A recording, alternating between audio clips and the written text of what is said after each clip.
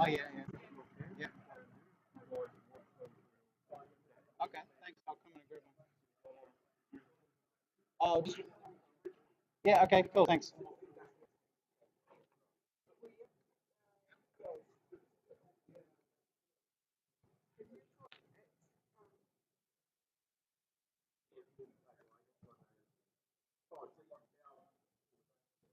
Yes, please.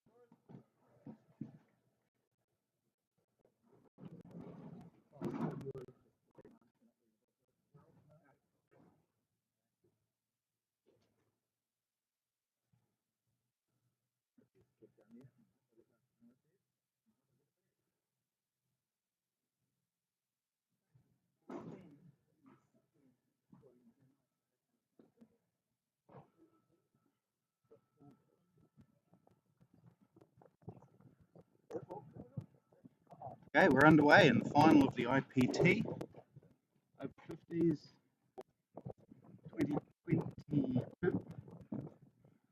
Got who's facing?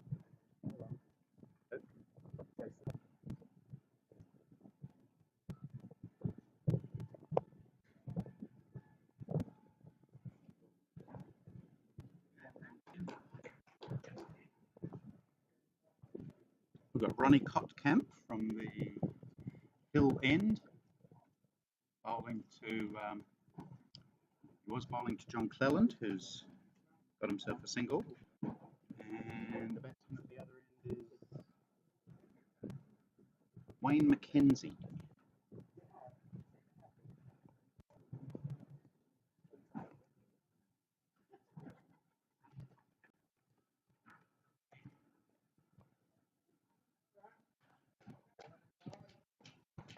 He's off straight away with a single.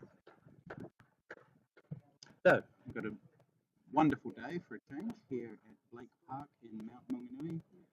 Weather is absolutely perfect after very interrupted last few days. Weather interrupted. It's lovely and sunny.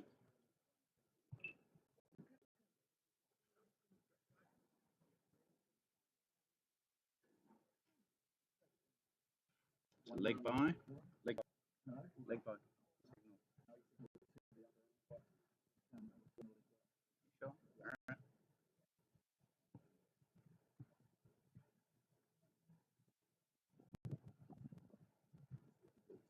Okay. All right.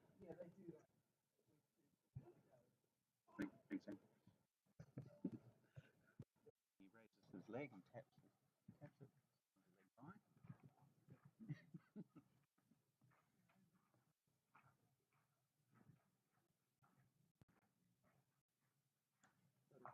Yes, there's one on Thursday. We have play on Friday, unfortunately. Sunday, we did not get through a full game. Just about 35 overs of the first innings completed. Therefore, the only team that had wins were the one on Thursday, and they will play today's final. Two teams that lost those Thursday games are Tasman and Districts, and they are just about to get underway on Blake Park number 2, which is over far left.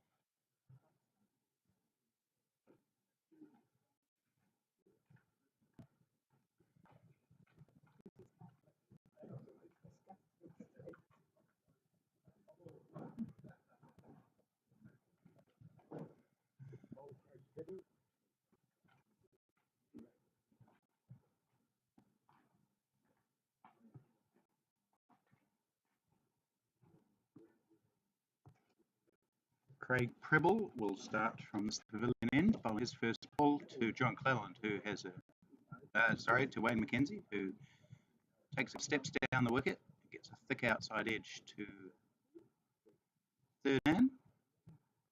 So aggressive shot from Mackenzie.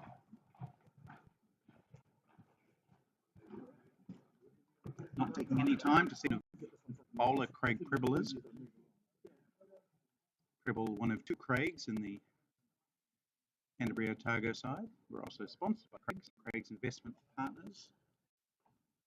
It's another aggressive shot. Mackenzie slashing it through point. This one's heading out towards the boundary, but dragged in, and another brace.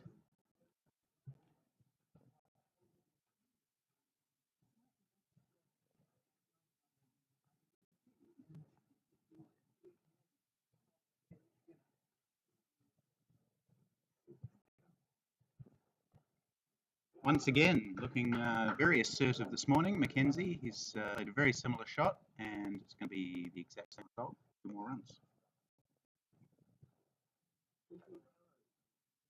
So Wayne Mackenzie not wasting any time getting sighters. Is this the way he normally plays? Richard sitting next to me. We don't know. We haven't seen a lot of these players to any great degree because of the rain. Well, I'm guessing it is the way he plays, and he's smashed that beautifully through extra cover for the first boundary. So a nice aggressive start from when you think he might be. Which is a misnomer for a lot of commentators. But quite a lot when he gets out to sea. So you've still got to fill in all the forms and all the names and everything, and it's a bit of a rush. So yes, they cover us a lot when they get out to zero. Be trouble to a mortal, but no trouble to you, I'm sure, Rich. Okay, so Wayne Mackenzie has rocketed along to 11 from 6. And his team will pick up an extra run thanks to that wide delivery down the leg side.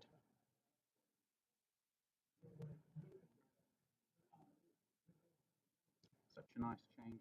Rather than cold, we've got the gazebo covering us under the pavilion of the Blake Park / Bay Oval complex. Oh, that's deflected onto the stumps off the bowler. The umpire is thinking long and hard about whether the batsman's run out, but ends up doing nothing to indicate that he's not. That would have been an interesting way to go. So we have Bay Oval behind us. It's the international ground where they play, international matches.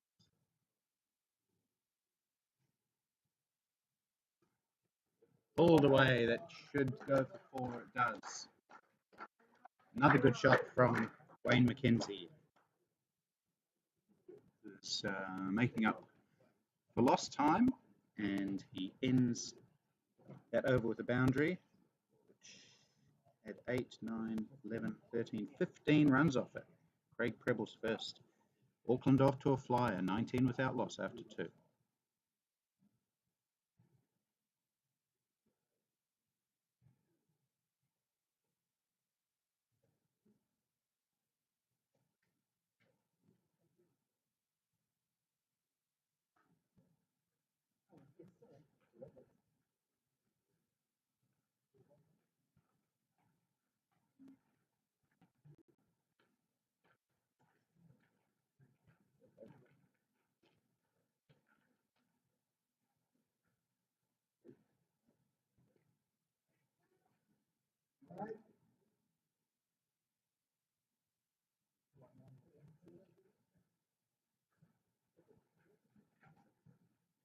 Oh, let's see. Clipped it firmly off his toes to square leg, but for no run.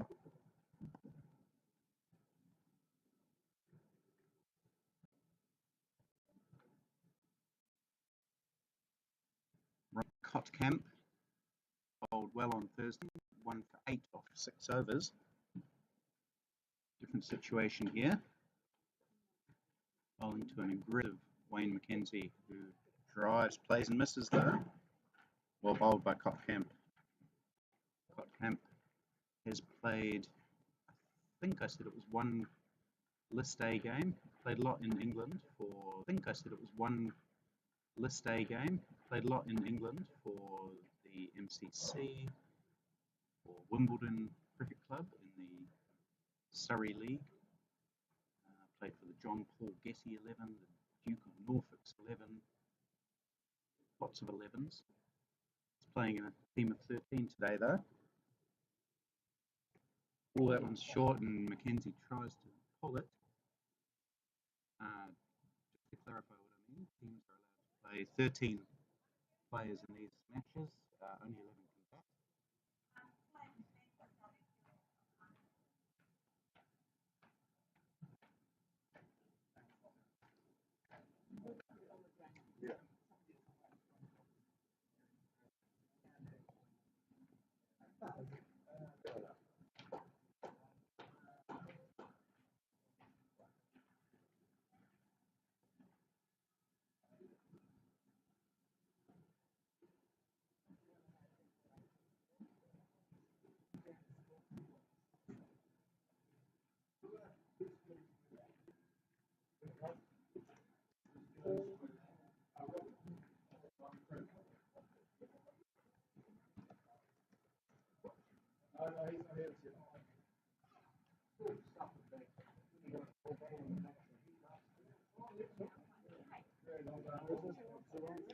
End of Ronnie Cotcamp's second over. He's got none for 5. Will Canterbury Otago captain Craig Gibb persist with Craig Treble, who conceded 15 off his first over? Or will he perhaps try Tony Gray, who has opened the bowling with his off spin? Looks like that's what's going to happen. Tony Gray marking his run up. This will be interesting actually. We saw Districts attack Tony Gray on Thursday, and I suggest that Wayne McKenzie will do the same.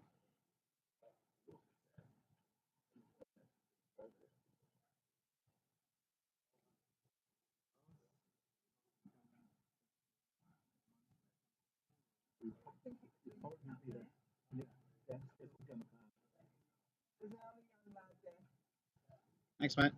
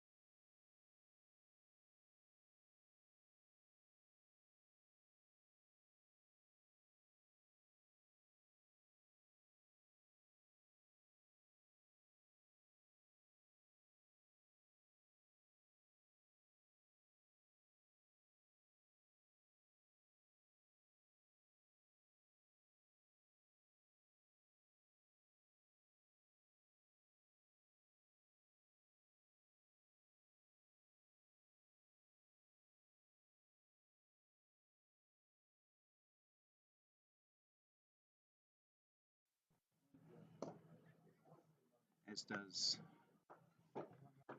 Andrew Nuttall, who we'll see later with ball in hand. He also plays for the 50s, does Nuttall.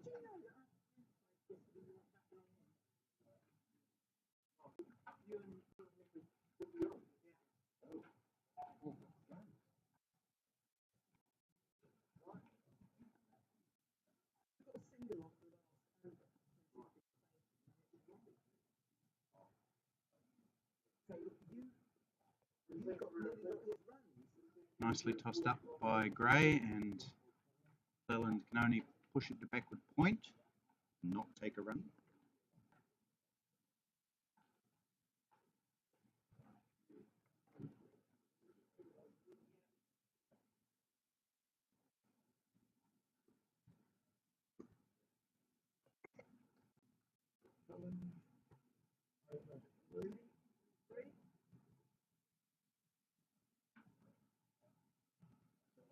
Good first over for Tony Gray, just 3 off it, and a little bit of sanity prevails.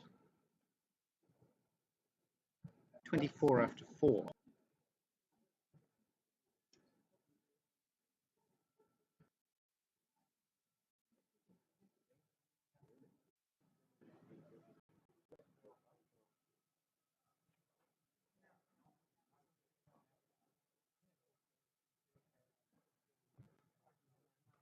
Short and slit to point, but very well fielded. I think it's John Gary in the wide brim hat there. It is, good piece of fielding, no run.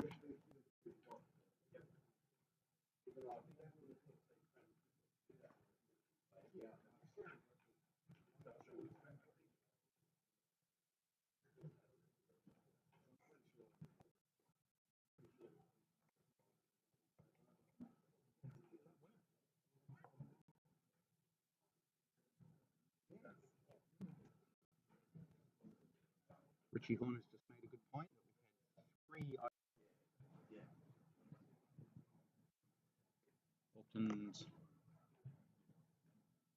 Auckland won a couple of years ago, and Canterbury won last year. It's the only team that haven't won it yet, and they won't win it this year. They're playing off for third and fourth. Canterbury Otago won both divisions last year. They also won both divisions of the over 40s IPT. Won the over 60s tournament for about 5 or 6 years in a row. A real strong area, veterans cricket in New Zealand.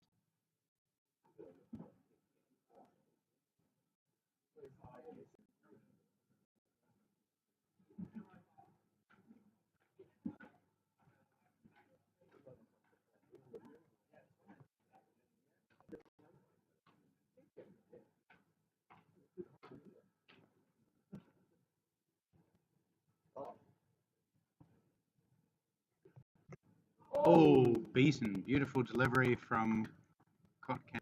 And Kenzie just lunging forward at that one, beaten outside the off. Maybe the ball of the morning.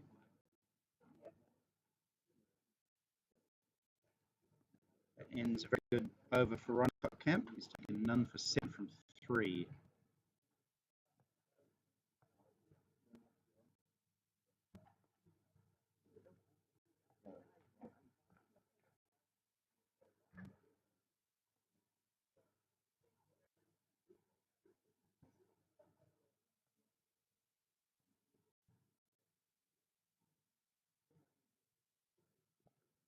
Now we've got 3 other matches going on today. As I mentioned, Districts playing Wellington Tasman for third and fourth.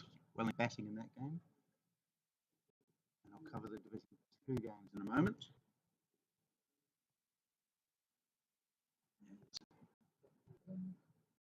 John Cleland is beaten by Tony Gray.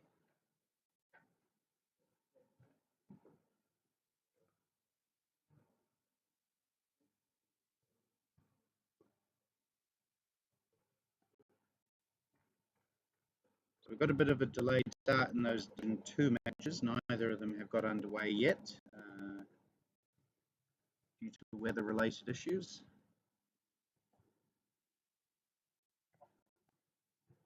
Those matches will be Districts versus Auckland for first and second in that division, and Canterbury Otago and Wellington Tasman will play for third and fourth.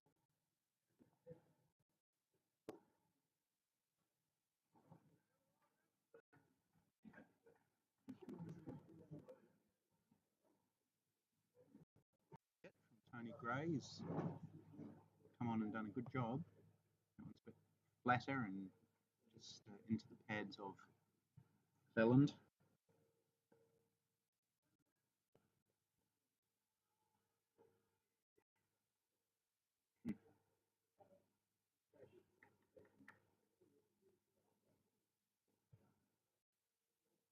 Flatter again, and once again Cleland can't get bat on it, so I think he only maybe hit 2 of the balls in that over, and it's a maiden for Tony Gray.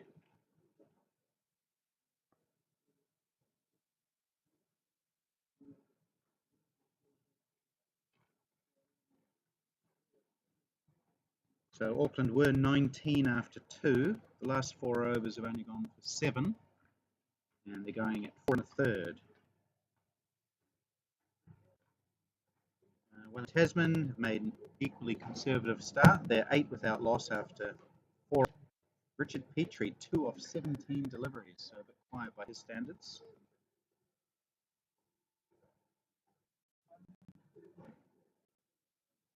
Mackenzie can't get another double, just settling for 1. So yeah, Richard Petrie, 2 off 17. Colin Owens, 2 off 7. 2 Districts bowlers, Simon Dodds and Dean Bush, bowling tightly.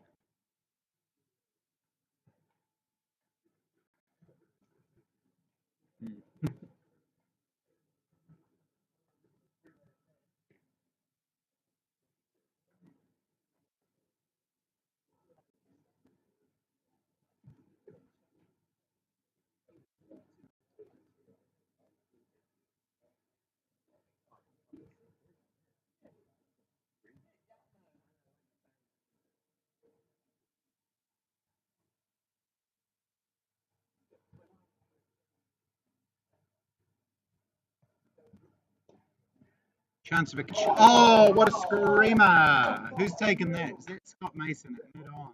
Throwing out one hand and pulling in an absolute ripper. Not sure he even gave himself much of a chance of catching that, but threw out a hand and the ball stuck. And what an excellent piece of fielding that was from little Scott Mason at mid on. And John Cleland, well, he didn't have a fun time of it. He hasn't had a great tournament, to be honest. And finally got hold of one. And he's been dismissed. Court Mason bowled Cotcamp for 4.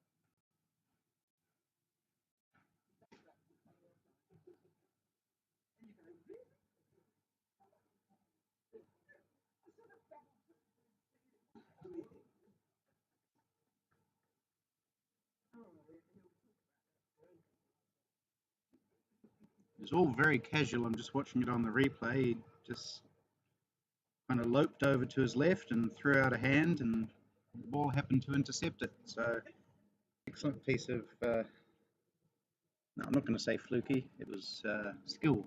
Excellent piece of skill from Scott Mason. Brings the Auckland and New Zealand captain to the wicket. It's number 6, Adrian Dale.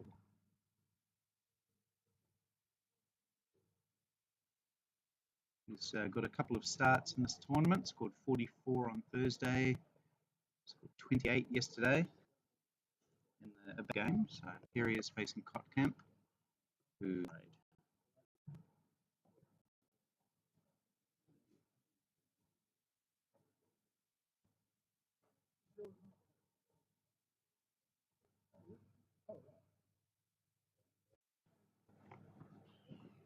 Dale squirts one down to fine leg to get himself off the mark.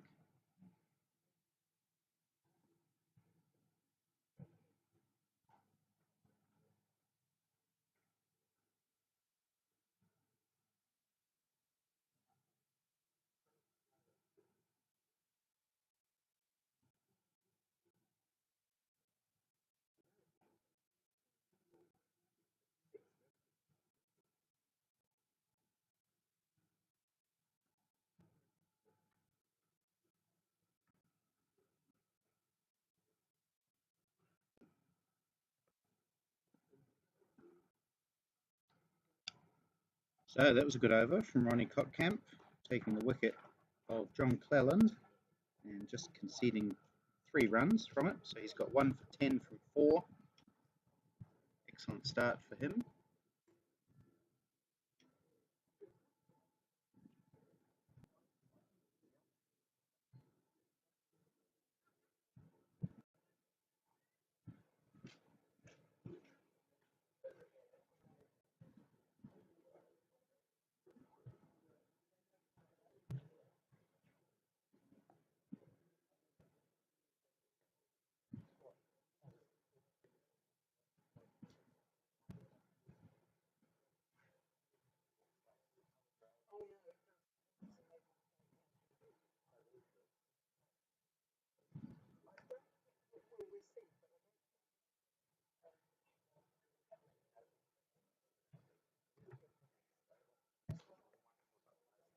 That one's tossed up by Tony Gray, and Adrian Dale gets a quick single down to mid-off.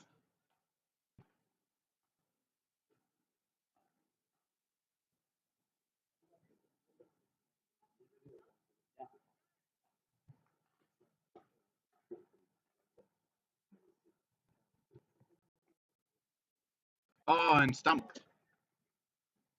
Wayne McKenzie taking a couple of steps down the wicket, trying to get to that ball and drive it down the ground.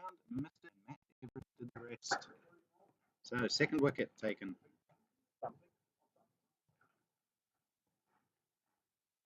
And Wayne McKenzie's short but aggressive innings comes to an end. It's 21. stumped by Tony Gray. So we'll now have the two premier batsmen in the Auckland lineup batting together, Adrian Dale and Ian Bilcliffe. Bilcliffe hasn't yet got himself an Auckland helmet, so he's still wearing his red one, which he may have had when he played for Canada. Canada, of course, plays in red. Bilcliffe played a few one-day internationals for Canada, including at World Cup, which I want to say was 2003 or 2007, around that time. Scored a 50 against New Zealand, in fact. And played quite a number of first-class games as well for a number of provinces. Here he is, playing for Auckland at over 50s level, a level that he certainly enjoys in terms of runs. He's scored about 380 runs now, twice out.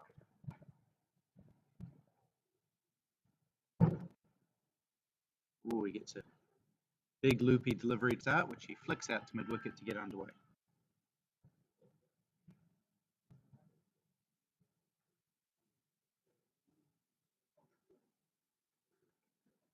Oh, a success for Districts. Looks like Colin Owens is out.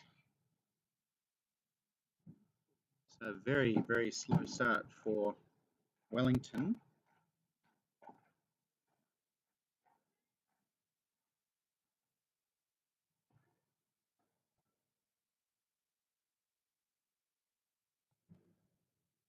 Colin Owens was LBW to Dean Bush for 3. He hasn't had a great tournament either, Owens.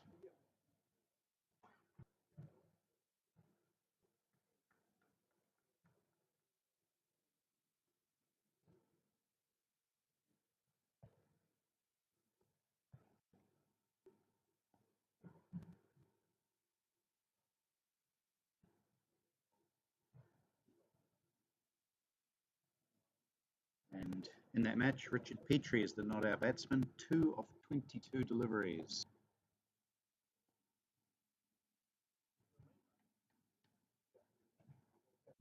Tony Gray took a wicket and conceded three runs in that over. So 32 for 2 after 8.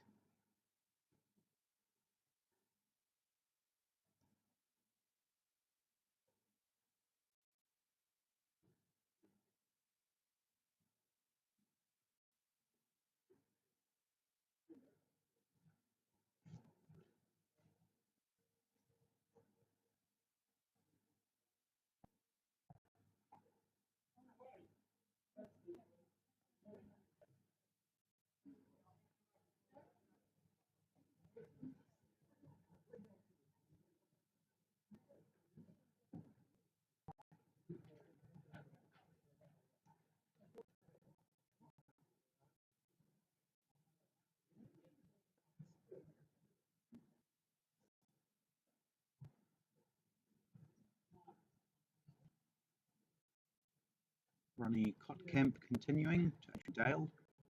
Interesting fellow, Kotkamp. As I mentioned, he played for the MCC.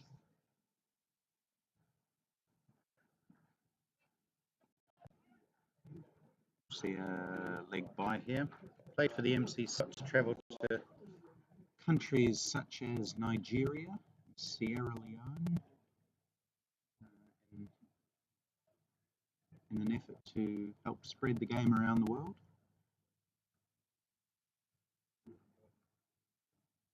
Of Dutch heritage, so may have been qualified to play for the Netherlands, but didn't end up doing so.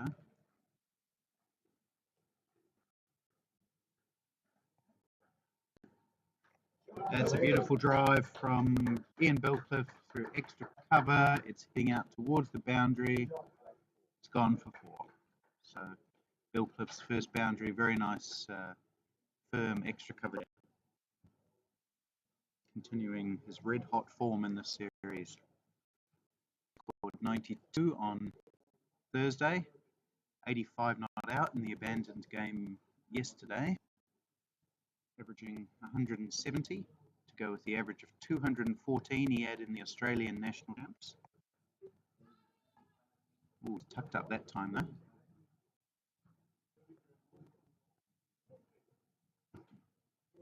Bill Cliff was, as I've mentioned, the leading run scorer in the entire tournament at Australian National Champs. Over 500 players involved. He was the leading scorer. 214 runs, just once dismissed in Division 1, no less.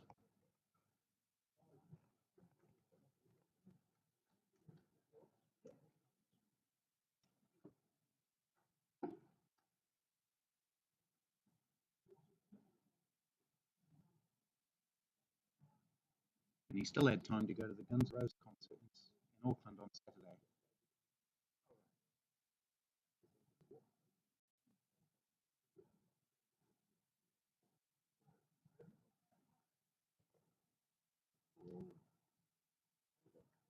Right, good contest in this over between Kotkamp and Bill Cliff.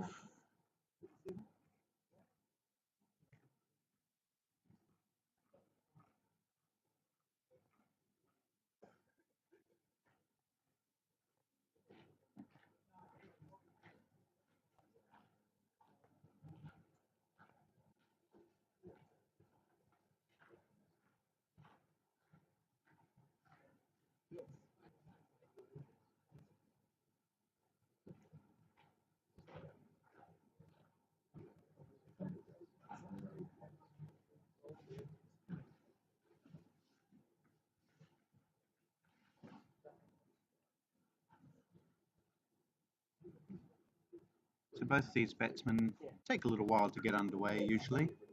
Adrian Dale, a bit of a scratchy starter. And Bill Cliff likes to get his eye in before he starts booming.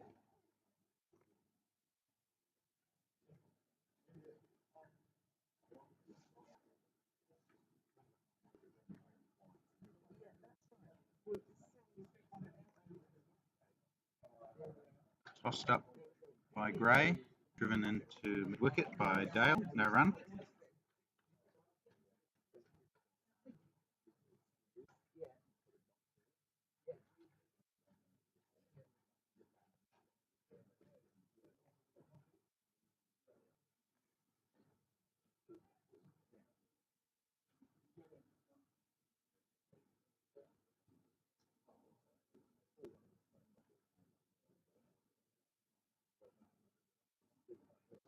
Full toss, driven down the ground. This should go for 4. It does. Dale maybe predicting that one, just took a tiny shimmy down the wicket, missed it on the full, and into the boundary at long on.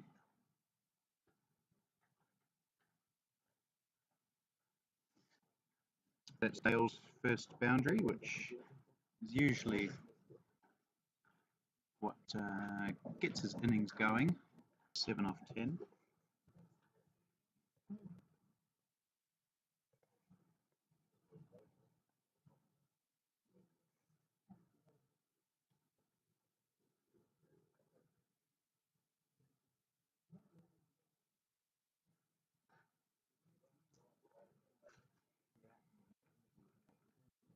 Driven again by Dale. He will gut one as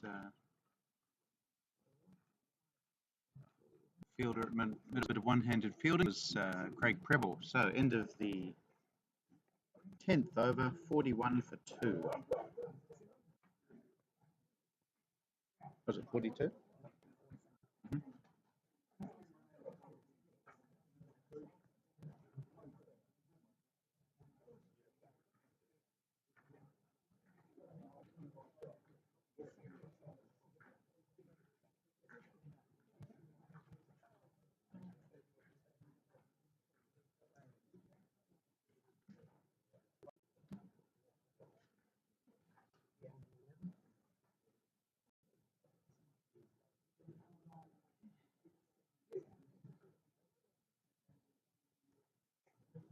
Dale is beaten by Kotkamp.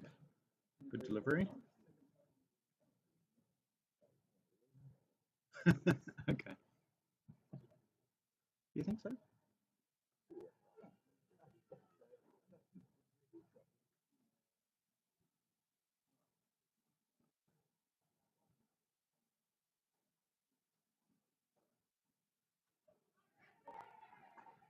And he's got a wicket. Yeah, beaten again for the second time in the over. And caught the edge this time and threw to the wicketkeeper, who takes a good diving catch at Everest. So, big wicket. Ronnie Cotcamp dismisses the New Zealand and Auckland captain Adrian Dale with just 8.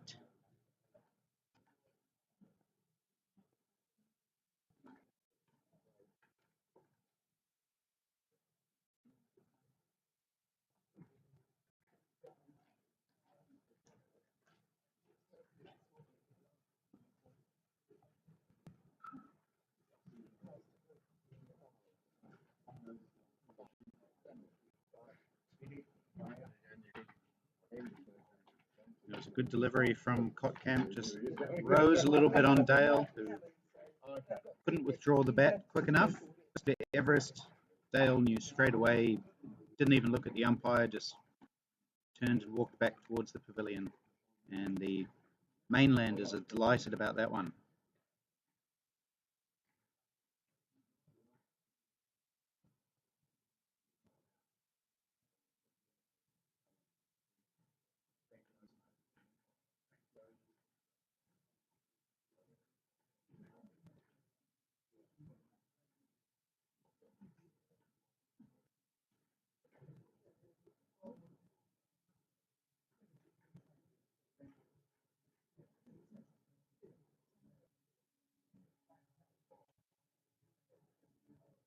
Spencer Day is the new batsman. Played well yesterday in the match that doesn't count. Scored about 33. So pretty sprightly in the second half of his innings. Started off a little bit slowly. But he's got a rebuilding job to do today, together with Ian Bilcliffe.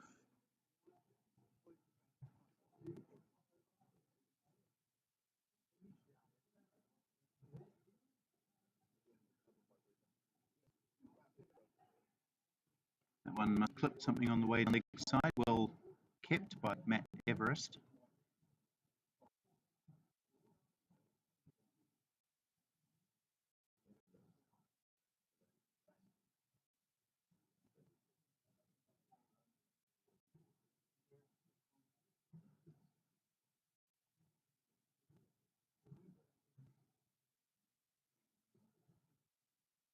Oh, more good bowling from Cotcamp. Tucking up Spencer Day. Looks like he's swinging it in a bit and also jagging it into the right-hander as well. Although the one that dismissed Dale may have gone away. It's a bit hard to tell from here. Good bowling nonetheless, though.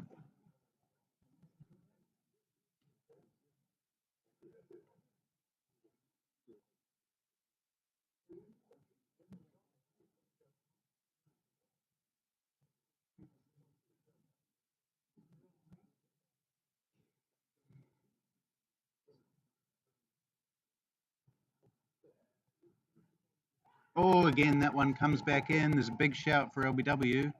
Spencer Day didn't actually seem to end up having time to play a shot. He was leave it and then realised the ball was coming back into him and didn't quite have time to change his mind. So, excellent bowling from Ronnie Cotcamp.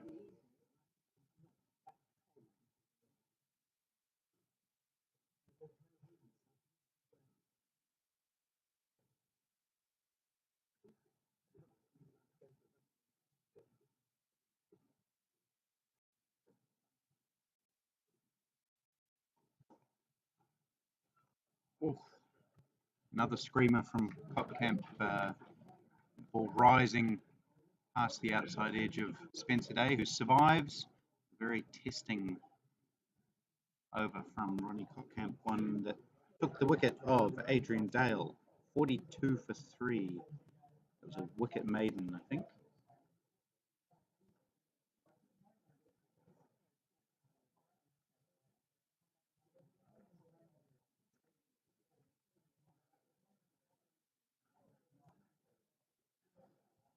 In the third and fourth playoff, Wellington Tasman 30 for 1 after 8.5 overs. Richard Petrie 13 not out, 32 deliveries for him.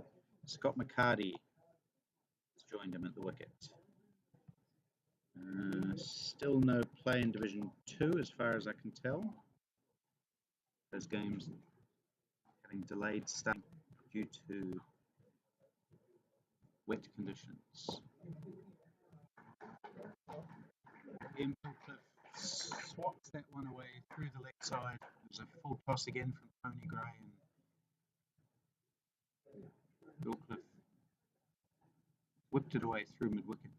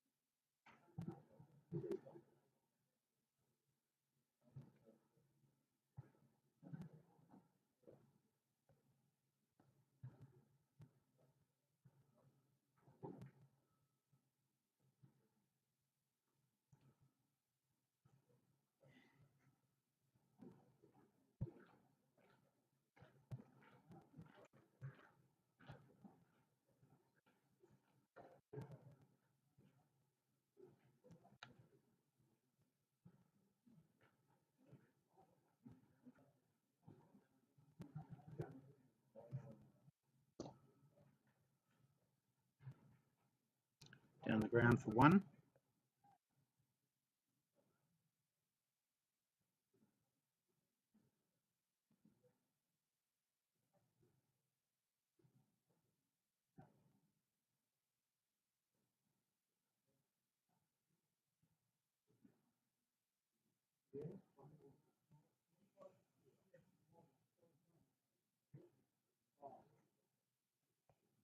Ooh, tossed up again from Tony Gray and just driven gently by Spencer Day to mid-off.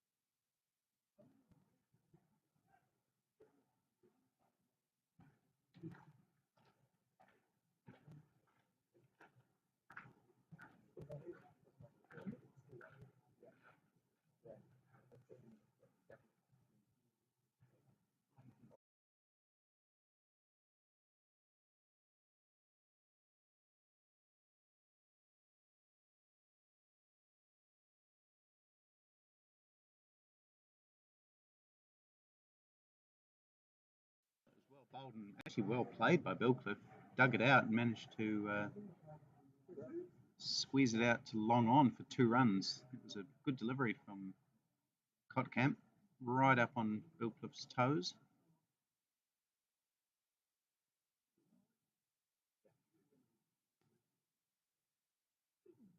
Kotkamp has 2 for 16 of 6.1. The figures showing on your screen are not quite accurate. He has 2 for 16, in fact.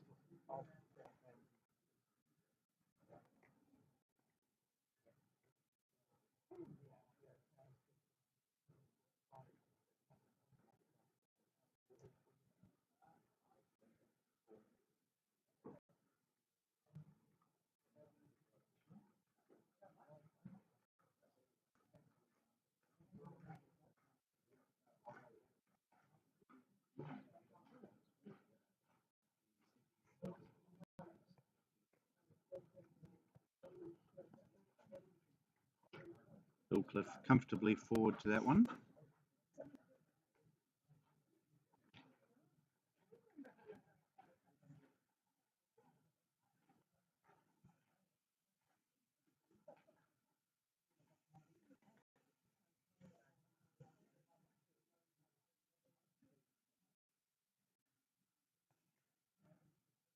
Oh, Bolden, what a great delivery that was by Ronnie Kotkamp, knocking off the bail of the Auckland star batsman Ian Billcliffe, beating the forward defensive.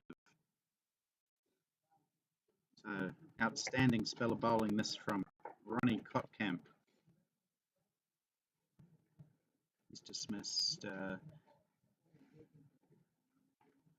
John Cleland, now Adrian Dale and Ian Bilcliffe. Excellent batting.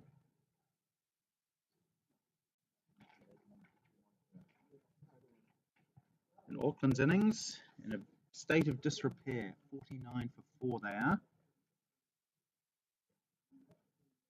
In just the 13th over.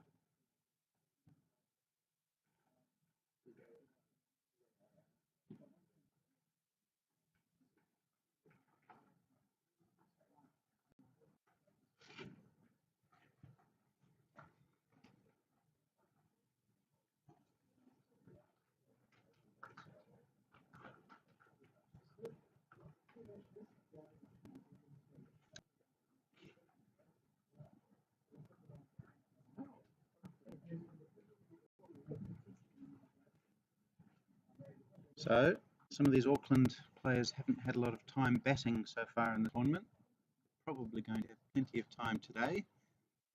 One of those is Gare McSkimming, the left-handed player who's about to take strike now. Had a short innings yesterday in the abandoned game before the rain came. Here he is facing a rampant Ronnie Kotkamp.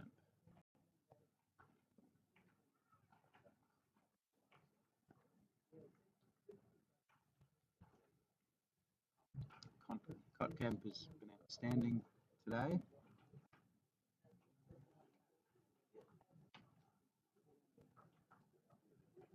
Had John Cleland dismissed. To be fair, maybe that wasn't outstanding bowling, but the next two certainly were. The edge behind, Adrian Dale, and then bowling Ian Bilcliffe, clipping his off bail.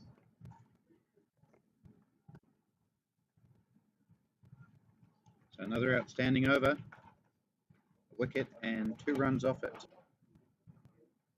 13 gone, 49 for 4, Auckland.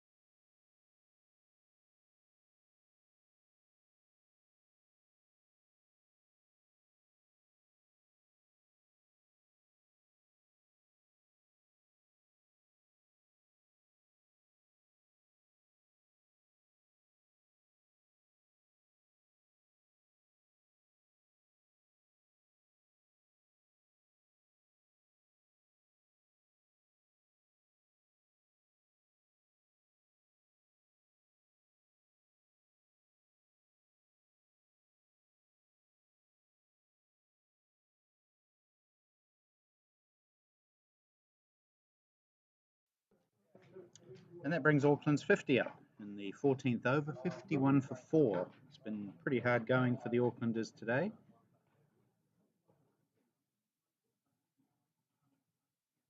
After a pretty good start, 19 for loss, or 19 for no loss after 2 overs.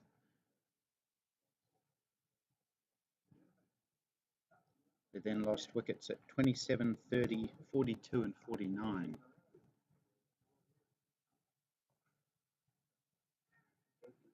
Day on the sweep, but straight to the fielder Ronnie Kotkamp, who's done the damage with the ball.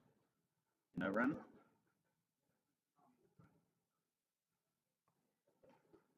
Three for 16, Ronnie Kotkamp.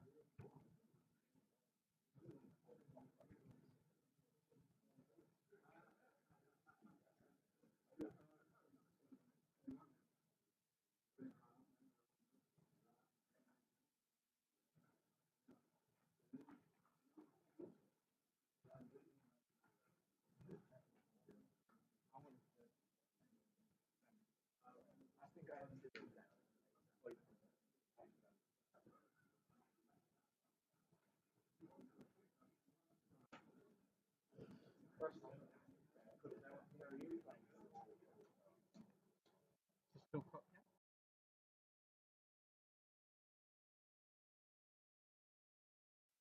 to left-handed gear mix skimming. 7 overs, 3 for 16.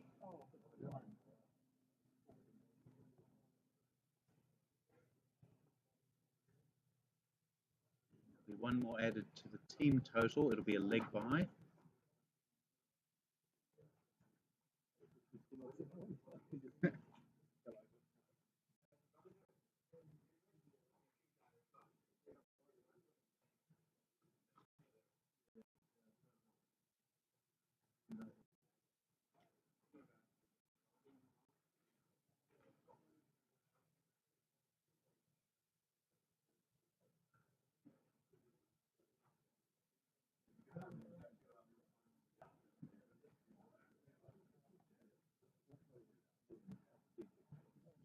I did one, yeah.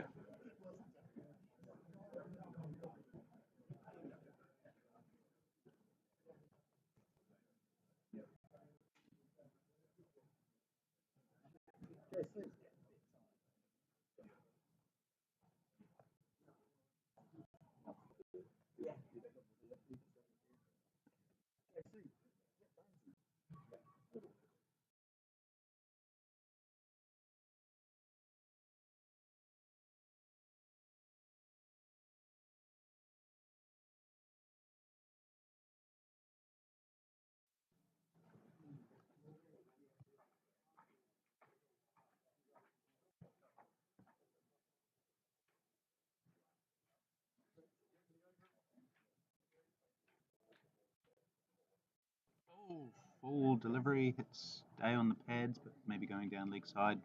No real demand for LBW.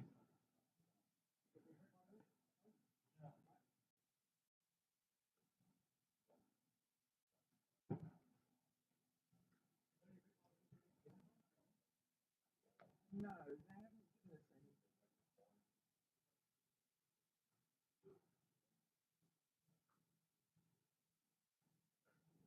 Fouled him. Another wicket for Ronnie Cotcamp, right under the bat of Spencer Day.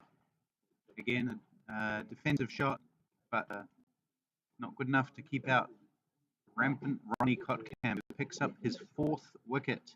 Outstanding bowling from the tall Otago man. This will hasten the drinks break, a couple of balls ahead of schedule, with Auckland teetering 52 for 5.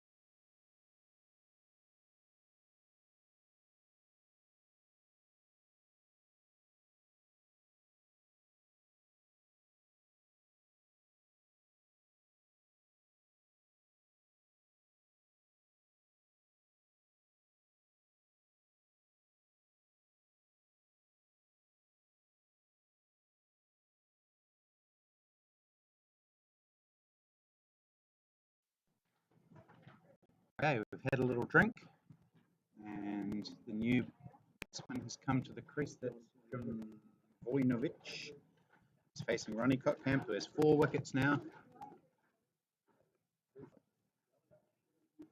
Yeah, attacking field. 3 slips and a gully to end that over. Second consecutive wicket maiden, I think. He's 4 for 16 from 8 overs. What a spell. That's the first 4-wicket bag that we've seen in this division. There was one in Division 2, I think. Pierre Flavel took one. But, definitely the best in Division 1.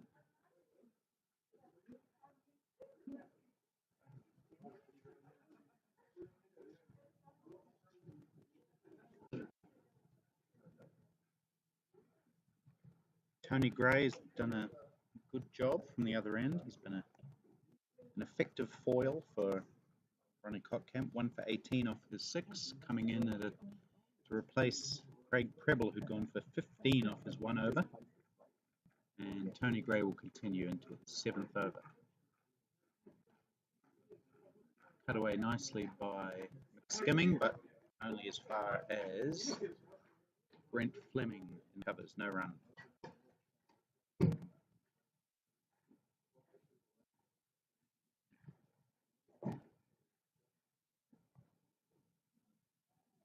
Ooh, close leave by McSkimming that time. So the figures on your screen are quite. Tony Gray, in fact, has 1 for 18, not 2.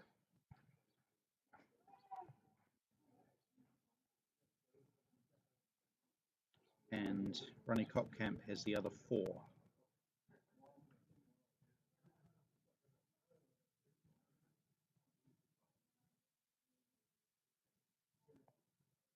Tossed up and well left again.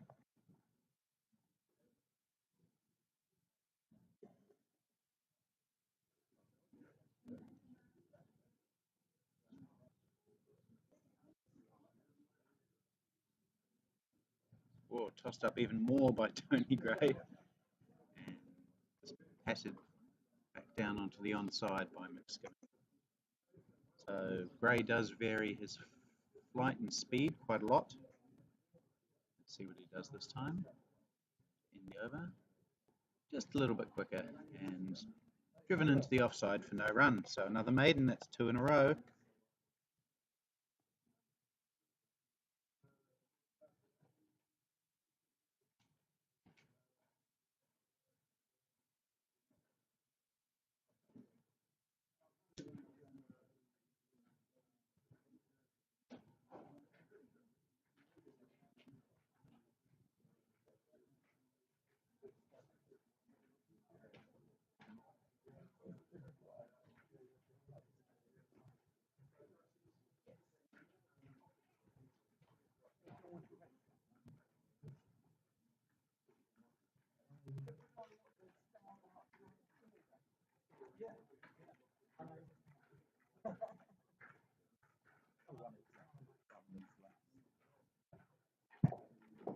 Ronnie Cotcamp into his last over.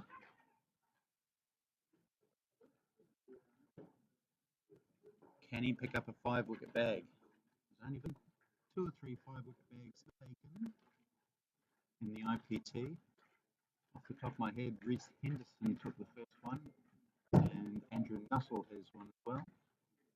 So Cotcamp, if he managed to do that, would be the first seamer to take a 5-wicket bag.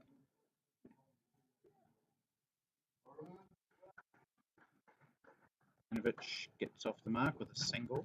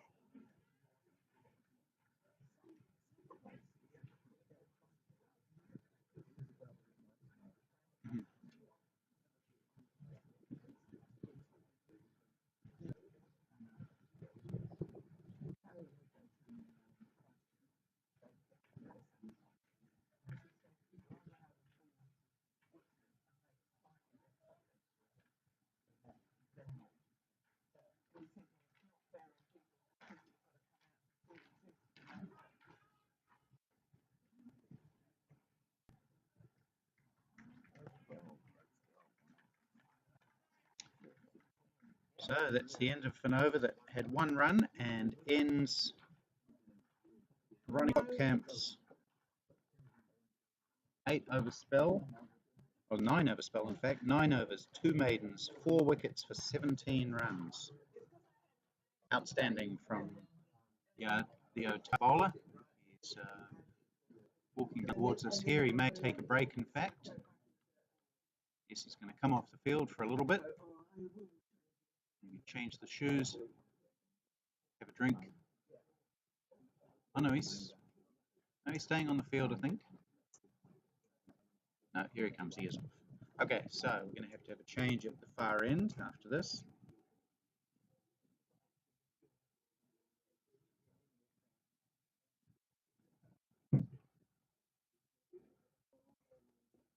Tony Gray continues, just pushed into the onside. So we're having a quiet spell as Auckland rebuild again. Tried rebuild times with no success. Odd running.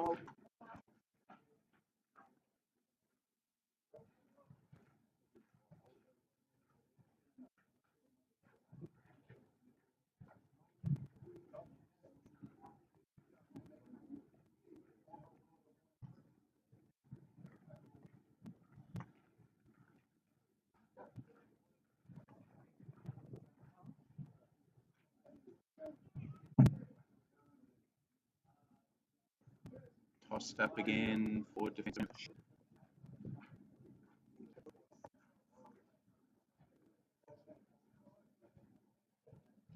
Tony Gray quite likes bowling in these situations where he's not being attacked. It allows him to try all his variations.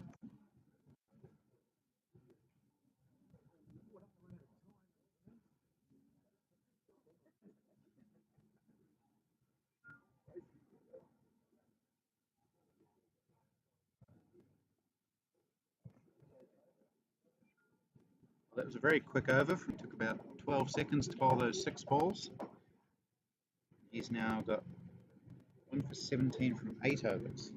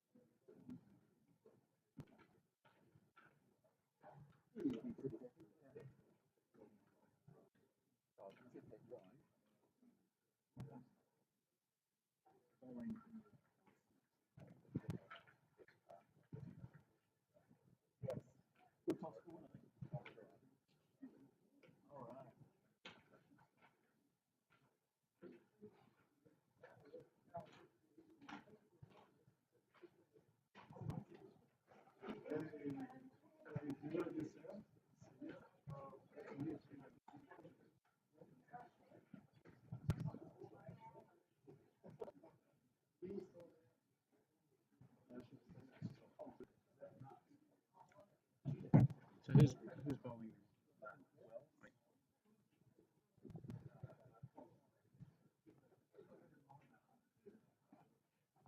So Mark Wells is the new bowler, replacing Ronnie Kottkamp, also a tall right-arm seam bowler, bowling from the bank end.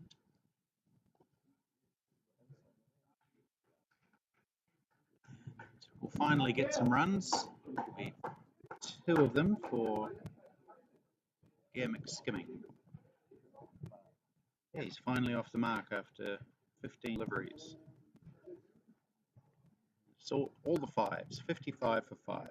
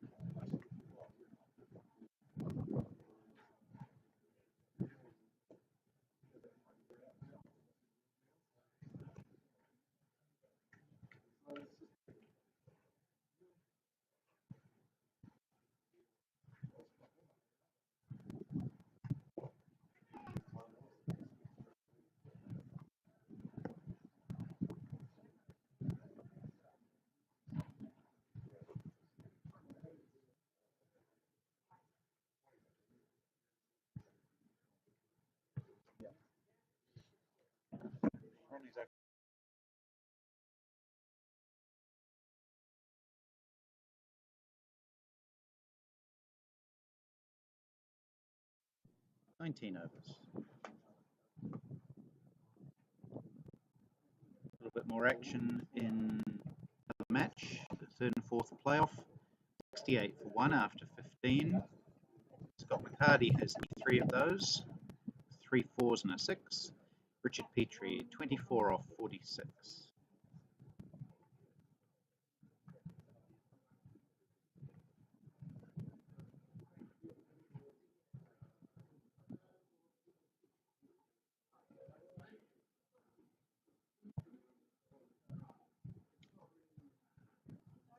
Tony Gray will bowl his last over. He's whipped through his first 8 and managed to just concede 18 runs.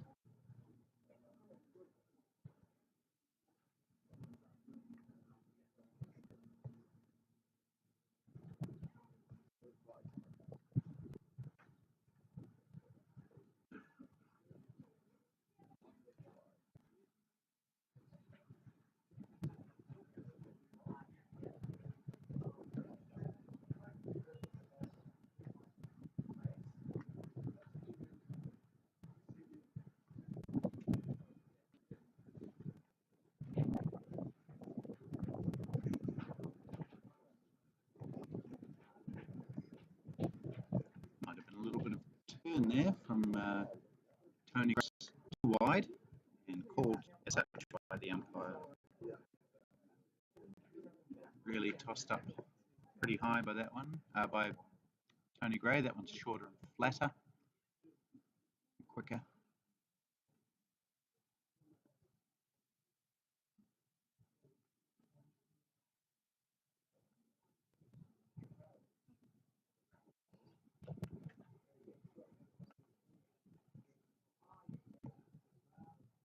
Oh, that one does turn outside the attempted forward defensive of Gam Skimming. Beaten. Nice delivery, that one.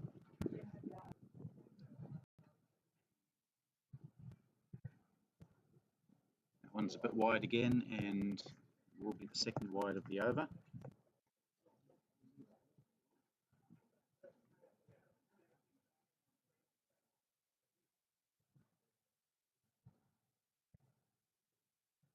Swept, it's gone up in the air, chance of a catch. No, can't get there. The first slip was circling around under it. I think it's Kelvin Scott. And it falls safely and they take a single.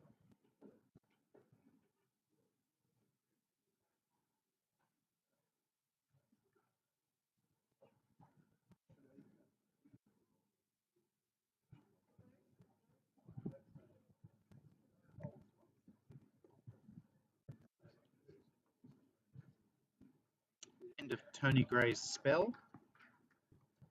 He finishes with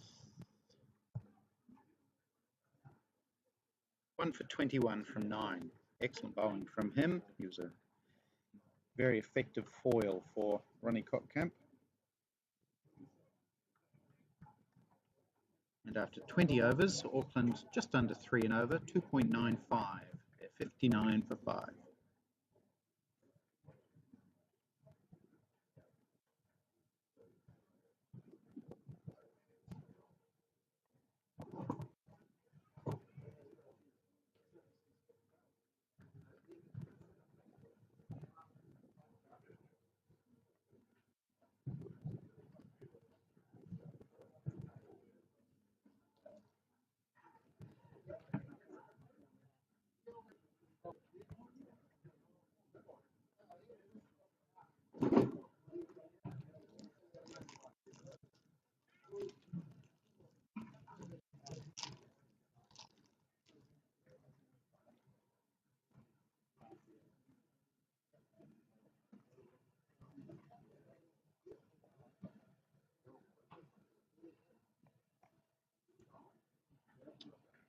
It's a good delivery, beating McSkimming.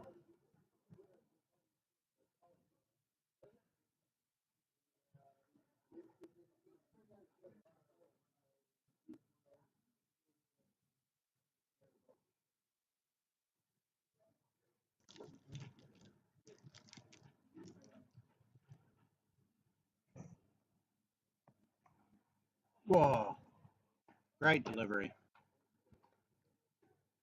Skimming was definitely in at least two minds there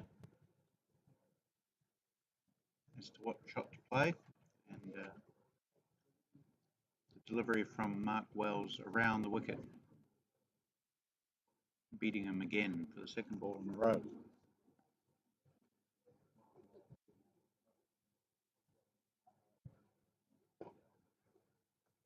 Gets hold of this one this time. McSkimming sends it McSkimming across the outfield, out towards the cover boundary. Two.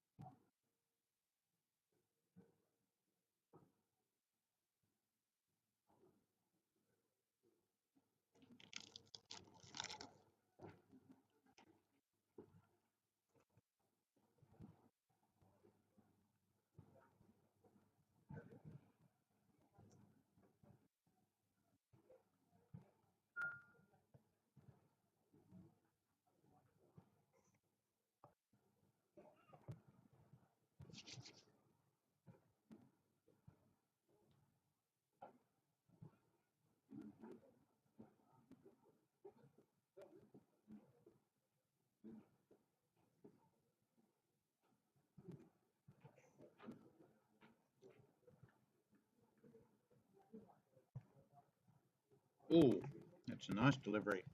Rising up at McSkimming and passing him at around, well, at least belly button height, maybe even nipple height.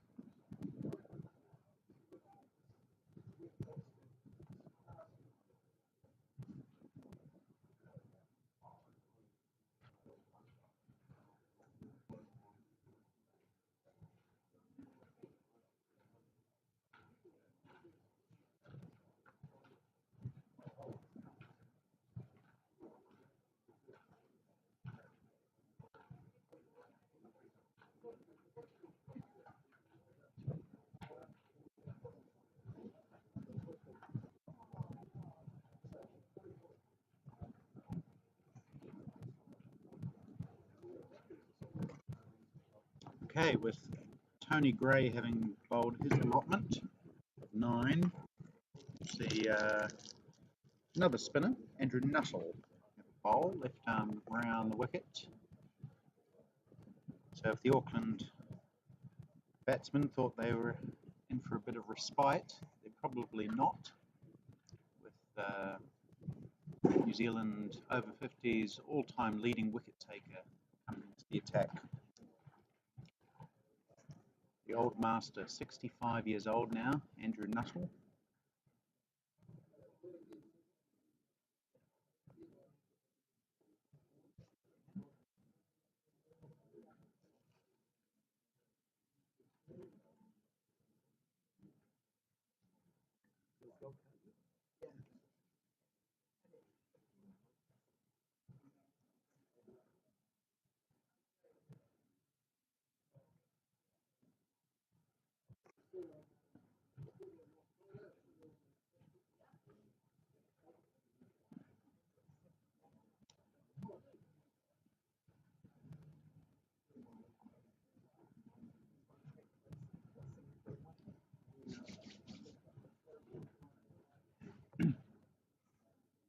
Nuttall became a granddad for the second time just a couple of days ago. Congratulations to him. And his daughter Alice.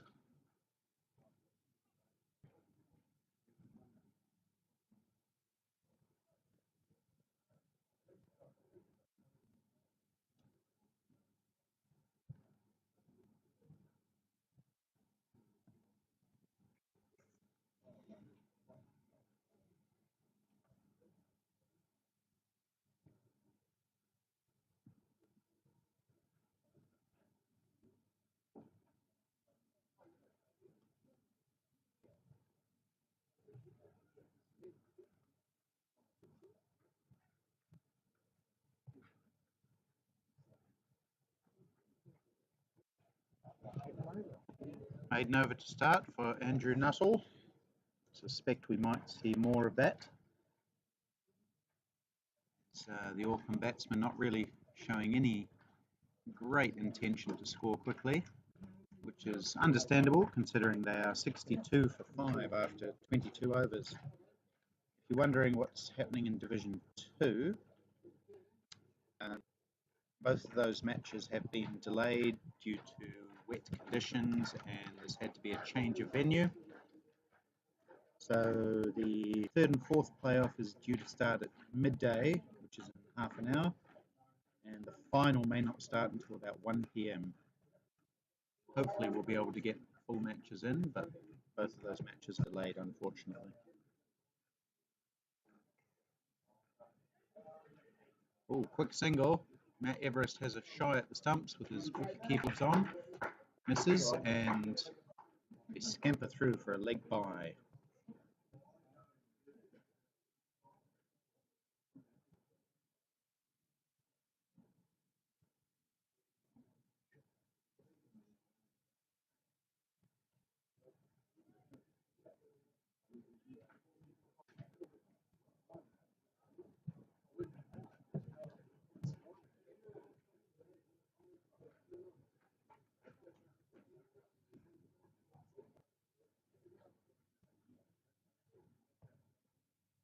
Ooh, it's a full delivery from Wells. Looks like it might have swung away from the outstretched drive of John Vojinovic.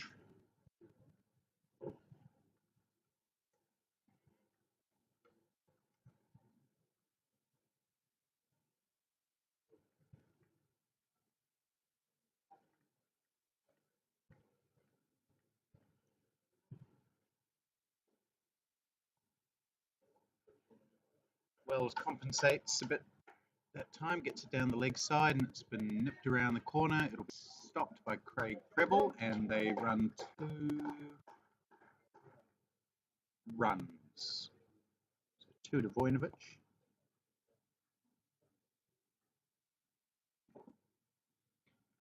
He's 3 from 20. Skimming is 5 from 29.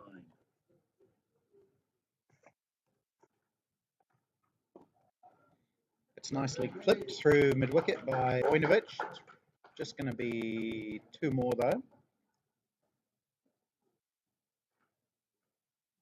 The outfield's a little bit slow today, which is understandable. We had quite a lot of rain overnight. It's a beautiful day today though.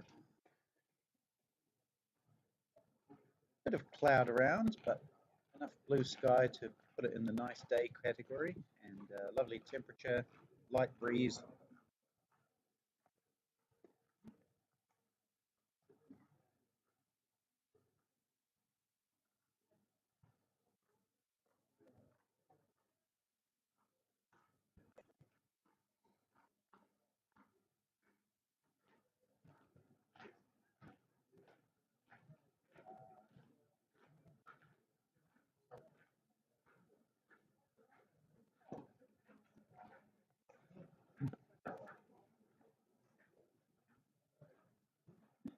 After this tournament, maybe in a couple of days' time, the New Zealand selectors will name the New Zealand over 50s squad to compete in the over 50s World Cup. That will be in Cape Town, South Africa in March. So a lot of the players here today will be vying for selection. That tournament will be a great affair. 14 countries playing this time. The 12 that participated in the same venue in 20, which was cut short due to that thing called COVID. The two new teams are the United States of America and the United Arab Emirates. Both of them are enthusiastic newcomers to the world of veterans cricket. So 14 teams will be descending on Cape Town in March for a great celebration of over 50.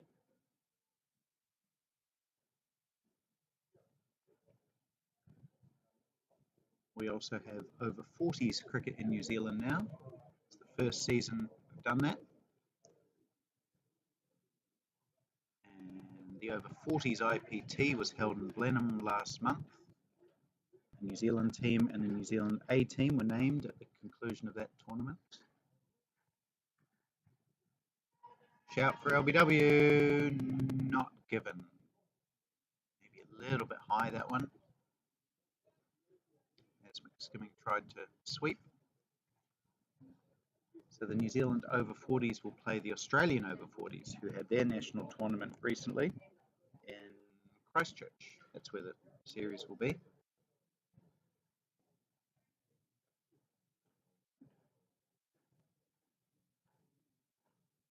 And that should be a cracking 3-match series between those two teams, plus each team will play New Zealand A. So 5 matches to be played in Christchurch in February. That looks like a better shout. Oh.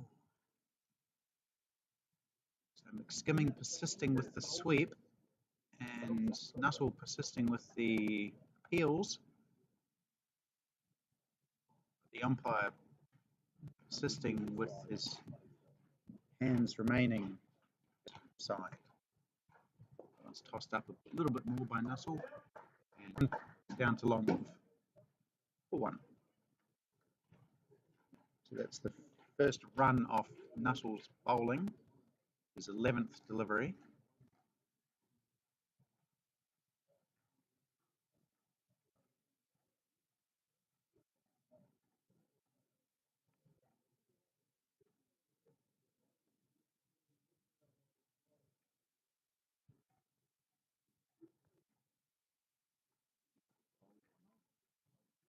And that's how it will be. 2 overs, 1 maiden, none for 1 for Andrew Nuttall.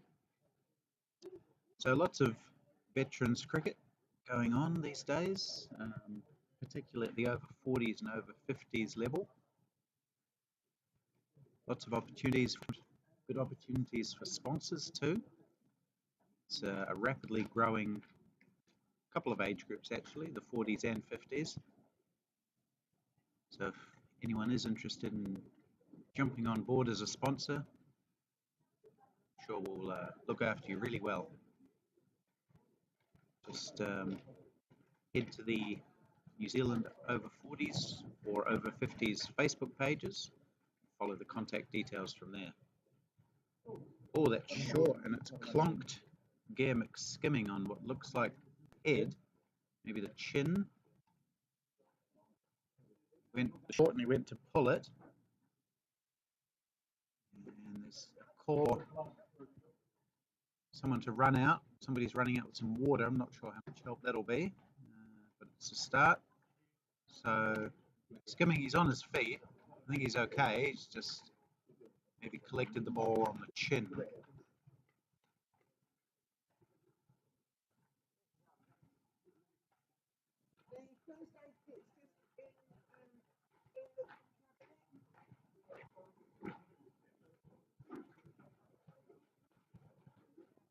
Just watching that one on replay now. It was a short delivery. He went to hook and reached for his chin, lower cheek area straight away. And he was quickly surrounded by the players who showed concern. And there's going to be a little bit of a delay here as we get kits and various other items come to the aid of Gear McSkimming. He is okay. He's standing up. He's not badly injured, but he will have a facial injury of some description.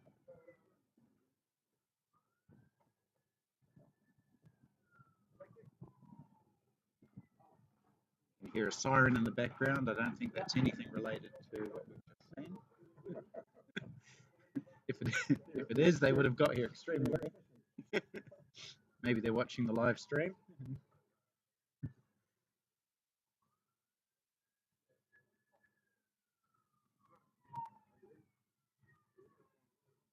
Ah, in fact, we're being informed that it's around his eye. His eyebrow may have been split. It seems to be the part of his head that he's holding, so yeah, it may have just clipped around the eye socket, the eyebrow area. So it's a bit higher up than we thought.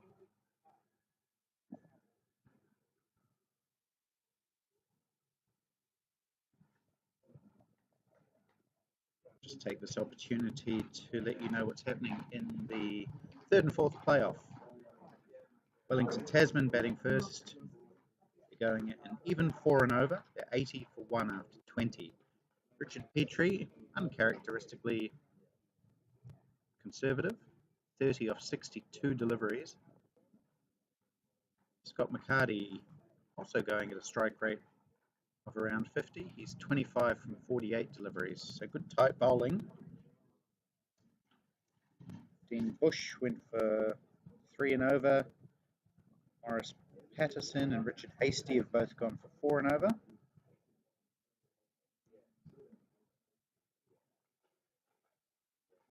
In this match that we're watching now, I'll run you through the wickets that have fallen. John Cleland was the first to go. He was caught by a one-handed Scott Mason.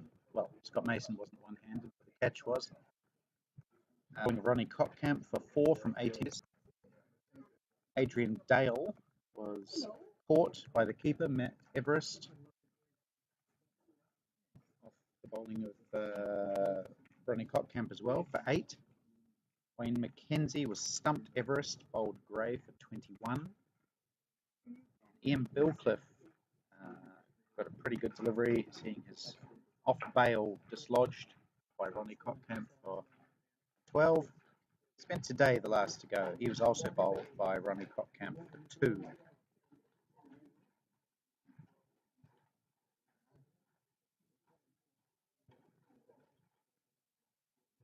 Cockcamp finished his 9 overs, which he bowled consecutively, 4 for 17. Craig Prebble, well, he didn't last too long, he just bowled 1 over for 15. Tony Gray had another good spell as well, 1 for 21 off 9. Mark Wells has bowled 3.1 overs, none for 9. That 0.1 was the ball that did the damage to McSkimming. And Andrew Nuttall has bowled 2 overs for 1. So McSkimming now appears to have some strapping around his head.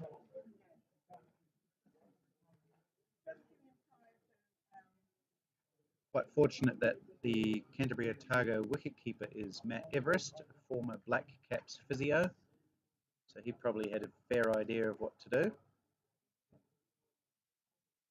And I believe he's taken the lead in the treatment of McSkimming. So McSkimming seems fine. He's going to stay out there and bat.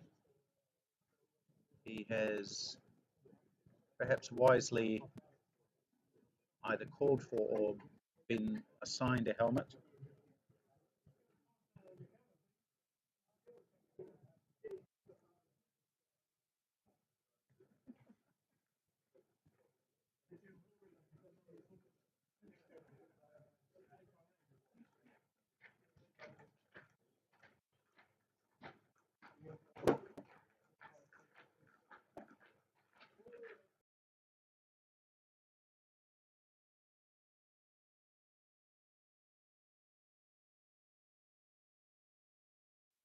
Now helmeted McSkimming just lets pass through to the off stump.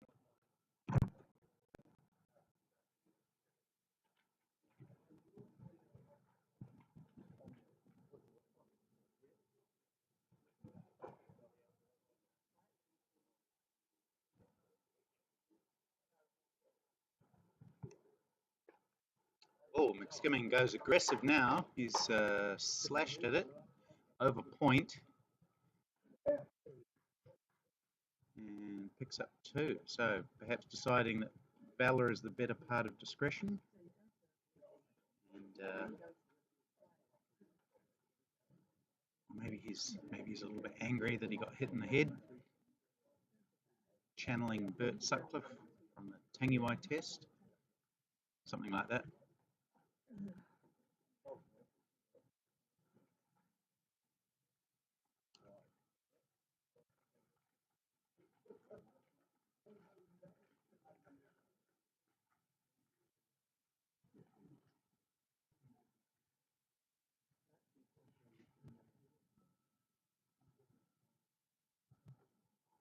So while a run rate of 2.9 might suggest that it's been a quiet 24 overs, there's actually been a fair amount of action.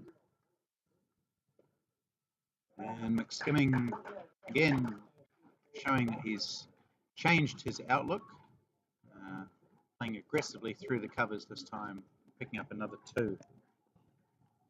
So we've seen 5 wickets in the first 25 overs. We've seen some good boundaries. We've seen people hitting the head. What else could you ask for, really? A beautiful day of cricket in Mount Maunganui. Finals day in the IPT.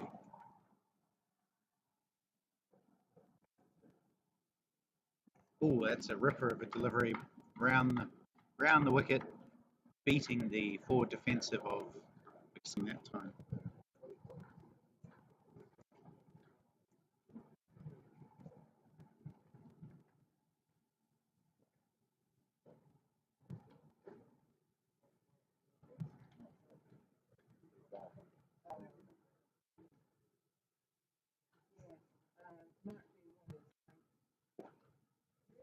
Full and driven for a single,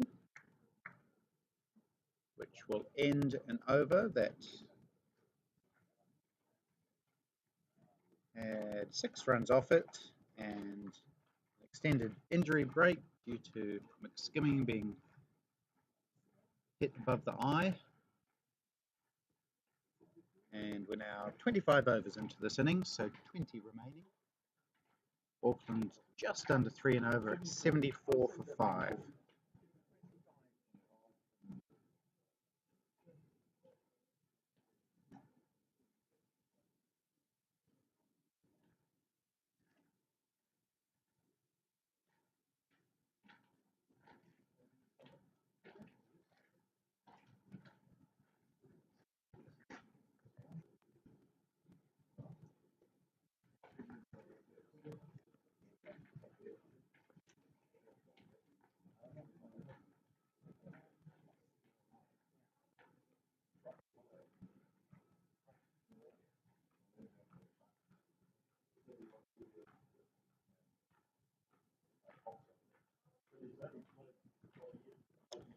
Looks like we're underway in the Division 2 third and fourth playoff.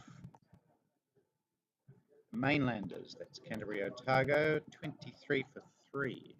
Come back to that in a moment. 23 for 3. Who's out there? Tom Music, Mark Birchfield, and Julian Marsh, all dismissed already.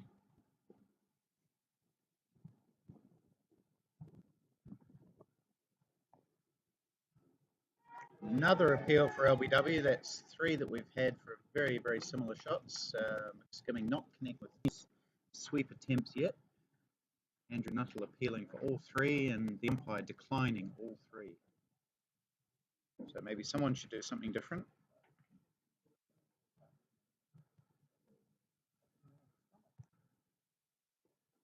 It's a little bit fuller and driven slightly uppishly into the onside.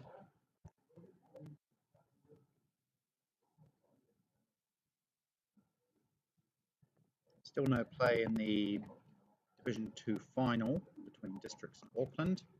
That match has been delayed, obviously. Skimming does get hold of a sweep finally. He's going to pick up 4, I think. He's hit it really well, actually. There's a long boundary, and oh, that's a very long boundary. So no, it hasn't gone for 4. I apologise. It's 3. In fact, that must be the longest boundary on the ground, I'd suggest. You hit that well. It was a little bit more leg side-ish, that delivery, and skimming did finally get hold of sweep trip.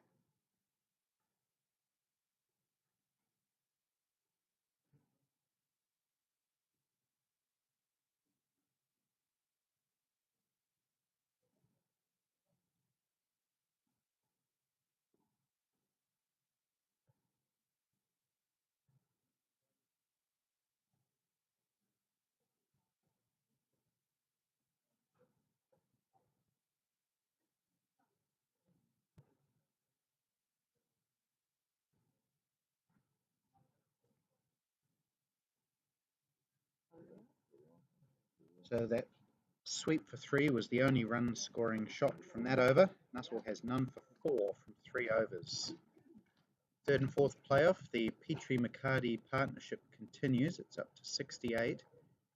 Richard Petrie, 33 from 76 deliveries. Uncharacteristically slow from Petrie. Well, we do see that sometimes from him. On a particularly tricky wicket, he can drop anchor. McCarty, 26 from 53. And they're almost exactly halfway through their innings, the Firehawks. Auckland are more than halfway through their innings in terms of overs. 26 gone, 19 left.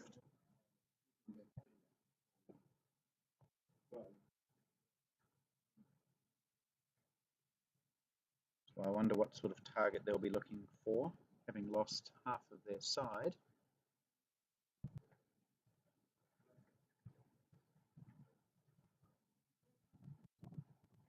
In terms of batsmen dismissed, I mean, not that they've gone missing.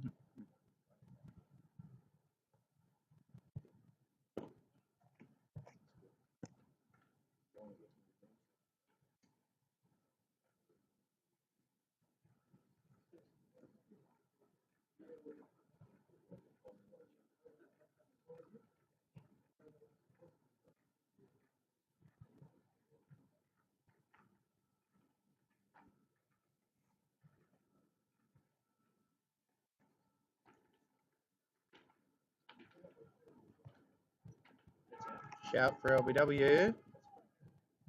Maybe just outside the off stump.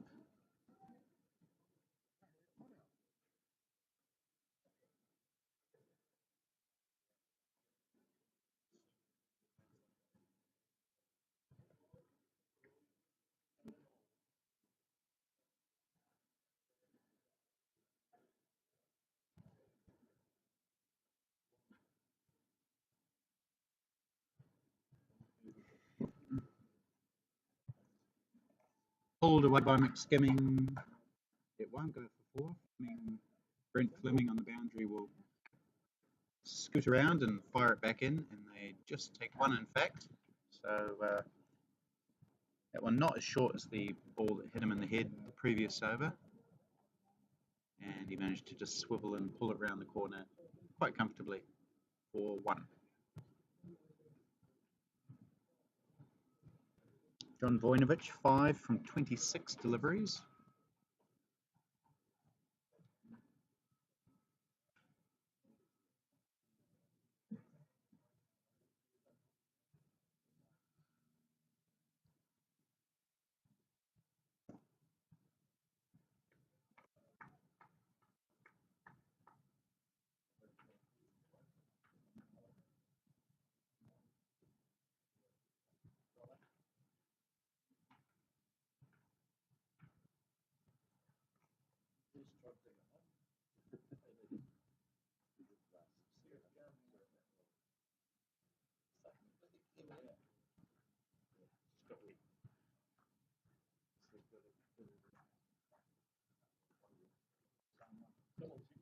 Oh, it's a full delivery from Wells, which I think may have hit. I was going to say it may have hit him on the toe, but he's got some fat on it, his Vojinovic, and picks up his 6th run to end the 27th over. Auckland 79 for 5, still under 3 and over.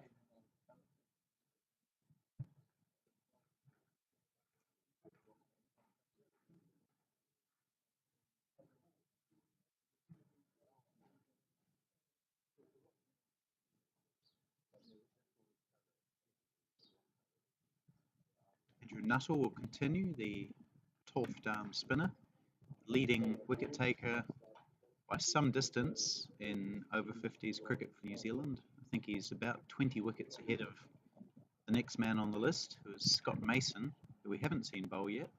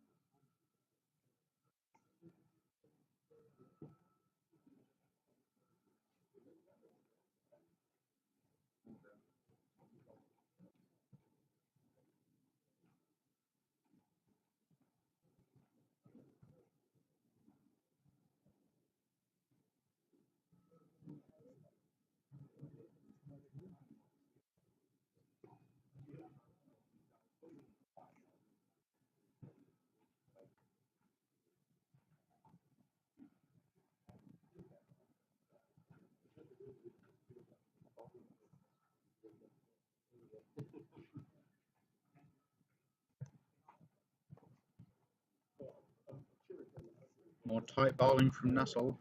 Conceded the 4 runs from 3.4 overs. 3 of those came in one shot. So only 2 scoring shots from 22 deliveries. Tight as always, Andrew Nuttall.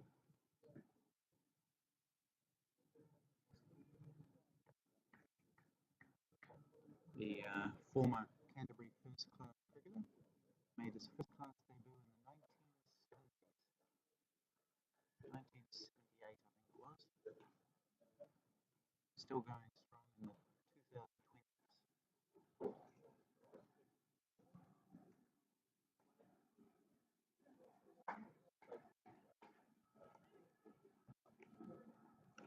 They do pick up a single to end that over. That brings up to 80 for Auckland, 80 for 5 after 28.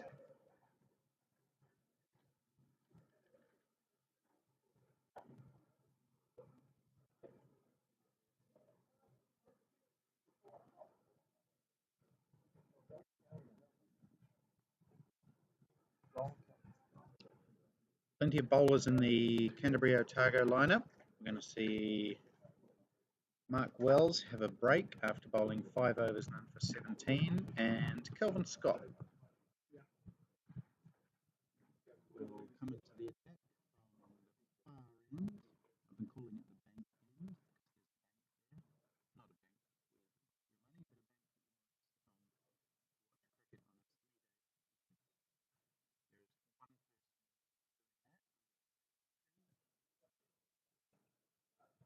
doing that.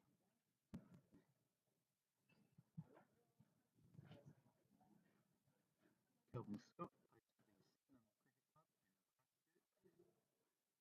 Until this season, he was playing in their championship team, which is the second from the top. Now he's playing President's grade, which is the same grade as another of the other players. There's Craig Gibb, Scott Mason, occasionally Andrew Nuttall, Matt Everett, who play in that President's grade league.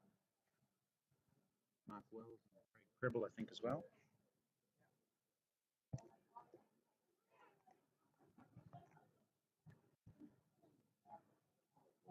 Kelvin bowls pretty slow, medium in swingers. Often open to bowling for his club side. Coming in third change today. it's a full toss, which is pretty much get away with. One to Vojnovic.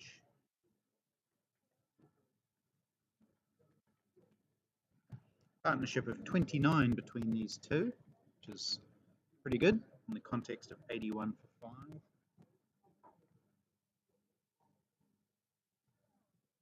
Kelvin Scott has played for New Zealand, I think, in two or three matches. He was selected for the 2020 World Cup. Bird is back on the plane ride over.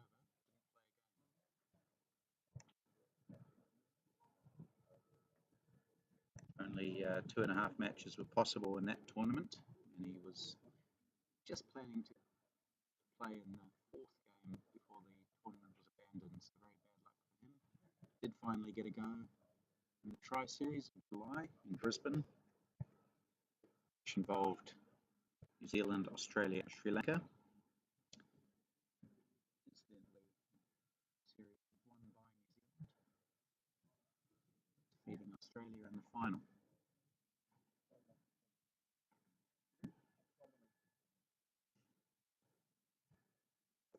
Oh, that's cut over the head of point. There is a cover sweeper there, so he'll cut that off. They'll take 2. McSkimming has dropped his bat on the first run, so he had no bats to ground. So instead, he dove head on, batless, into the and just made it. I'm sure that'll look quite good on the screen. McSkimming certainly entertaining us today, not so much with his stroke players. Getting everything else. He's getting hit on the head, he's dropping his bat, diving. Just watching this on the replay, so he left the bat at the non-striker's end and dived as the throw came in. It was a pretty good throw. Oh, good stuff. What did they get there? 2 runs? 2 runs.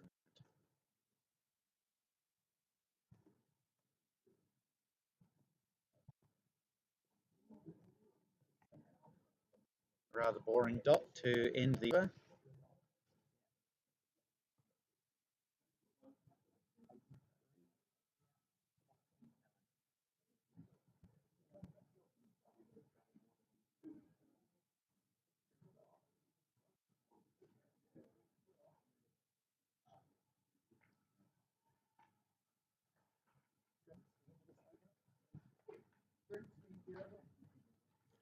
We're nearly at the second drinks break.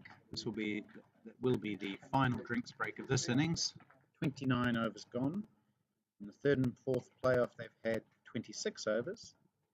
97 for 1 they are. The McCarty-Petrie partnership continues slowly. 97 for 1 after 26. That's 3 2/3 an over.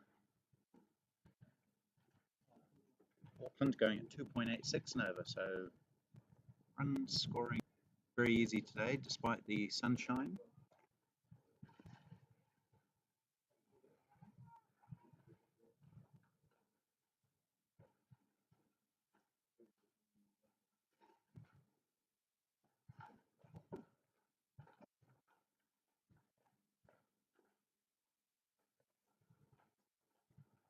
So some very good, tight, expert left arm spin from Andrew Nuttall. Bowling his 12 millionth delivery of his career at the moment. Make that 12 million and 1.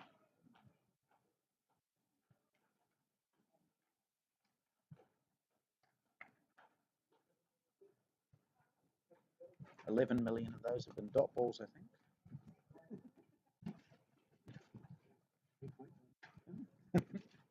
Yeah, I'll have to verify those records, but sounds right.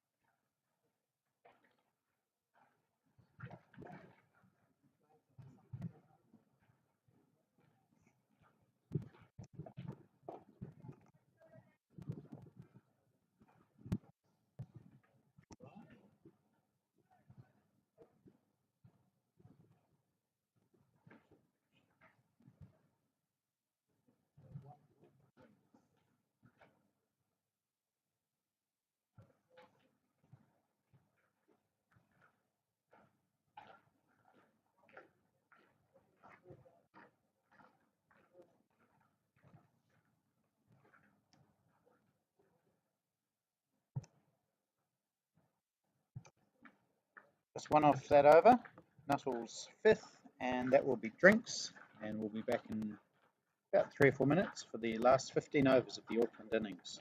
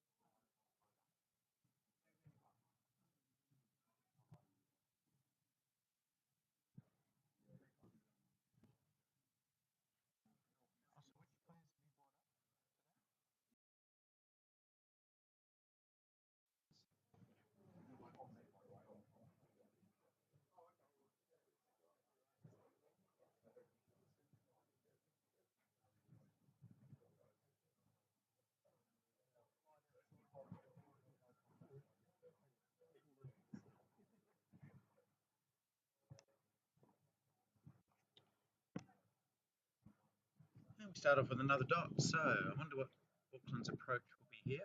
15 overs to go, 5 wickets in hand. They need to get some kind of target.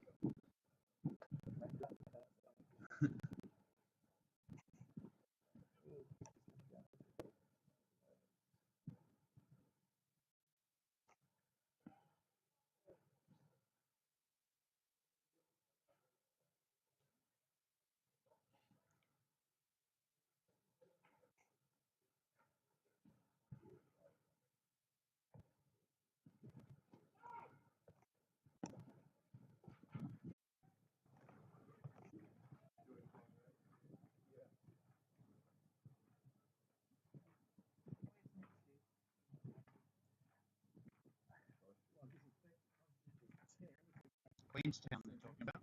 Queenstown.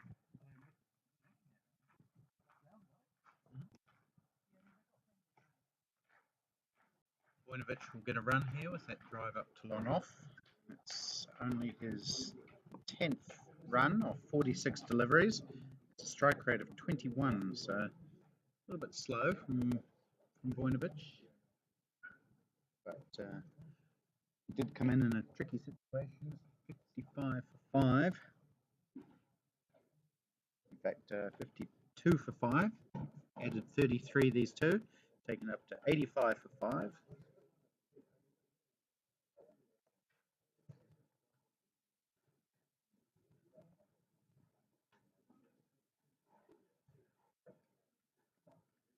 Skimming swings that one away. I think there is a field there. A well-positioned one on the boundary.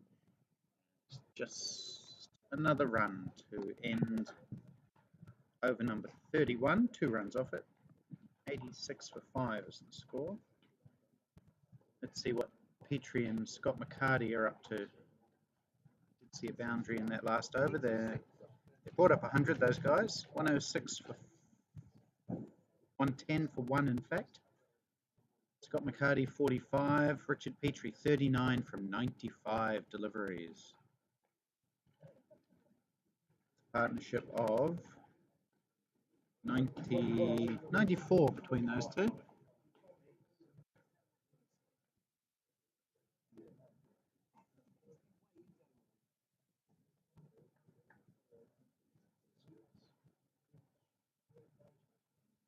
Okay, Nuttall continuing to McSkimming.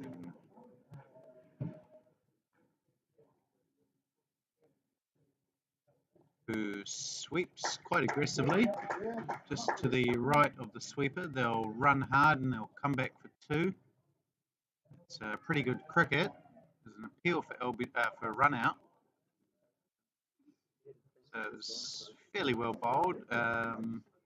Good aggressive shot, good fielding, good running. And as Richie Horner points out, McSkimming remembered his bat this time, which helped.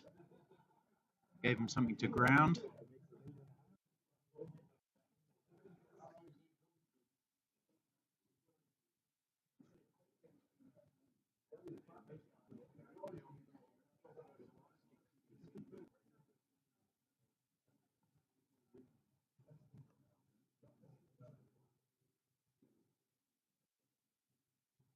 Oh, it's a rare errant delivery from Andrew Nuttall down the leg side.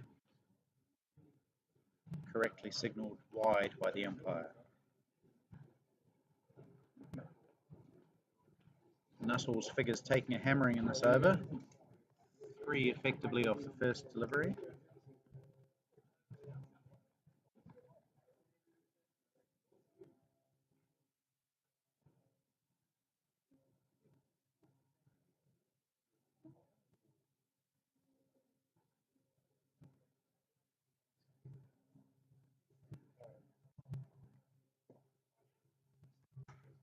It's nicely driven down the ground. Receives a couple of claps from his teammates, does McSkimming, who's battled bravely to 21. Remember, he was hit on the head by, we'll call it a bouncer, from Mark Wells, which split his eyebrow, I think. He then put on a helmet and continued batting.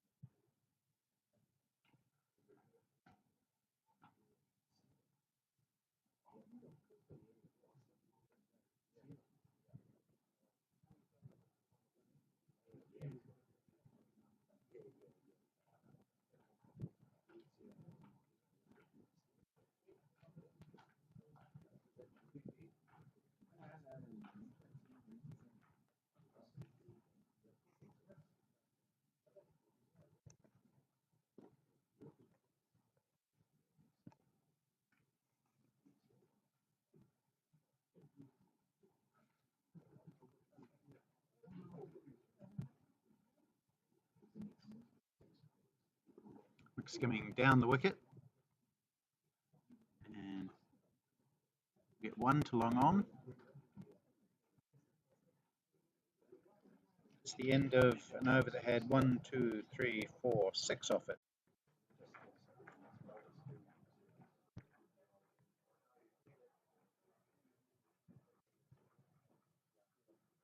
Best bowling figures, Ronnie Kotkamp, 4 for 17 from 9, as we see a big hit from McSkimming, punishing that long hop from Kelvin Scott and whacking it for 6. So that's his best shot of the day, no doubt. It was a poor delivery from Kelvin Scott, but whacked very effectively by Gare McSkimming.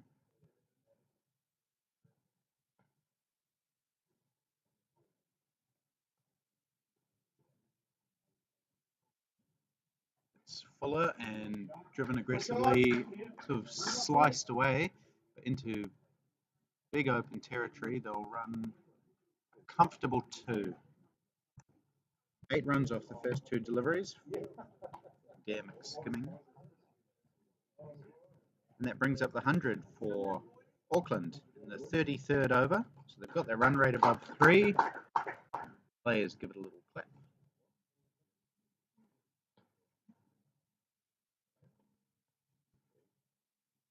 Swept away again. Very nicely by McSkimming. He's really opening up. That's going to go for 4 more. So he's turned some kind of switch. Here's McSkimming. He's hit Kelvin Scott for 12 runs in his first 3 deliveries of this over. 6, 2, 4. McSkimming up to 34 from 62. As I mentioned, Ronnie Kotkamp, the best of the bowlers, 4 for 17. The other wicket taker, Tony Gray, 1 for 21 from 9.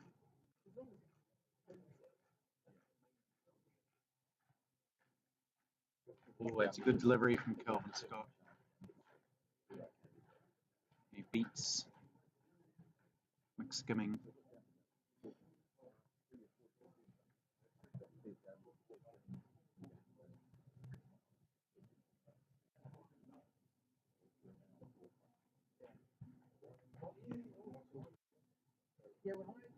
Tries to sweep again, no contact. So McSkimming definitely winning the first half of this over, and coming back and winning a couple of balls there.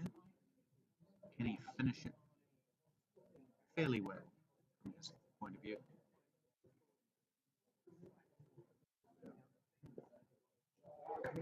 It's driven by McSkimming, and the fielder long off or mid off is beaten, and he's beaten into the fence as well. Well, it's not really a fence, it's a line, one of which was a 6. And that's an expensive over. 8, 10, 16 off it. Auckland 108 for 5, up to 3.27 now, that run rate. And Kelvin Scott's figures went from none for 5 from 2 to none for 21 from 3. Might see a change at that end. Gare McSkimming 38 from 65 now. Just pop down to Division 2, see what's going on there. Well, lots of wickets, that's what's going on. 45 for 4. Canterbury Otago. Wickets 1 each to McCullum, Heinemann, Hutchinson and Haywood. And the only double figure score down there is Julian Marsh, who scored 14. Still no play in the final of Division 2. I think they're looking at a 1 o'clock start there, which is 45 minutes away.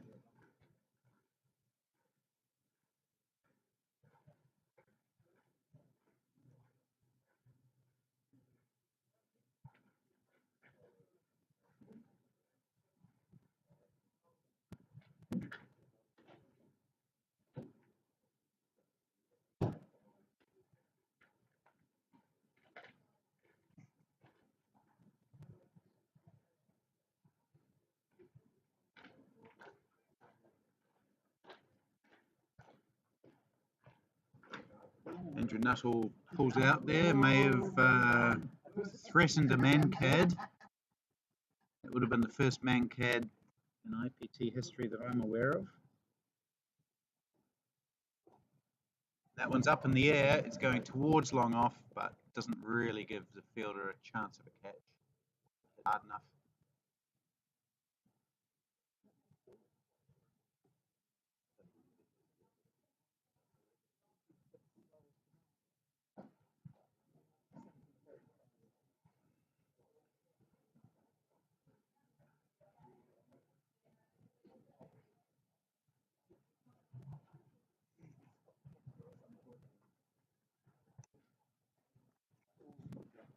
Skimming down the track, but loses his shape completely. Manages to pick up a single.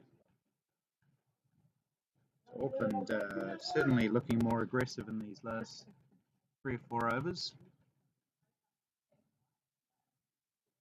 realising that they need to score at more than 3.3, which is their current rate, if they're going to set a challenging target for the defending champions, the Mainlanders. Appeal for LBW. Had 3 or 4 good shouts today from Nuttall, none given yet, including that one.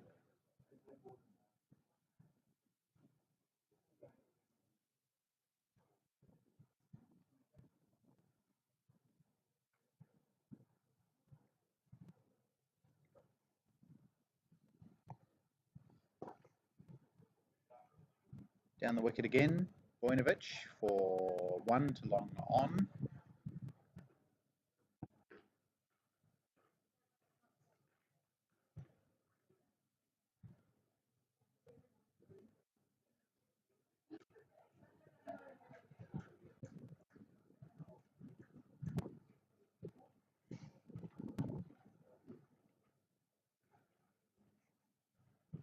.111 is the score, aka Nelson.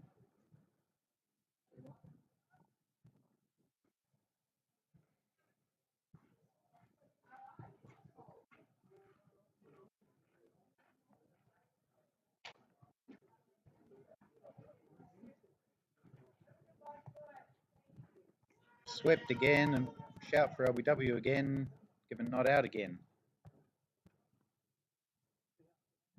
To end the over, 3 singles off it.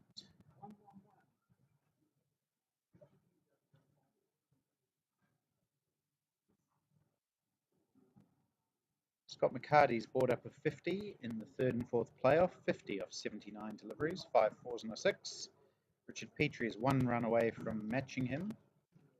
He's on 49 from 102. In fact, he's just done that now. So 50 off 103. Both batsmen on 50 in that match. They've added 111.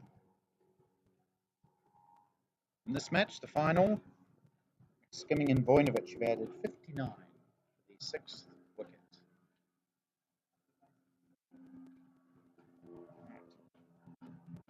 As predicted, Kelvin Scott has been dragged after that 16 run over.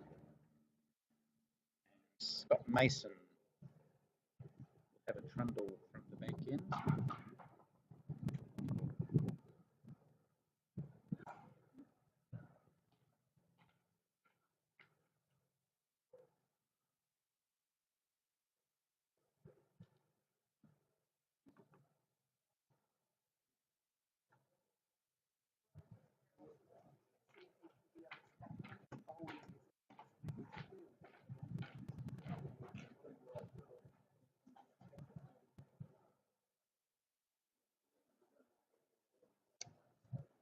Right, Scotty Mason bowling his first ball. Starts with a single. Last weekend, Scott Mason, his 10th career hat-trick, bowling for his club St Albans. 10 hat-tricks taken in his career, amazing. Andrew Nuttall has taken 0. And Andrew Nuttall was actually the 3rd victim of that. Oh, was he? He always bowls a good one.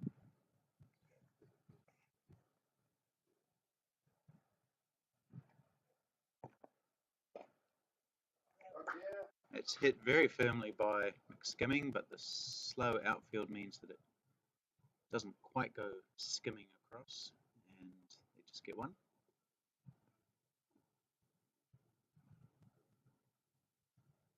Skimming up into the 40s.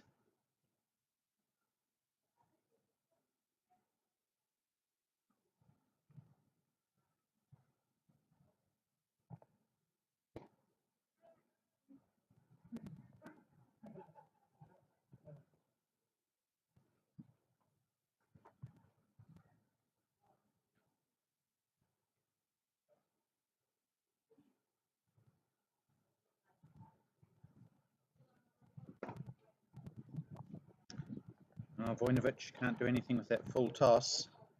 14 off 53 he is, only scoring at 1 run every 4 balls.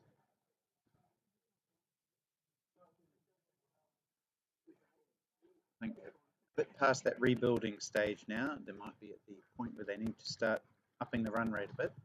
Officer Tanuku with the pads on, he's ready to come in and clonk it if he needs to. Vojnovic does pick up a single this time.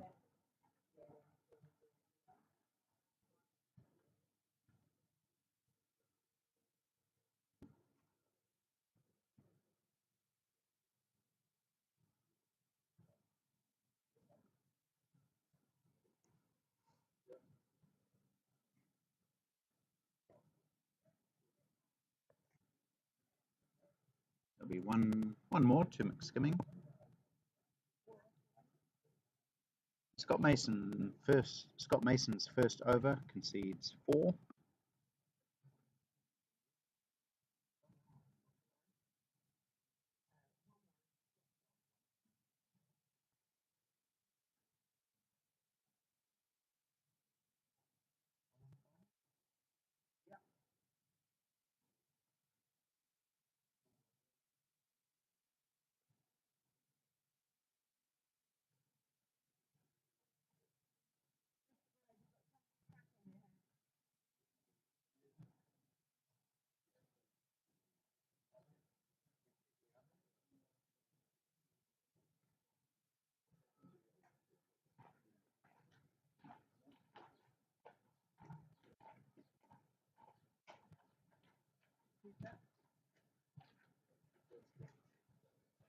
A bit of delay as Nuttall captain Craig Gibb adjusts their field. Looks like we've got field out on the sweep shot, as you'd expect, given that skimming has favoured that shot today. We've got a long on and a long off. I don't see anyone out on the offside on the boundary. Either it's behind the pillar there. Doesn't matter for this ball, as it's just tapped into the onside for 1.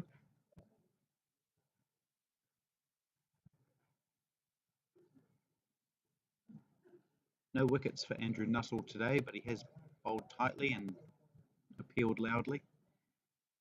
None for 16 from 7.1.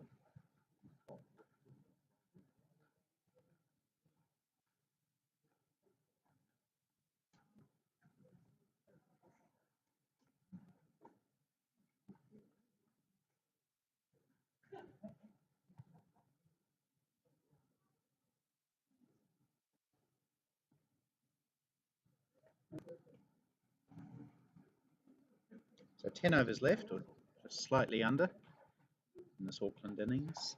If they can go at 6s, that'll give them about 170.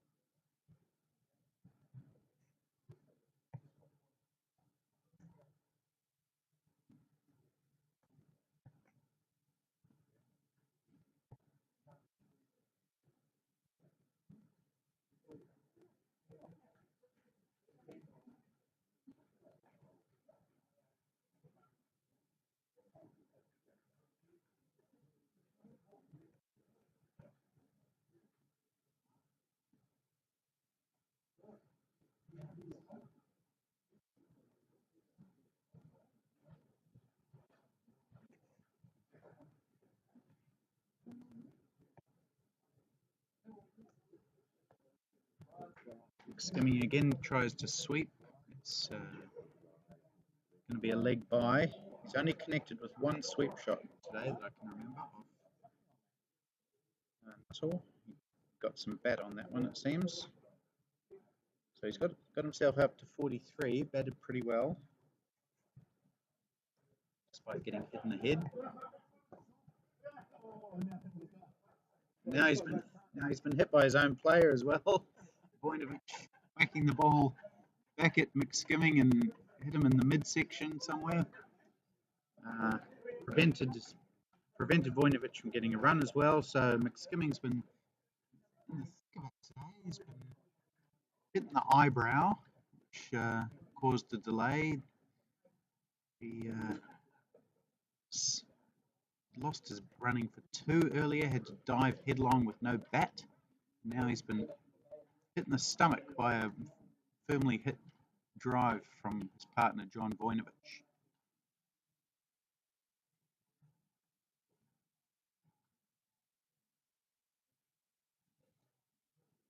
As I mentioned earlier, the New Zealand team will be named shortly after this tournament for the World Cup.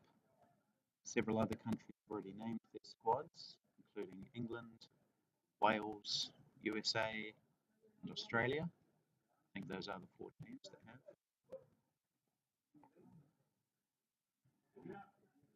I'm going to see at least two for.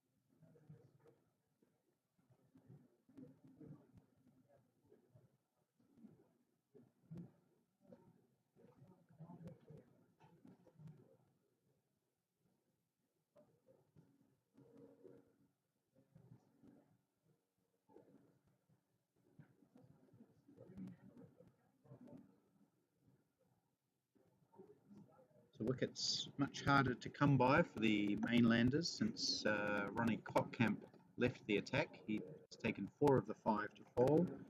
Tony Gray getting the other. But these two, McSkimming and Voinovich, have added 69. That's nice. Good for them. 69, taking the score up to 121 for 5.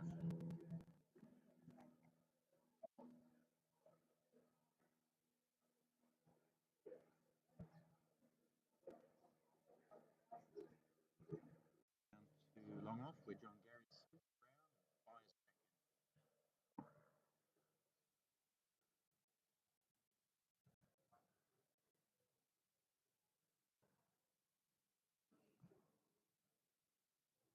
in. More action in the third and fourth playoff. We've seen 4 boundaries in an over just now. 2 to McCarty, 2 to Petrie. I'll give you the score update there in a moment.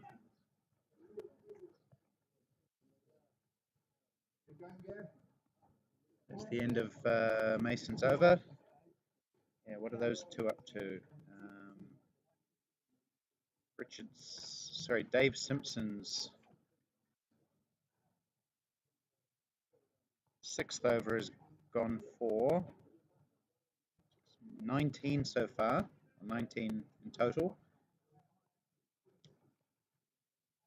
The Firehawks are up to 158 for 1. They've got that run rate up to 4.5.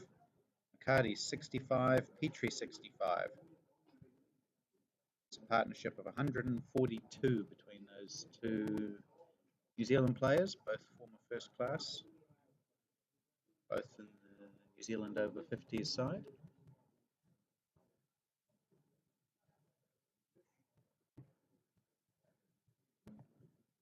Nuttall to Voinovich has gone high in the air. Who wants the catch? Nuttall himself takes it easily. Reverse cup. First wicket for Andrew Nuttall. Voinovich took a couple of skips down the wicket, tried to hit it straight six, just hit it straight up in the air, and a very simple caught and bowled for Andrew Nuttall's first wicket.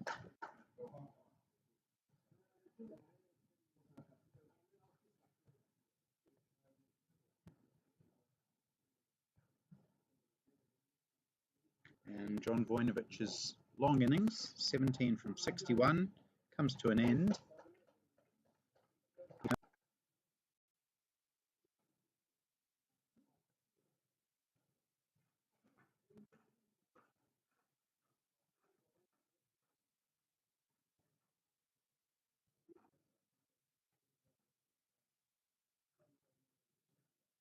And your new batsman for Auckland will be Ofisa Nu'u, the wicketkeeper.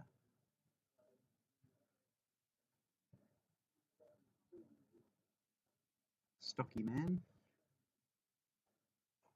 former rugby player, played for Auckland, played for the All Blacks. Did he represent Samoa? Cricket he has, for sure. I think he may have played a bit of rugby for Samoa as well.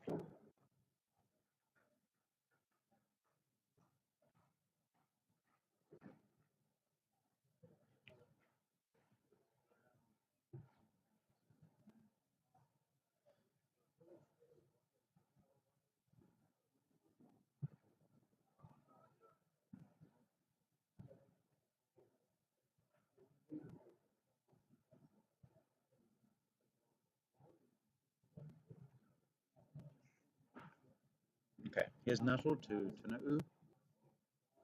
First one pass through to the wicketkeeper Matt Everest. Andrew Nuttall bowling his ninth final over.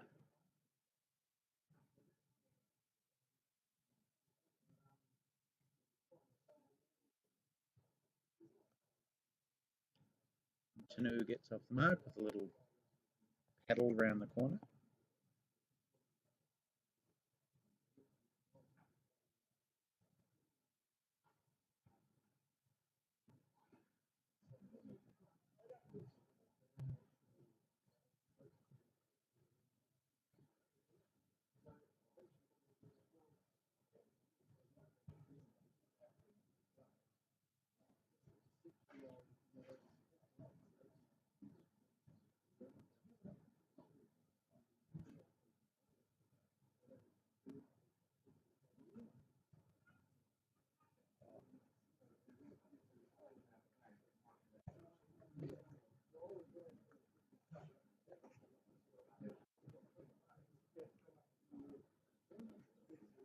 Scott McCarty really getting into his work in the third and fourth playoff.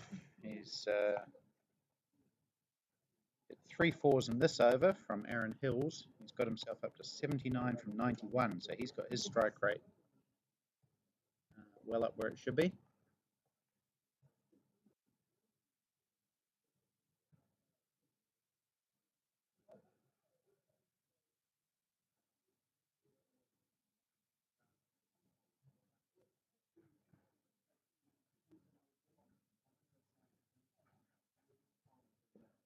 Down the wicket this time, there's a chance of a catch. It's going to fall short of Brent Fleming, who scoots in very well and keeps it down to 1. It's hit in the air, but not really a chance of a catch. And that ends Andrew Nuttall's spell. 9 overs, 1 maiden, 1 for 20.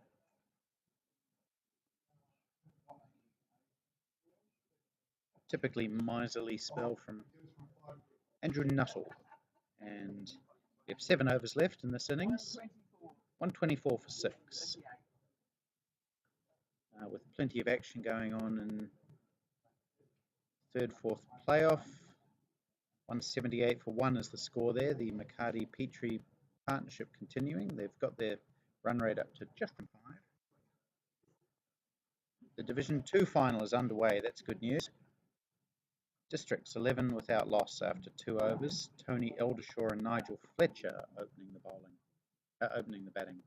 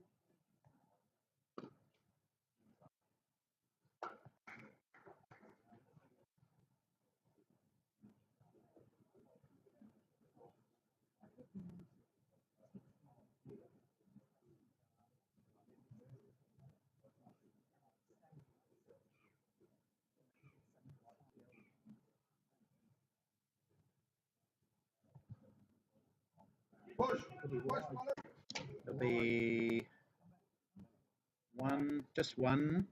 Wait to see what the umpire says. Leg by.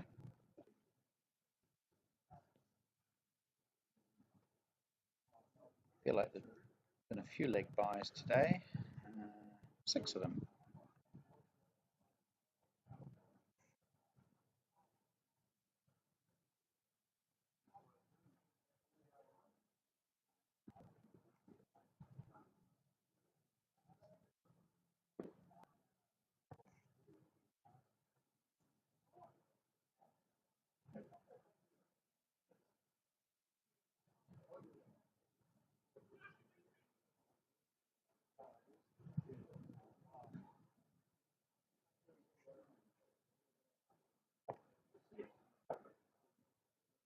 Good bit of fielding from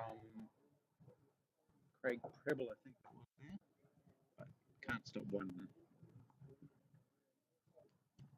So Gear skimming on 48.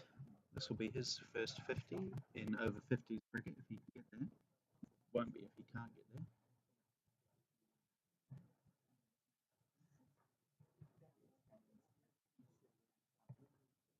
Gives himself, moves over to the offside so that he can sweep again, a shot that he's played a lot.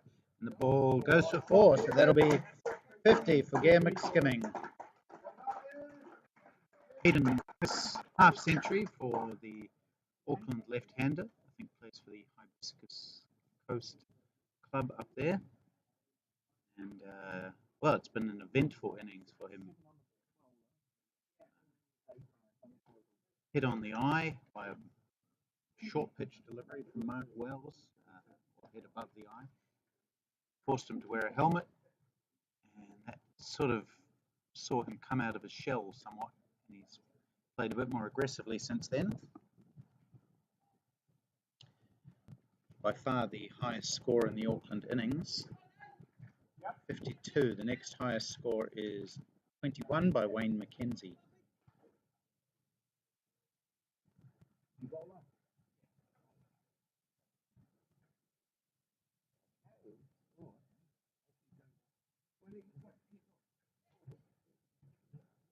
Now, with Andrew Nuttall having bowled his 9, Craig Preble is going to have another go.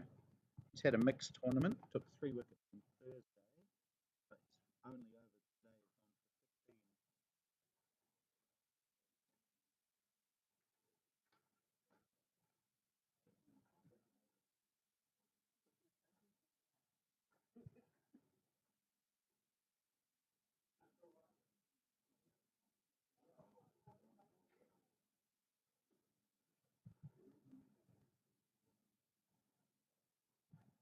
No sign of Robbie Frew in the bowling attack so far in this entire tournament.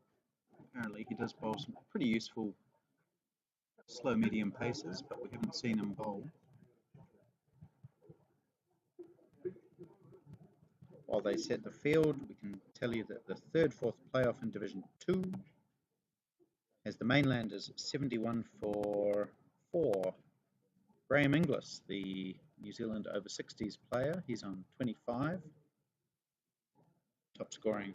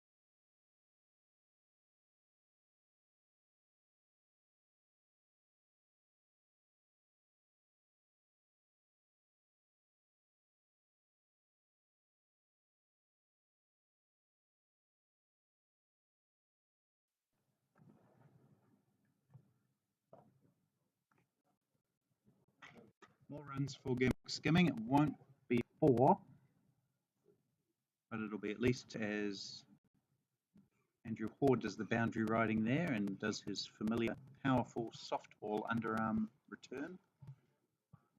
Take 2. So we're into the last 6 overs now. 135 is the score. He might still be on target for that score of 170.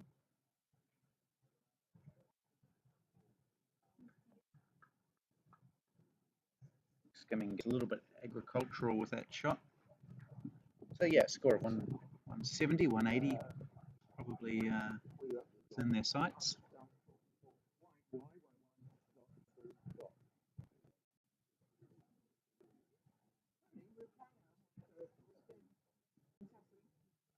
That's a big shot from Skimming. He's hit it into the boundary, 1 or 2 bounces for 4. So short and dribble. Skimming quickly onto the back foot and whacked it away over the wicket. 4 runs.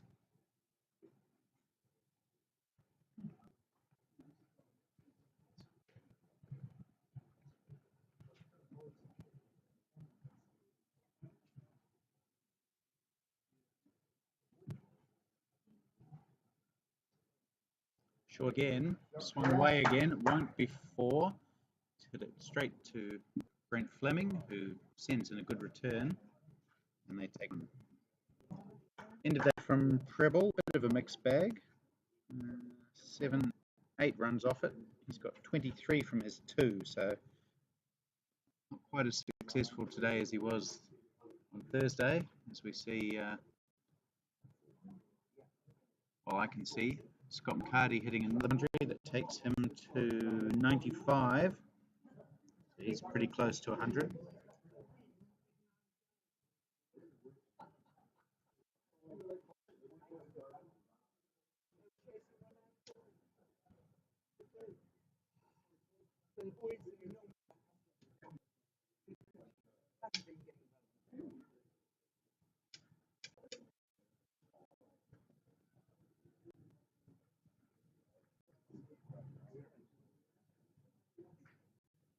Scott Mason will bowl his 4th over. He's got none for 15. He's bowling to Gamic Skimming, who again moved away to the offside so that he can access the leg side, but fails to do that on this occasion.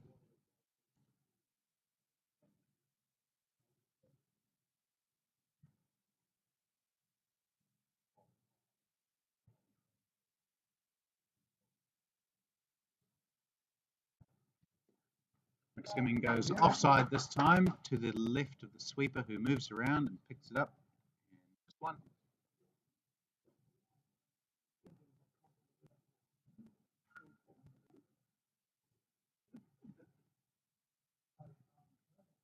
Firehawks have brought up their 200, 202 for 1. So 184 run partnership between Petrie and McCarty. McCarty's 97. We'll keep an eye on that one. Whether he can get his first 50 century. I'm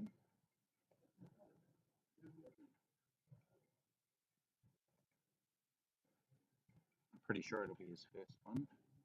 I think he has one already.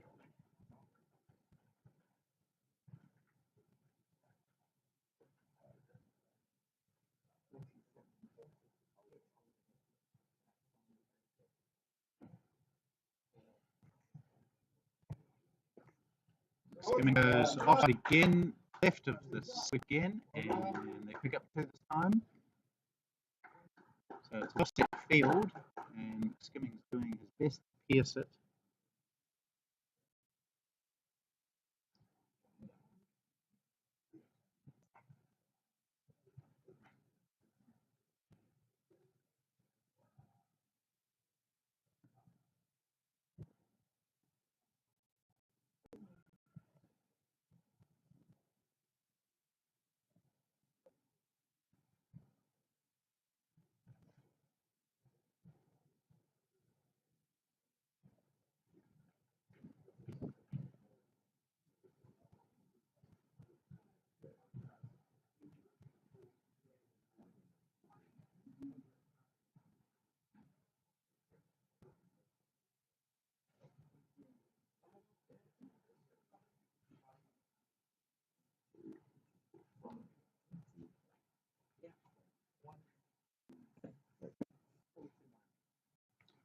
Sorry, can you tell me how that?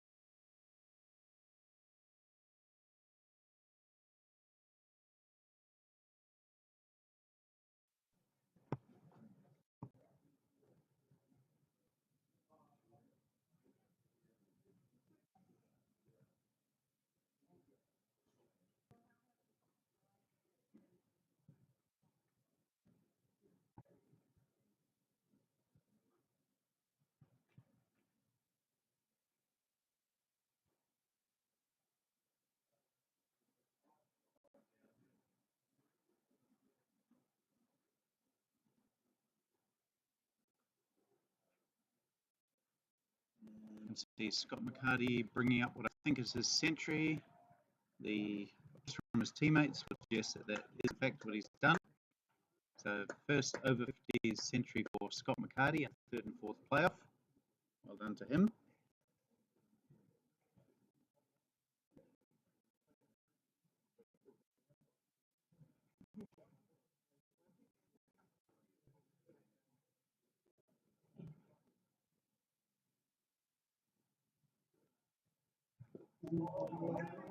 Professor Tana'u goes huge. He is known for some of his big hitting, and he's hit one about probably 20, 30 meters over the boundary at long on. His first six. It's gone into the Bay Oval, in fact. Poor old John Gary's on what will probably be about 100-meter return journey by the time he's done. Picks it up from the gutter of the Bay Oval. That was a big, clean strike from Officer Tana'u.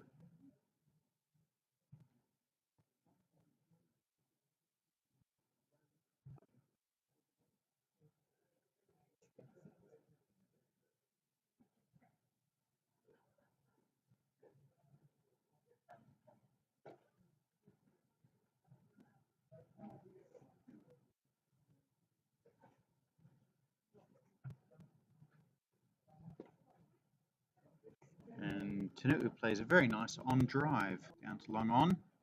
Very classical, that shot.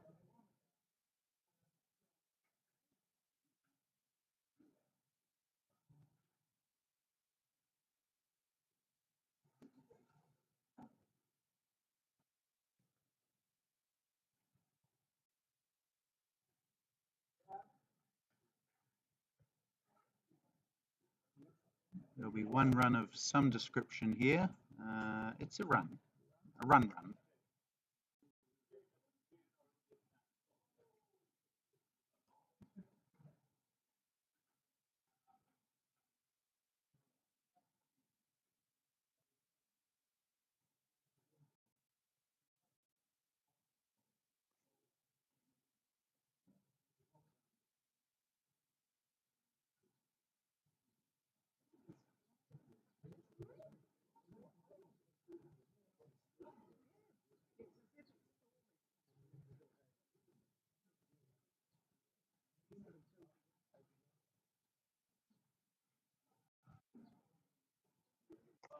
Officer Tana'u plays a, what do you call that, a lap?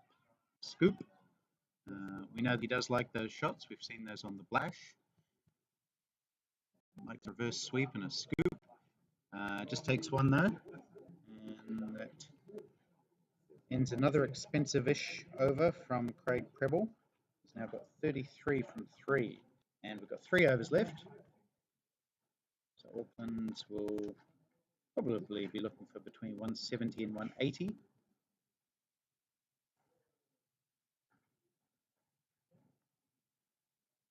Wellington Tasman, well, these two have put on over 200 now, Petrie and McCarty. The 107 off 104. Petrie 73 off 123.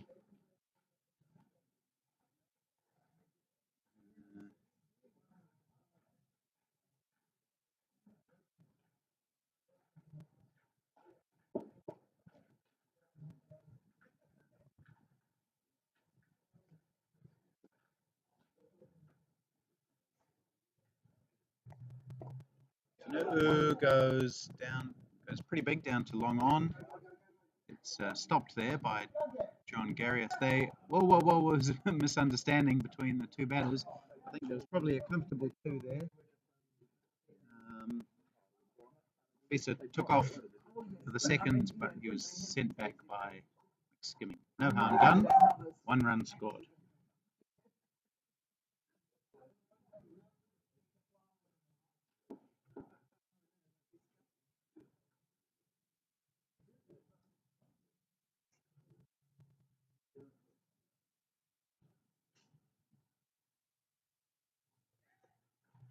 And he's got him stumped. So again, McSkimming giving himself some room outside the leg stump, but he also gave himself some room outside the batting crease. Missed it, and Matt Everest did the rest. So McSkimming's brave innings comes to an end. He walks off looking like Bert Sutcliffe in the 1955 Test in South Africa, with his bandage swathed around his eye. Out for, let's check his score, 65 he was. It's not the 58 showing on your screen. 65 for McSkimming. Stumped Everest, bowled Mason. And the end of McSkimming brings the beginning of Richard Thompson.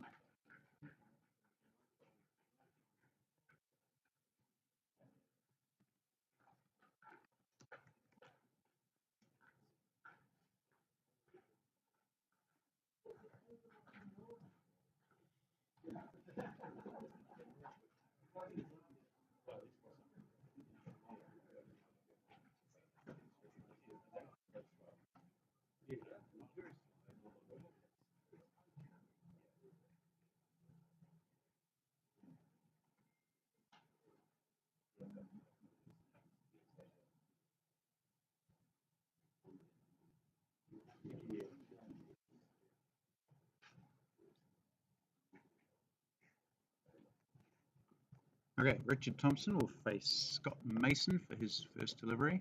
Thompson's, that is, and he somehow squirts it out onto the onside to get off the mark.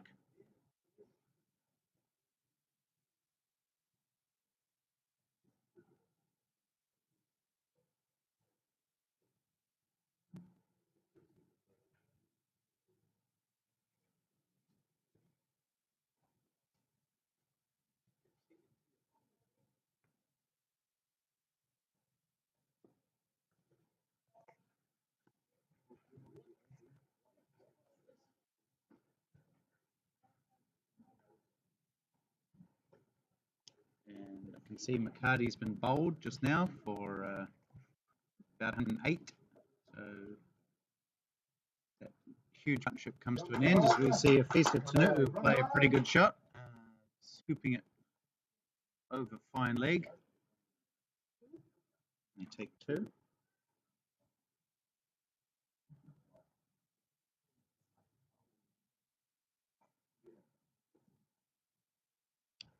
So Afisa Tanu'u does like the dinky shots as well as the big thumping ones. Which option will he choose here? Like chooses something different, just gives himself some room and plays it out into the covers for a single.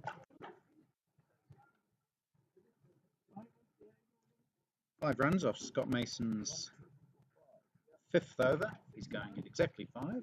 1 for 25 off 5. So we've got 2 overs left. The score is 161.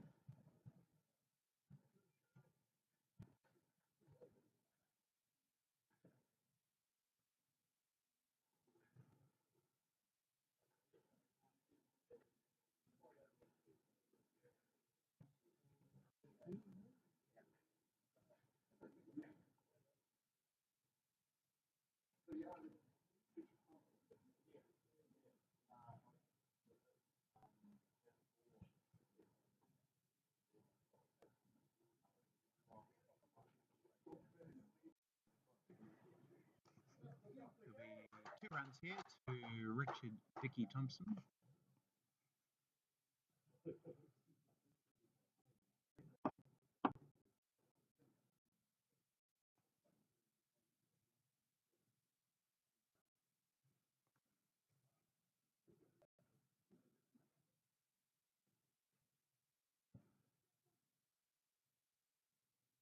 Followed by a leg bye.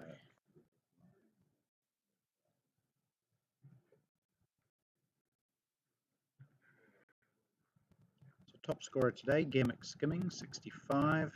Next, Wayne McKenzie with 21. The only 2 have reached 20. There's Tanu'u, ever entertaining, tries a regular sweep and makes not much contact with the ball. No run.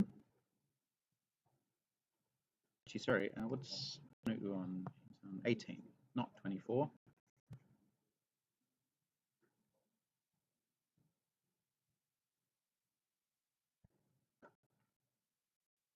It's hit hard by Tanu'u, just out to the cover sweeper for 1.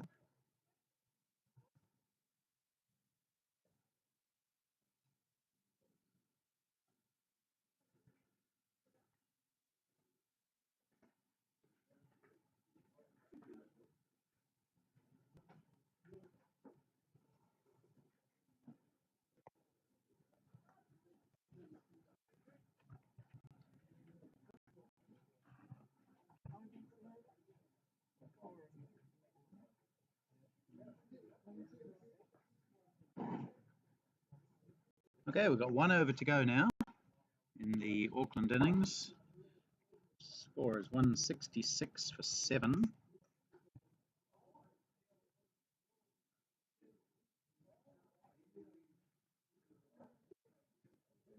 Division 2, 3rd and 4th playoff. Mainlanders 100 for 4, so a good partnership between Inglis 35, Brendan Winder 30. In the Division 2 final, that game started late. Districts 28 without loss after 8 overs. Tony Eldershaw 14 and former New Zealand captain Nigel Fletcher on 5. Scott Mason will bowl the last one for the Mainlanders. He'll start off bowling to Ofisa Tanu'u, who does a attempted reverse, a switch. What do you call that? Switch, reverse, something. No contact.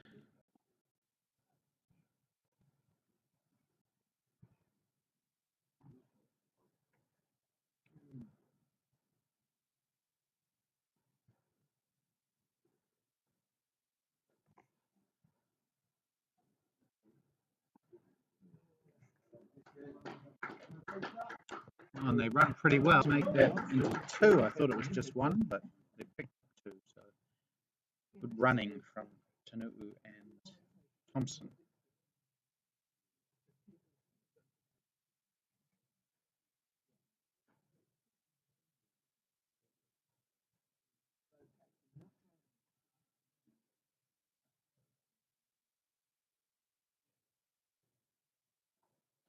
Tanu'u has hit that high in the air. Chance of a catch. John Gary drops it.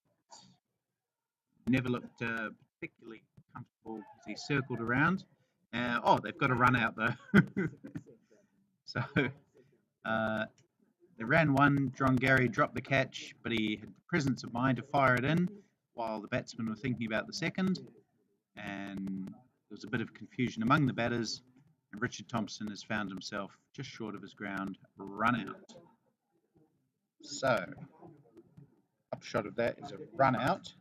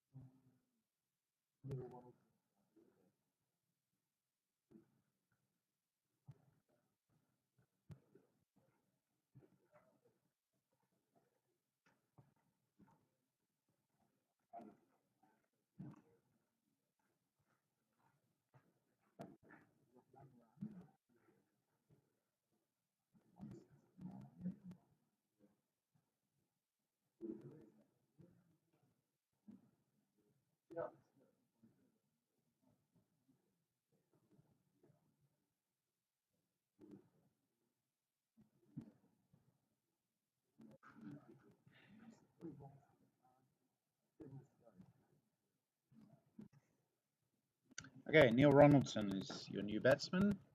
After all that, facing Scott Mason, he drives nicely down to long on, where Kelvin Scott does the fielding, and Neil Ronaldson is off the mark.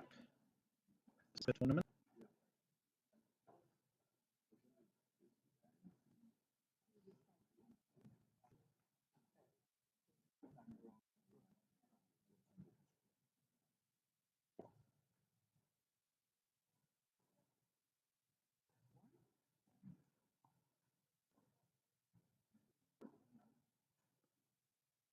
So I think we've got one ball left in the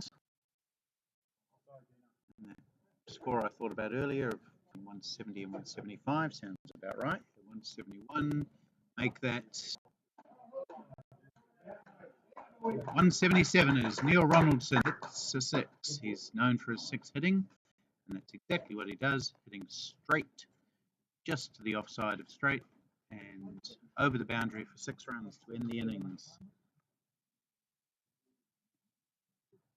177 for 8 is the score. We'll just confirm all that, but when we come back in about 40 minutes time, Canterbury Otago will need approximately 178 to win the match.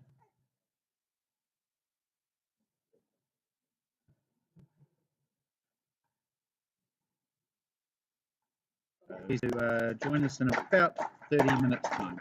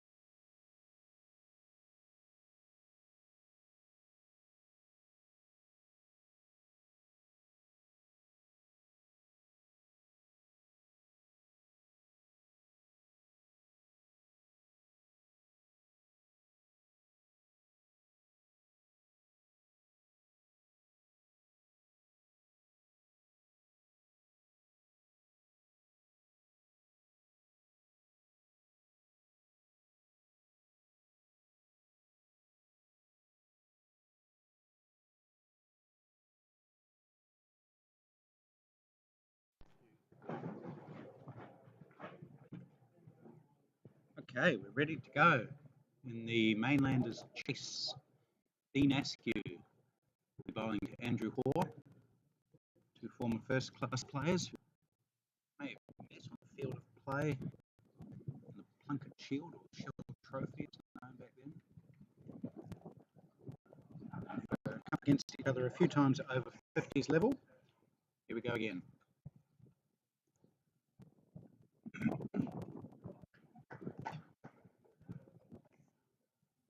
A couple of years ago at the IPT in Auckland, I remember Andrew Hoare getting dismissed first ball by a beauty of a delivery from Dean Askew. Not on this occasion. Not off the mark, but the team is. Leg by.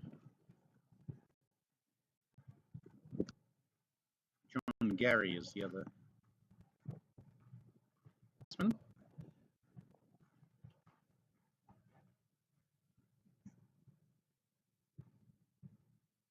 He's played for New Zealand as well at over 50s level.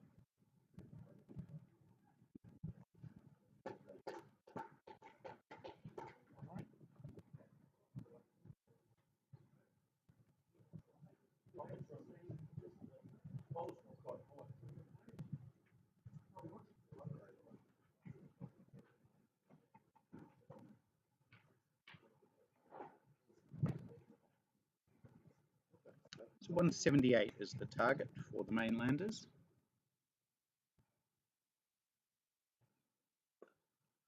If you're just joining us today, welcome. My name's Jim. I've got scorers Richard Horner and McLeod alongside me, making sure that everything I say is correct, as far as they know. And we're here at Lake Park in Mount Maunganui. It's a beautiful sunny day, great for cricket. If you're in the area, hop on down. If you're not, keep watching. Big shout for LBW. He's given him. Andrew Hoare. Smith and Dean Askew wins that battle of the former first-class players. Andrew Hoare playing across his front pad. Did look out. Richie Horner gave it out straight away. And a couple of seconds later, the umpire did the same.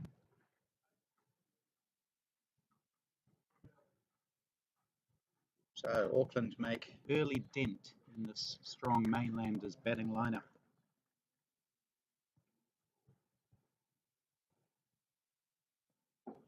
Andrew Hoare, LBW to Dean Askew for no score. 2 for 1.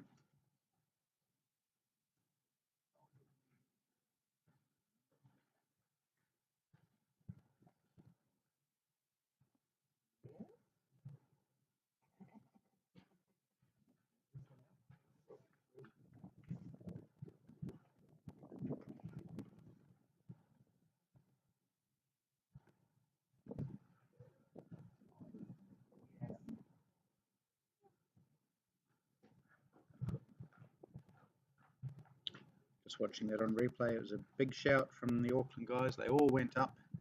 Very confident appeal as Andrew Hoare sort of overbalanced a little bit, trying to play it to the leg side. And the umpire gave it a good long think, said, "You're out." So Robbie Frew is the new batsman. He's been in great form in this tournament. Come back to that in a moment. He faced his first ball from Dean Askew. He's on the back foot. Scored a century on Thursday on this pitch. 108 not out, chasing. Yesterday in the abandoned match, scored 65. I think he might have been not out again.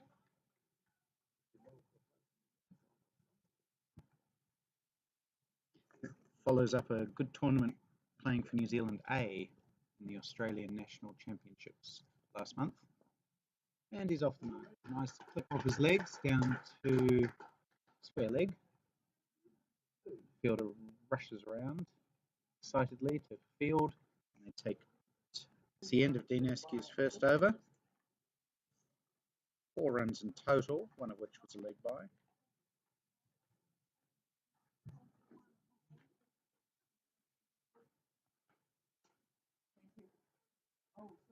So it's finals day in the IPT, the interprovincial tournament for over 50s players. That means we've got 4 games of cricket going on. The third and fourth playoff in Division 1, Wellington Tasman Firehawks scored 252 for 5. Interesting scorecard, that one. Scott McCarty scoring 113, Richard Petrie scoring 92, no one else scoring more than 6. Those 2 batsmen totally dominating that innings. There were a few extras. Now we're going to have Mike Harrow.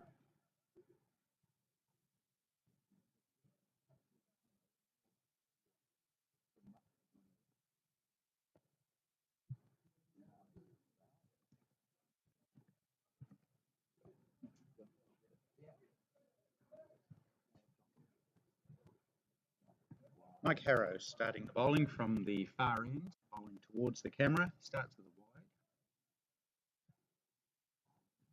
wide. Tallish right arm medium pacer. It's short of a length, guided down to third man by John Gary.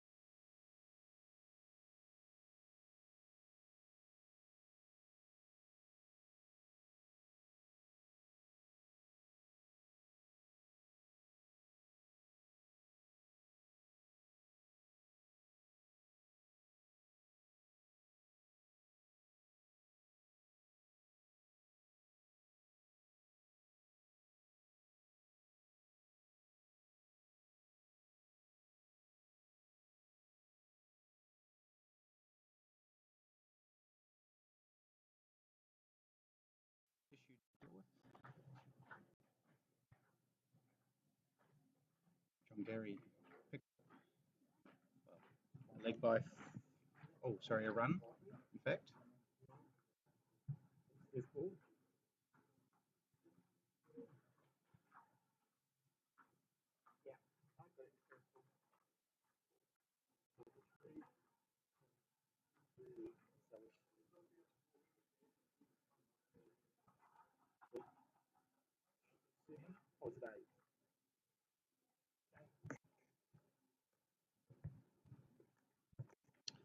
Could they make an argument, Richie, that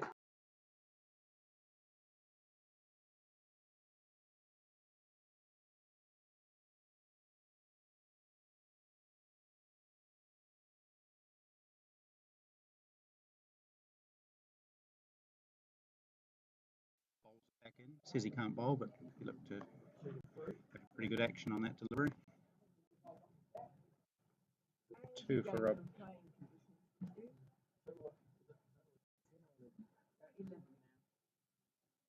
Sorry, was this overgone?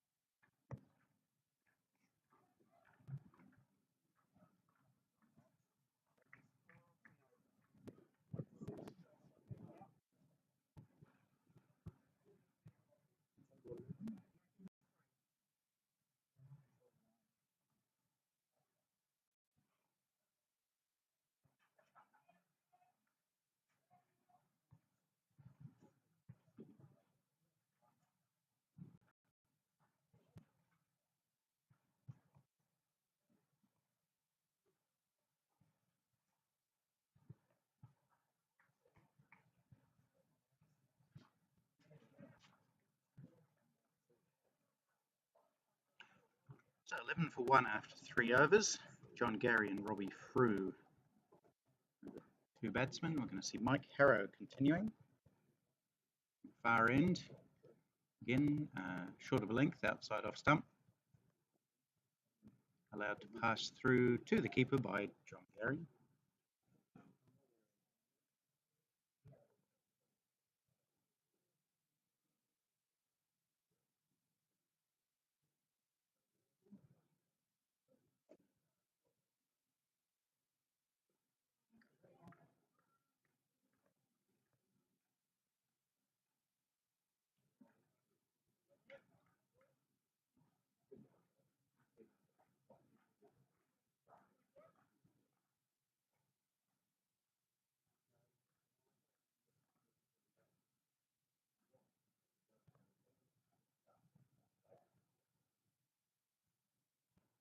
Oh, it's a little bit too short maybe this time, and John Gary gets up on his toes and flips it into the covers for a single.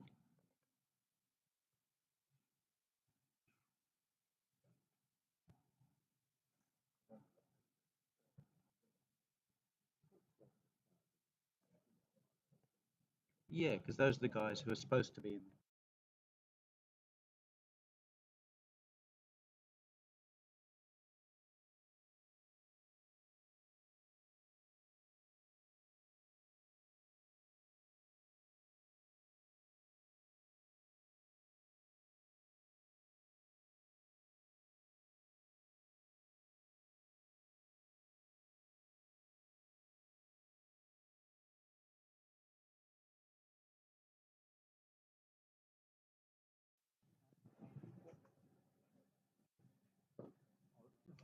Beautiful drive by Robbie Frew.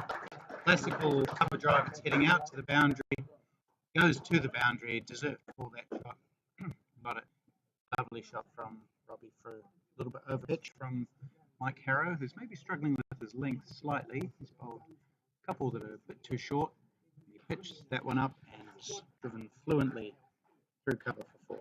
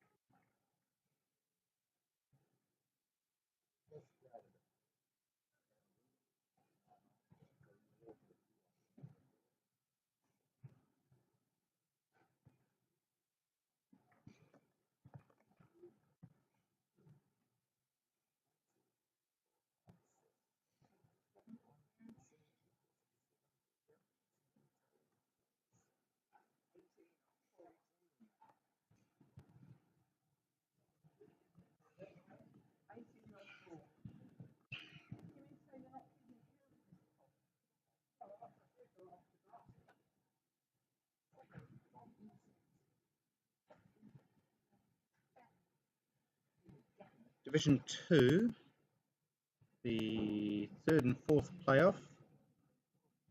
Mainlanders, the defending champs in that division. Well, they're not going to win it again because they're playing in for third and fourth. 174 for 9 off 40 overs. That appears to be the total number of overs. Scott McCullum, 3 for 32 for the Firehawks. Duncan Hutchinson, 2 for 33. Rupert Crichton, 2 for 44. Top scorer there, Graham Inglis, 39. Brendan Winder, 36.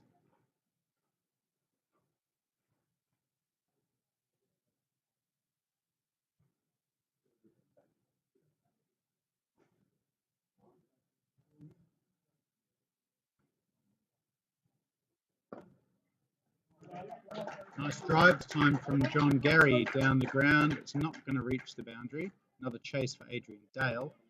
This time throws it in. And they scoop back for 3. Good running.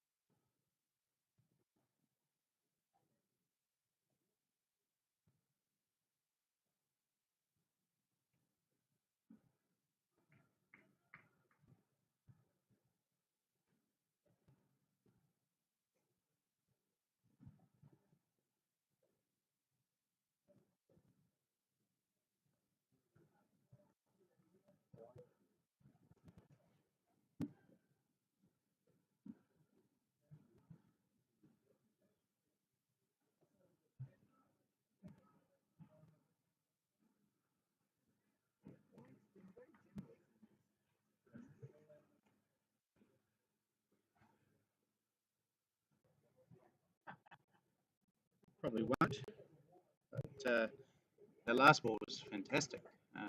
Last shot pulled high and handsome over mid-wicket.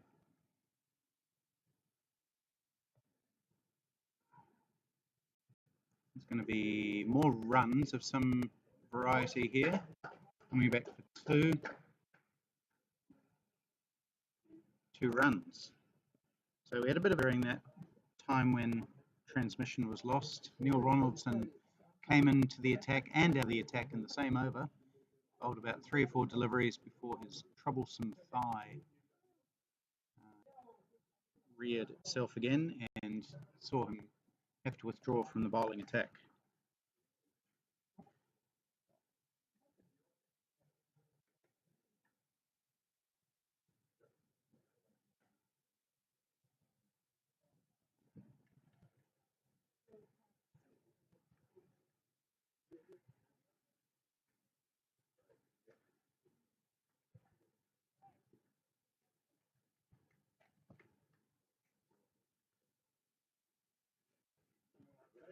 Oh, it's hit him on the pad. There's a big shout for LBW. Oh, he had taken a couple of paces down the track, but it did hit him quite low down on the just been an issue of straightness, although no, in fact, he's not signalled anything at all to suggest that the batsman indeed hit the ball.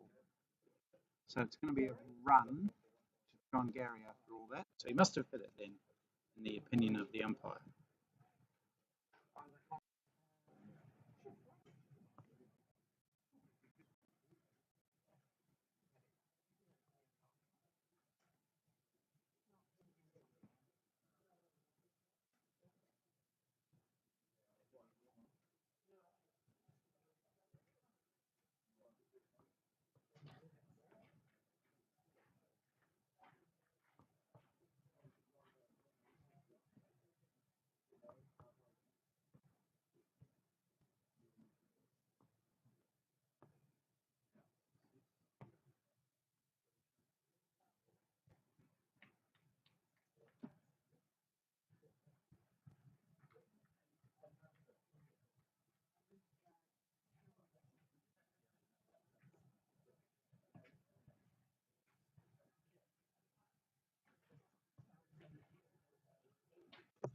So Richard Thompson's going to bowl his second over. He only bowled part of his first over, replacing the injured Neil Ronaldson. He's going to bowl his first proper over, bowling to John Gary, who's made his way quite aggressively to 25, I think.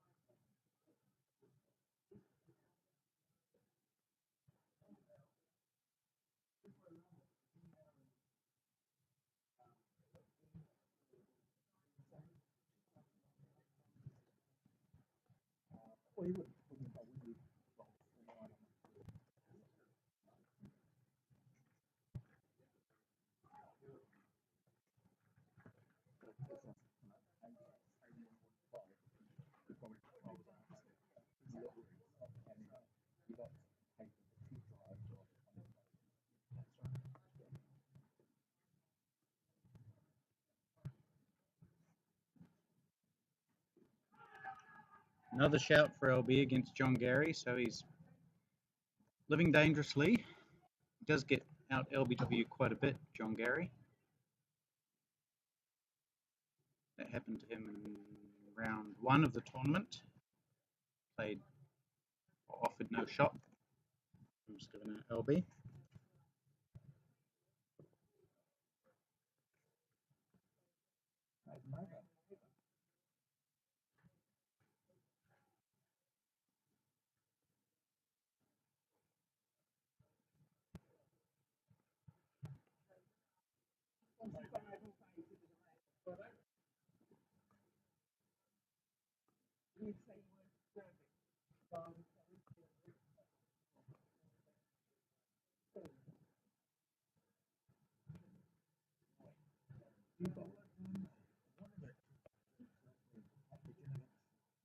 Vojnovic. J is a yeah. Ch is a chit.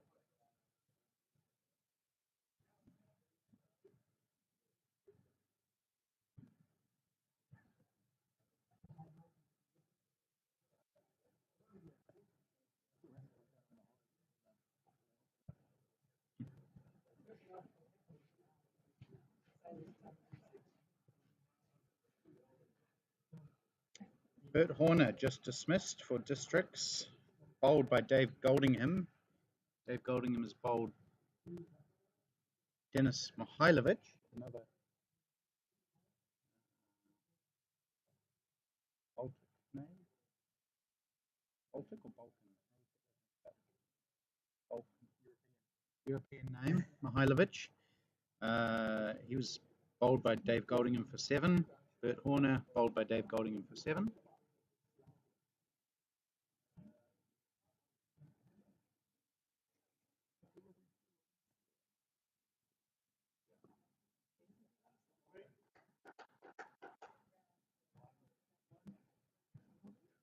Graceful shot into the covers for 1 from Robbie Frew.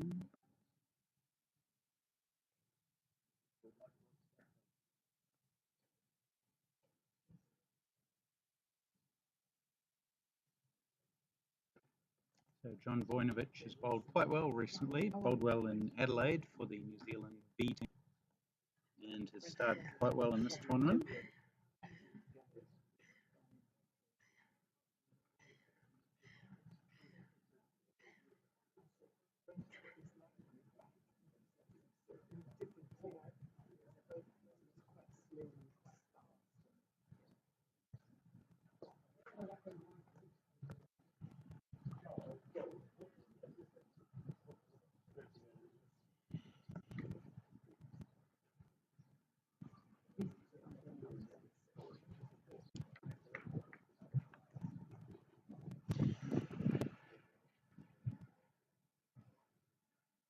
Hold him! Vojnovic strikes pretty much immediately, getting through the defences of John Gary. Gary had looked pretty good, played some really awesome shots on his way to 25, but just a little bit shaky in the last couple of overs, and Vojinovic beat the defences of that forward push and disrupted the furniture.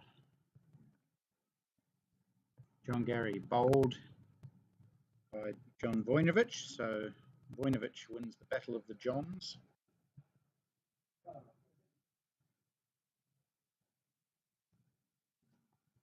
And the Mainlanders lose their second wicket, 45 for 2, chasing 78 to win this match. I'll take this opportunity to give you an update from the Division 2 final.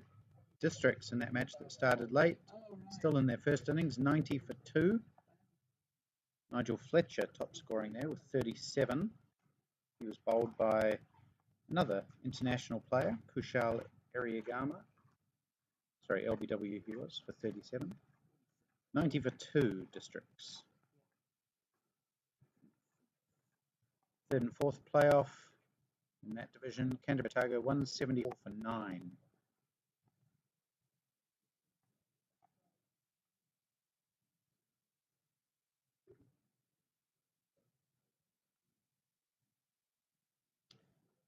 And in the Division 1 third and fourth playoff, as I mentioned before, sorry, Bert Horner was not dismissed, it was Scott Warren who was.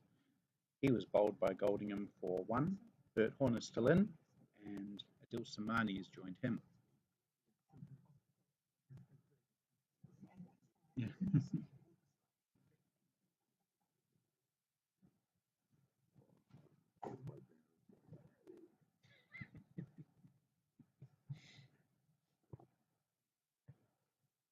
Is it Quasimodo? Yeah. That name rings a bell. Well, John Vojinovic will be very happy about that he's bowled fast enough to destroy a piece of wood. So we've got a replacement bail coming on now. My bail.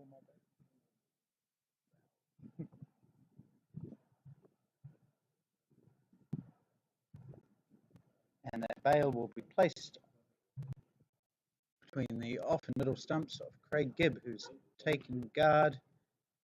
The umpire wants him to wait till that bail has been placed in its correct position, which it has now.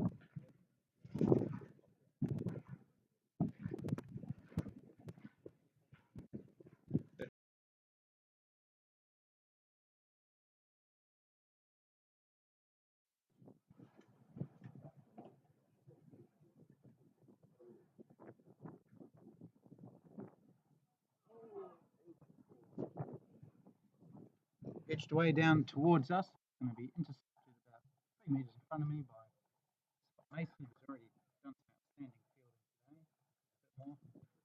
A bit more. So boundary off a thick outside edge from Robbie Frew.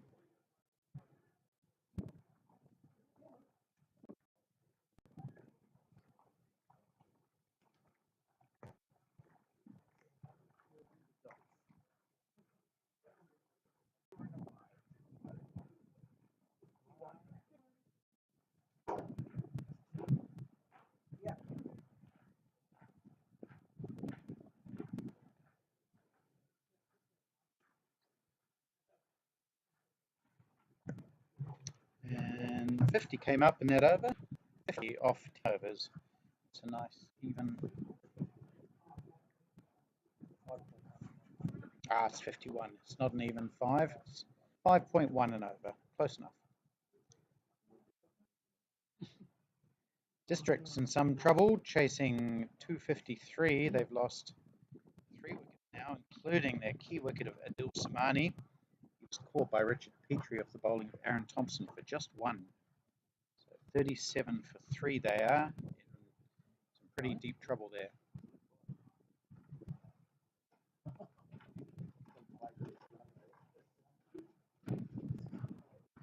What's going on? I just want to play a game of cricket.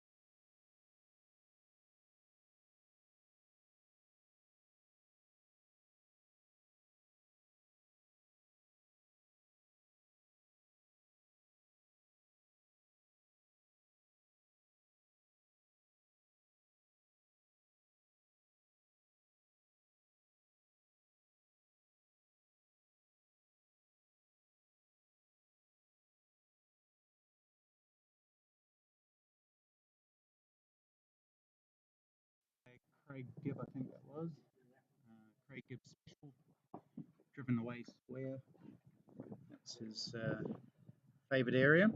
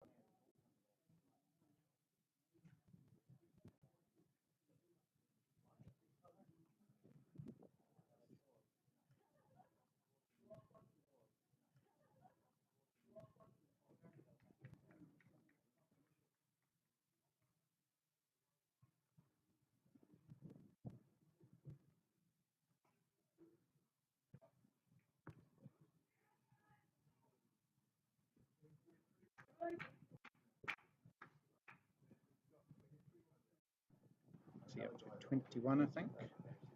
Yep, 21. Winovich again, and solid in defence as Robbie through.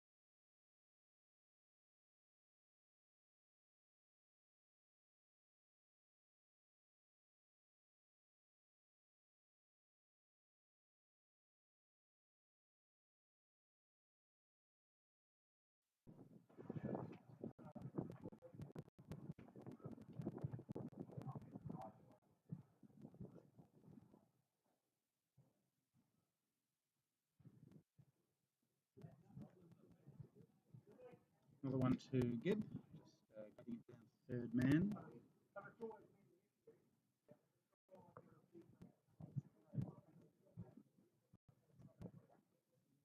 Again, sorry for the break in the coverage there a little while ago. I think we fixed it. Thanks for staying with us. There's a slash down to third man, Armitage Randawa, who I don't think I've mentioned today. He fields that ball. I'm sure we'll see him into the bowling attack. His little offies. Sooner rather than later.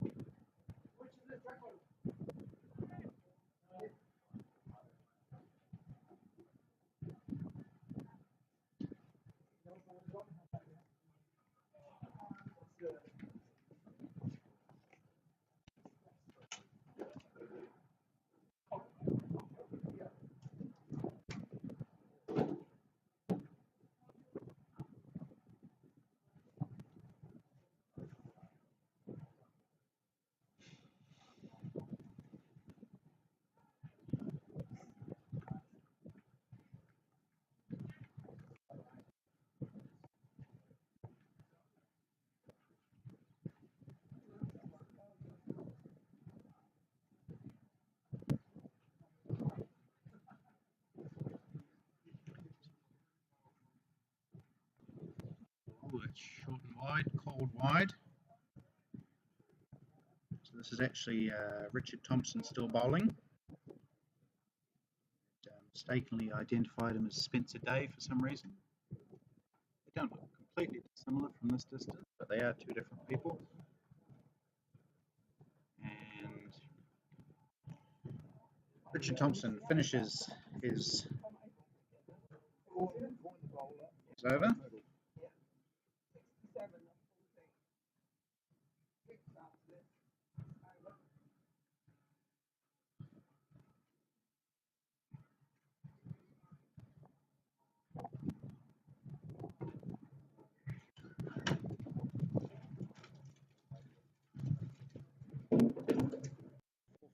They've lost their top four batsmen.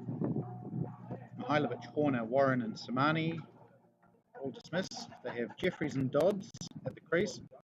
Two big hitters. They can still get this game close perhaps, but advantage Firehawks.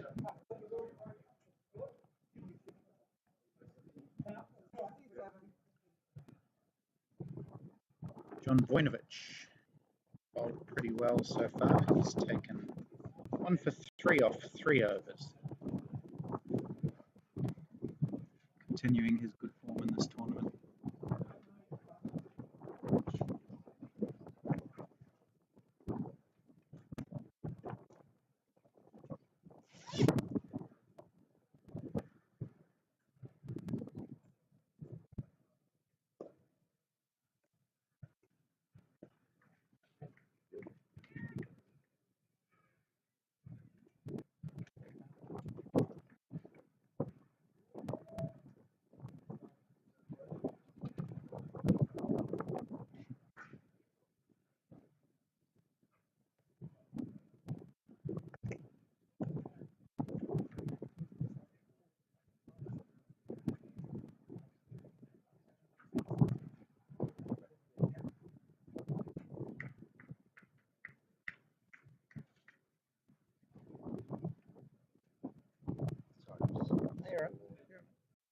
Two, will they take one on the throw? No, they decide not to. It's a relay throw.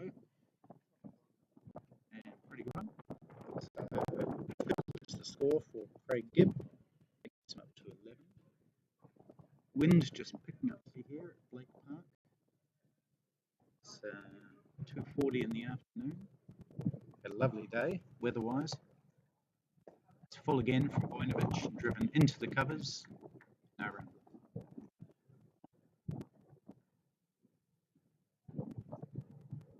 Dodds has been dismissed for districts, so wickets continuing to tumble for them.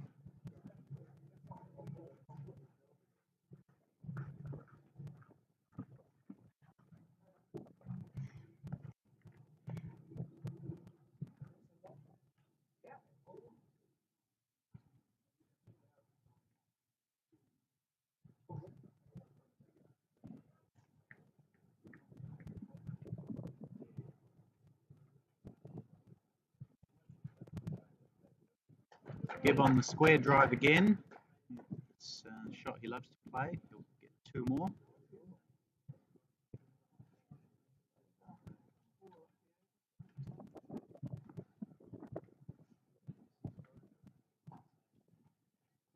"15 overs gone, that'll be a drinks break."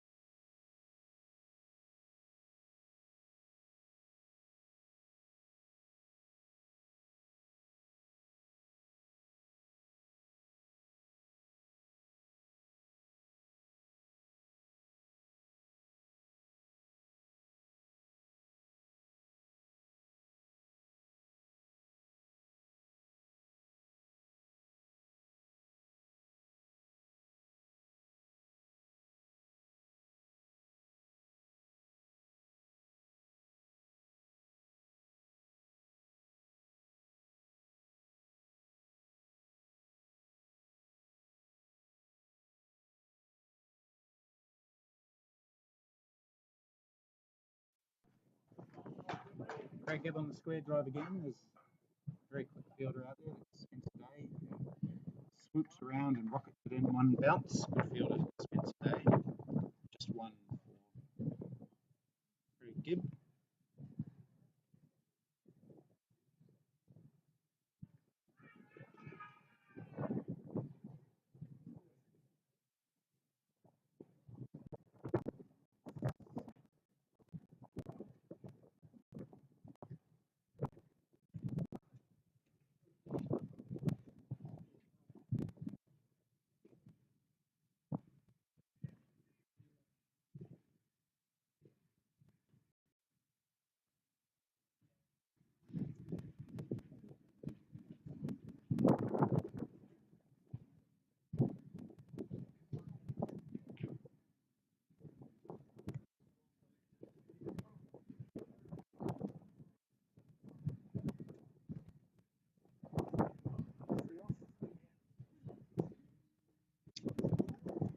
Was it 3 off?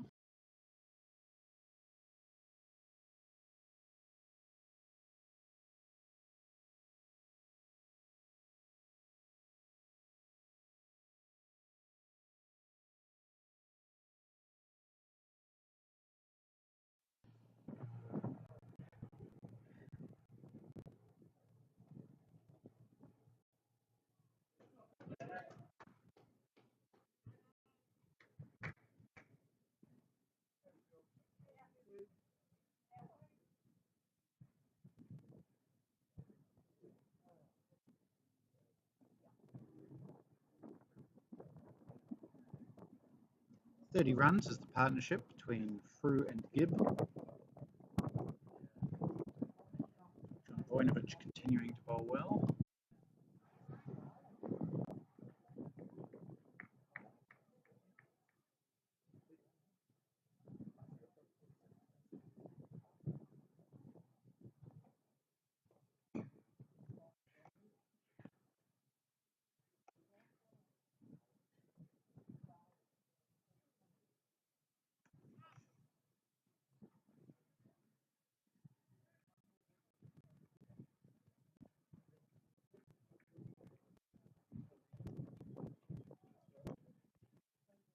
Bowling nice and full today, John Voinovich.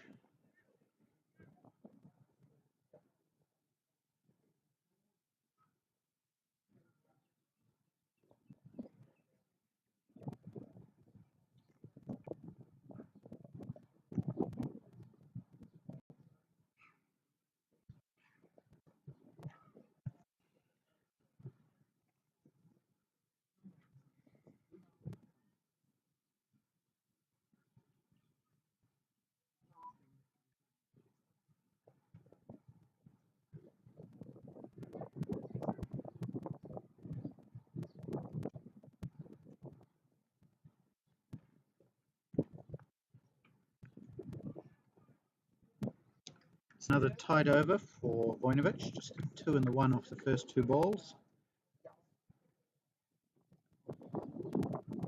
Canterbury Otago currently going at 4.47. That means they need 3.64 from their remaining 28 overs to reach that target of 178, which would see them repeat as over 50s national champions, having won in Blenheim last year.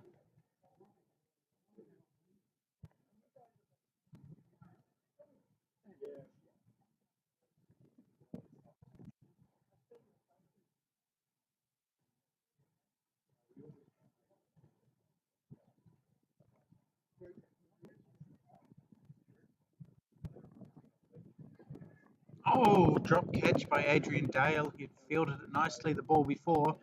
That one was a wide half volley that was sliced out to backward point. Adrian Dale had it in his hands and out of his hands. Catch goes down. Would have been a big wicket for Auckland.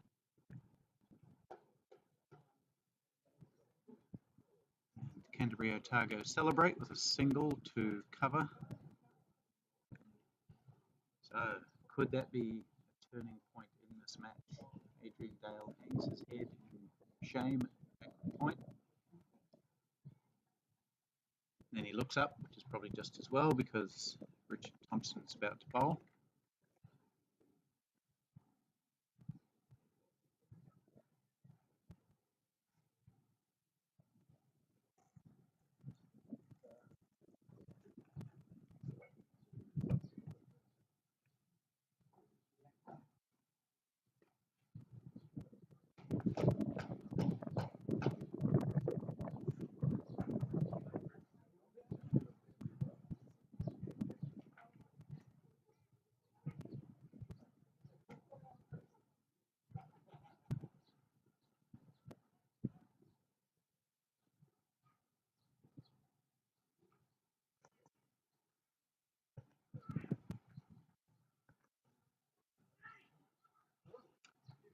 Richard Thompson, the bowler, yells out a rude word to finish that over. Disappointed at the drop catch. His lack of success. Anyway, it's 78 for 2 after 18. 79, in fact. How are Districts doing in the third, fourth playoff? Well, they're 65 for 5 after 13 overs. Chris Jeffries is doing his best. He's 17. Ben Warren's there on 5. Ben Warren known in these circles as the finisher. Chasing targets, but he's got a lot of target to chase today. Follow that one. Vojnovic to continue into his 6th over now. 1 for 10 he has.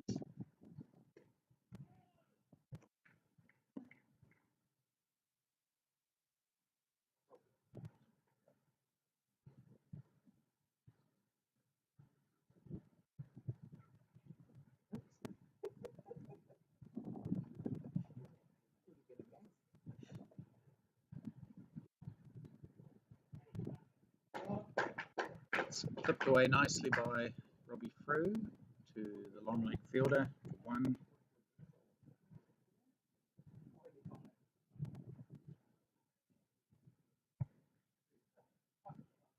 In the Division 2 final, they started late. They're still in the first innings there, 32 overs in, 132 for 4.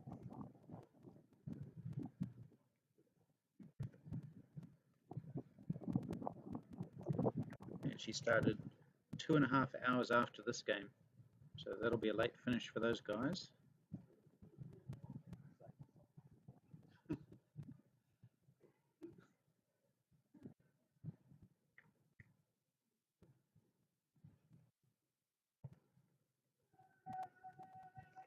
Shout for LBW's given it. Wow. Well, Vojnovic was the only man who went up for that one. Nobody else seems remotely interested. Craig Gibb, the batsman, but the umpire was interested enough to raise his finger and say, "You're out."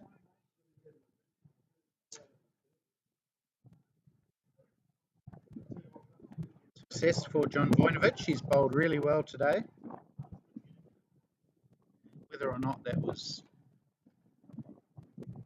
the correct decision, that's not for us to say, but it was a well-deserved wicket.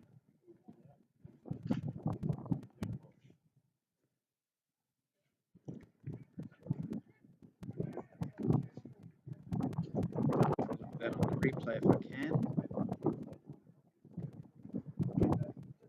He was forward, struck on the pad obviously. I'm not sure what his issue was, Gibb. Maybe the fact that he was a bit far down the wicket.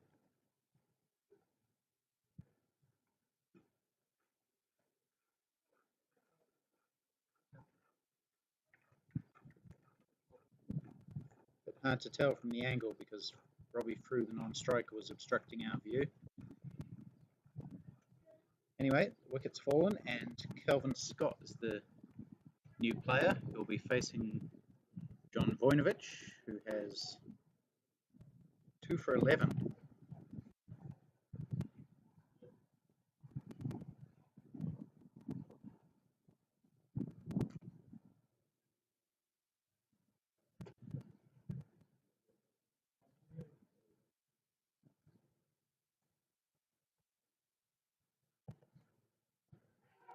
Shout for LBW again. The umpire's thinking about it. Not this time. All action here at Blake Park. It's quite a similar delivery, similar shot, but an opposite response from the umpire.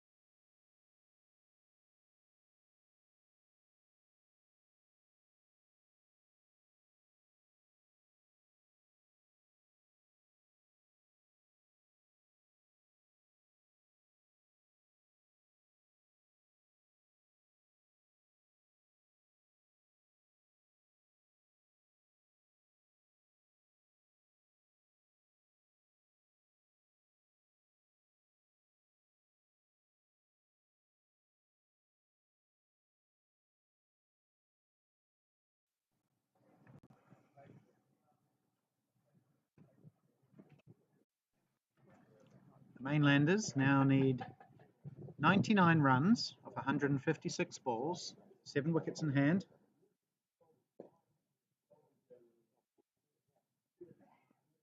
All of those things sound like they're in favour of Mainlanders, but you never know.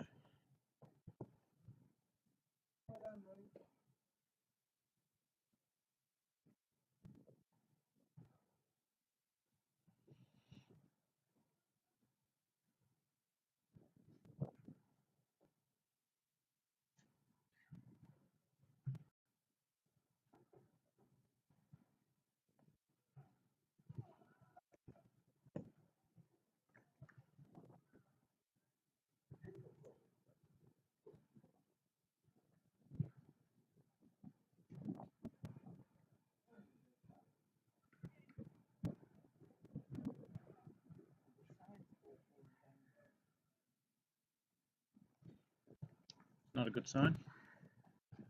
Well, if it falls down all the time, can't be that good.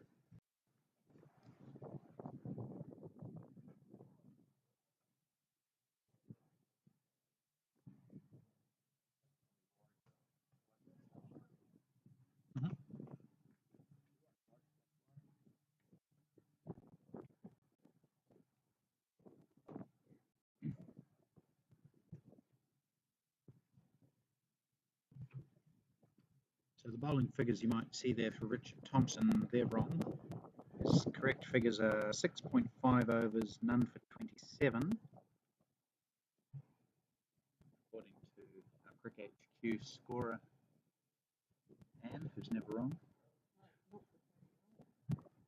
She is wrong. It's 29.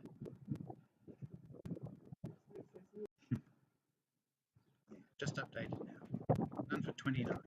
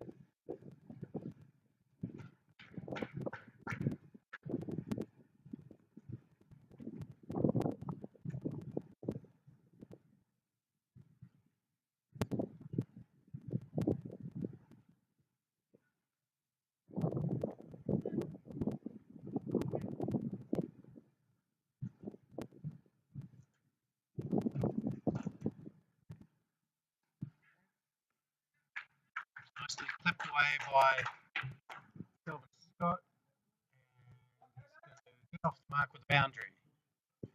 Good shot by Kelvin Scott. He always looks very classy when he plays shots like that.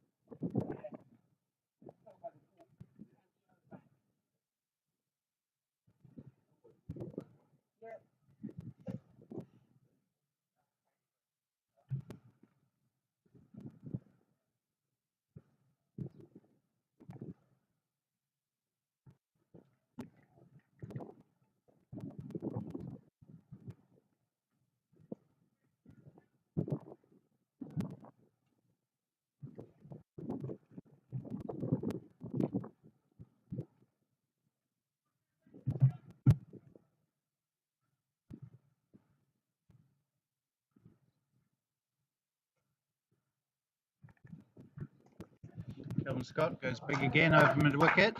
A little more elevation on this shot. Same result, 4 runs.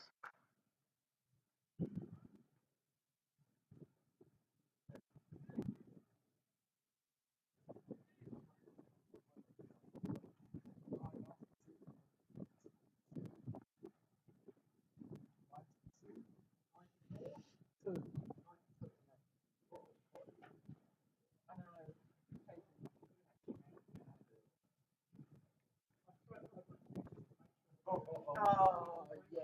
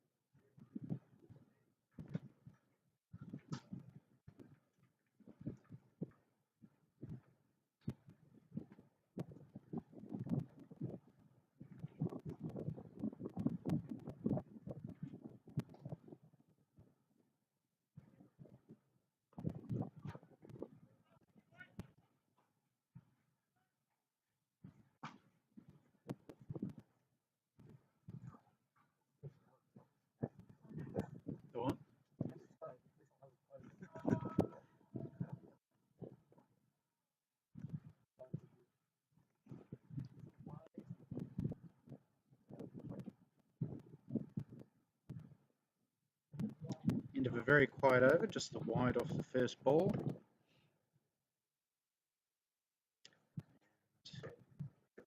We are going through a little bit of a quiet period in this match, with Mainlanders not really needing to score quickly. Just 3.7 required from here per over. And are we going to see a change of bowling? Yes, it looks like Mike Harrow back into the attack, replacing John Vojnovic, who bowled 7 overs, 2 for 20, did very well, but did concede 2 boundaries in his last over. So perhaps Adrian Dale, the Auckland captain, thinking Mike Harrow might be the man to take a couple of quick wickets for his side and bring them back into this game.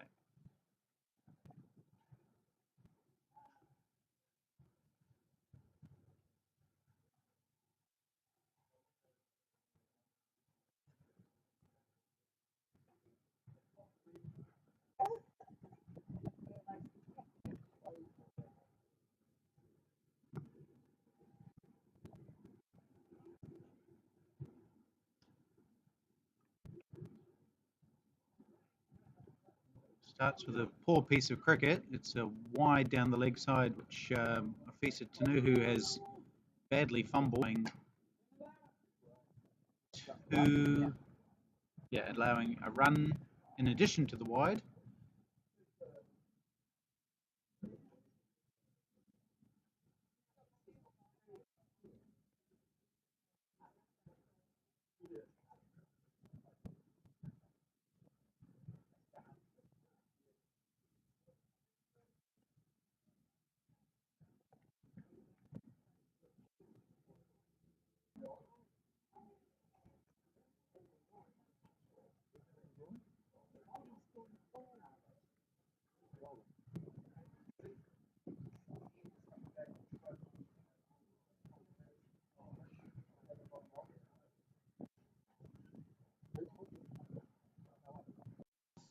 One legal delivery in that over. So Adrian Dale digging deep into his bowling reserves, just asked John Cleland to have a bowl. Still no sign of Amatej Randawa, the off spinner. Wonder when he'll come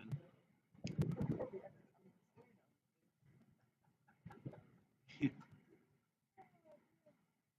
Still got Spencer Day who can bowl.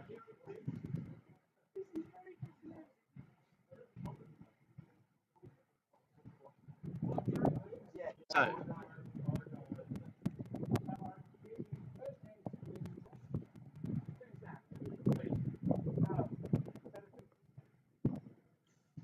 John Cleland will bowl some left arm medium pace to replace Mike Harrow, who has injured what appears to be a groin or some part of his leg anyway. John Cleland will have 5 deliveries to bowl in this over.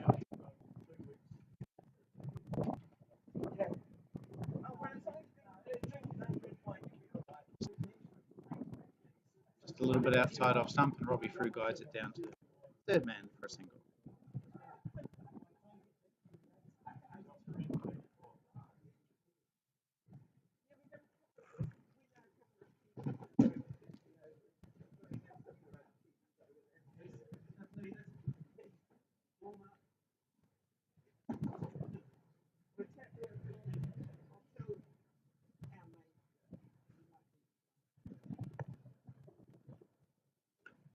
Kelvin Scott plays a very similar shot.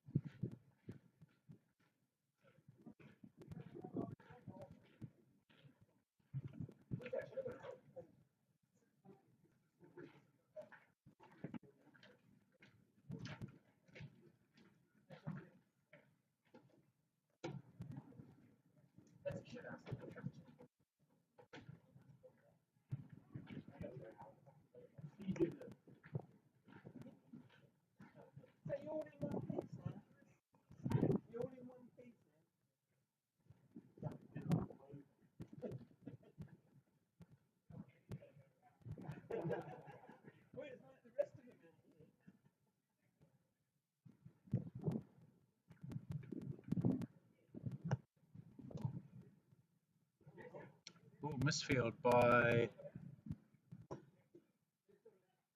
might even be Spencer Day. Probably the best fielder in the Auckland side, if not the tournament. Ends the over that was started by Mike Harrow, finished by John Cleland. And the score is 99. We went from 23 overs. We are going to see Armitage Randauer, I think, have a wee trundle.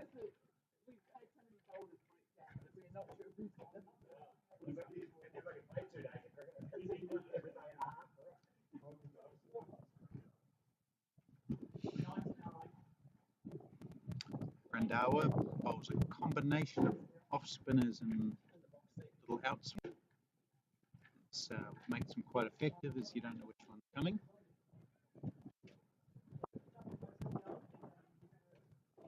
That wind is picking up now. It's getting a little bit chilly as we head into the afternoon. Well, we are in the afternoon, the mid-afternoon. Third and fourth playoff update. Districts 75 for 6. Ben, who I described as the finisher before, well, he's taking his time. 6 off 25. Grant Hall is with him on 1.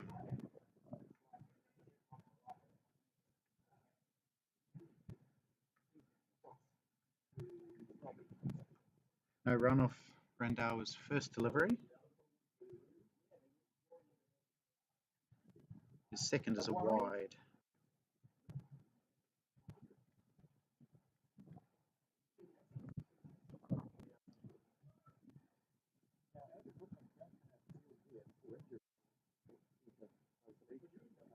It's gone home. Hey. Oh.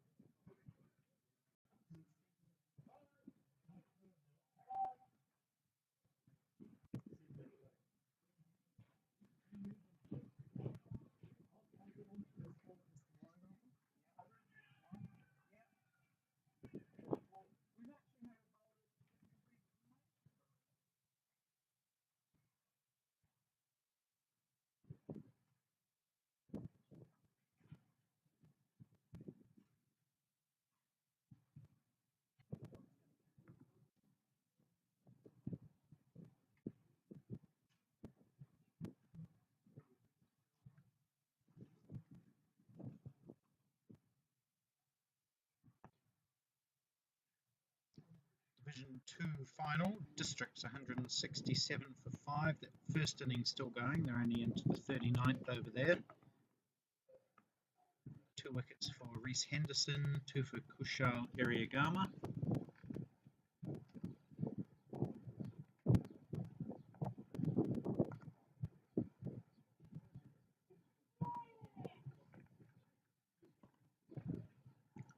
Cleland continues, brings the ball back in a bit to Kelvin Scott there, eliciting a big ooh from, I think, the wicketkeeper.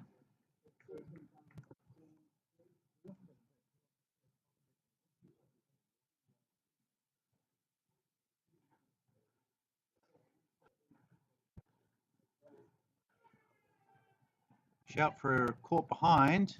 John Cleland seemed entirely convinced. Fisa-Tanu'u, the wicketkeeper, seemed partially convinced, and no one else was convinced at all.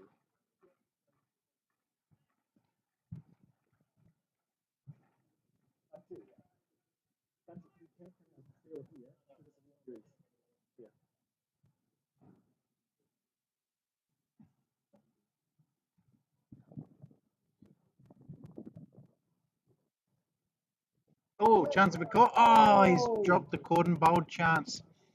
Thought he had a wicket the ball before. This one came looping back to him, John Cleland, and he gave it the old crocodile hands, and it went right through the middle of them. So you can't blame anyone for that one except himself, John Cleland. Drop catch. We've had two fairly straightforward drop catches. Okay, well.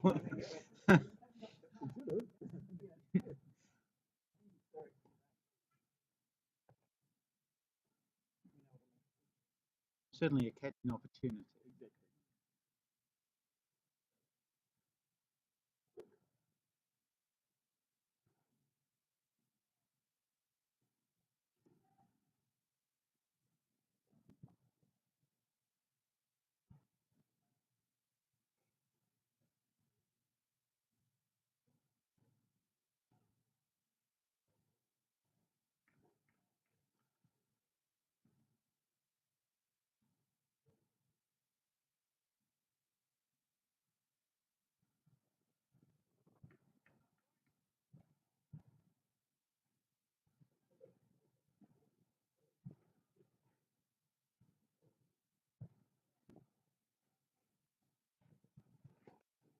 Kelvin Scott swings that away towards the boundary where the fielder does what he's supposed to do and fields it, throws it back in, and they just take one.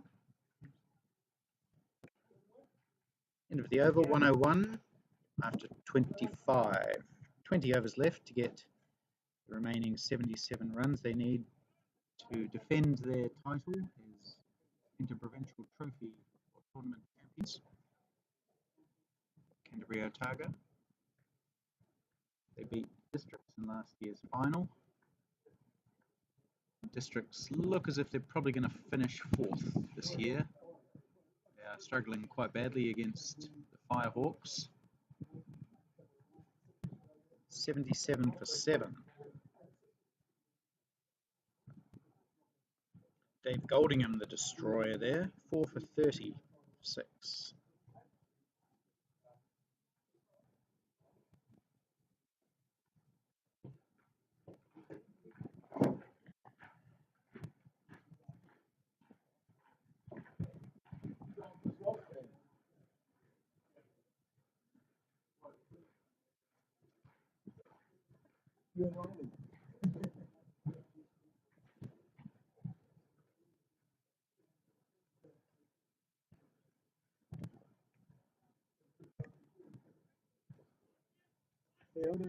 Good bit of 11.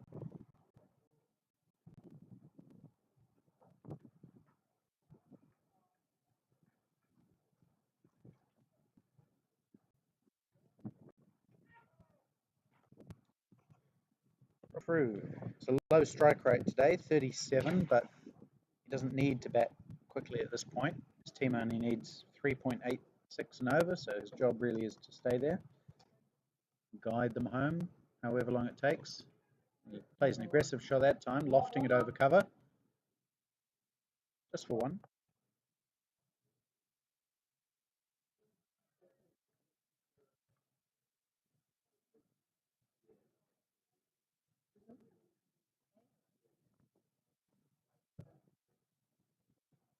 Yet to be dismissed in this tournament, Robbie Frew scored 108 not out Thursday. Scored 65 not out yesterday. That match didn't actually count. And then he's 29 not out in this match.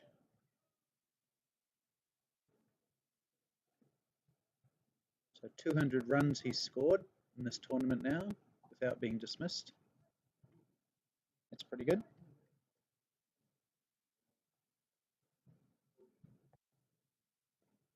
Kelvin Scott goes over cover. They will take an easy 2.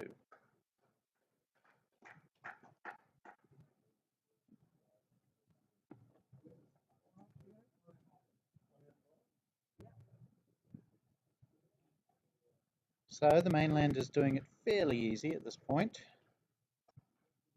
7 wickets still in hand. 73 needed.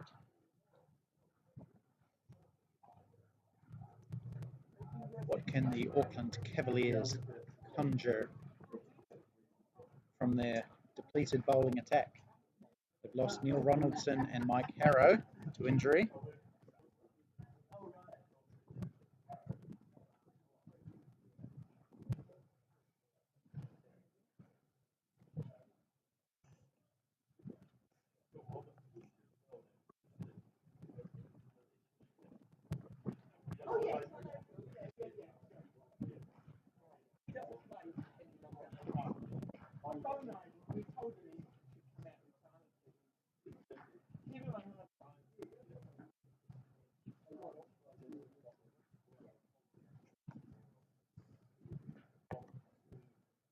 Bowled him. Great delivery to Robbie Frew.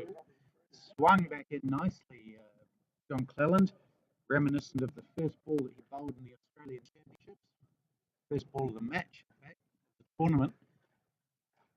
Bowled the Tasmanian opening batsman, and he's now bowled the unbowlable Robbie Frew. I was just talking about how Frew hadn't been dismissed. Well, he has now.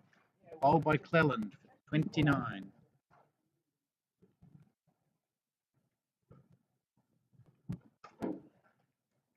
So, was that the magic that Dale was trying to find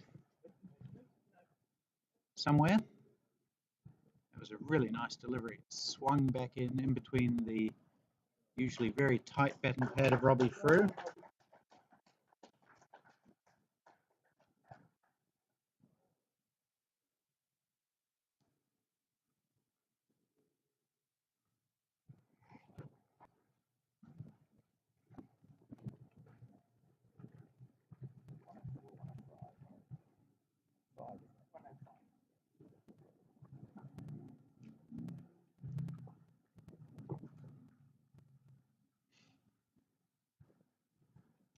Brent Fleming will come to the crease.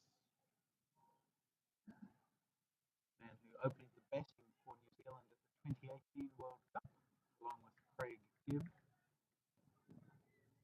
In New Zealand's first ever match at that tournament against Pakistan. He's got a different job to do today, coming in at number 6 with his team needing to score it just under 4 and over and win the title, defend the title that they won last year in Glenelg, earlier this year in fact, January it was, last season.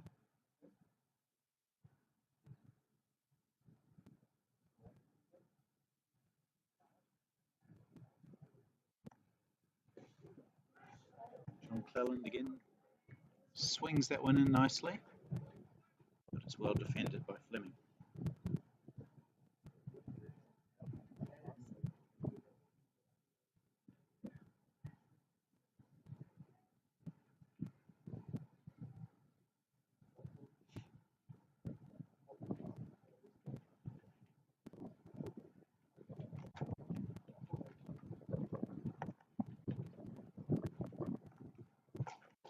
Fleming's off the mark.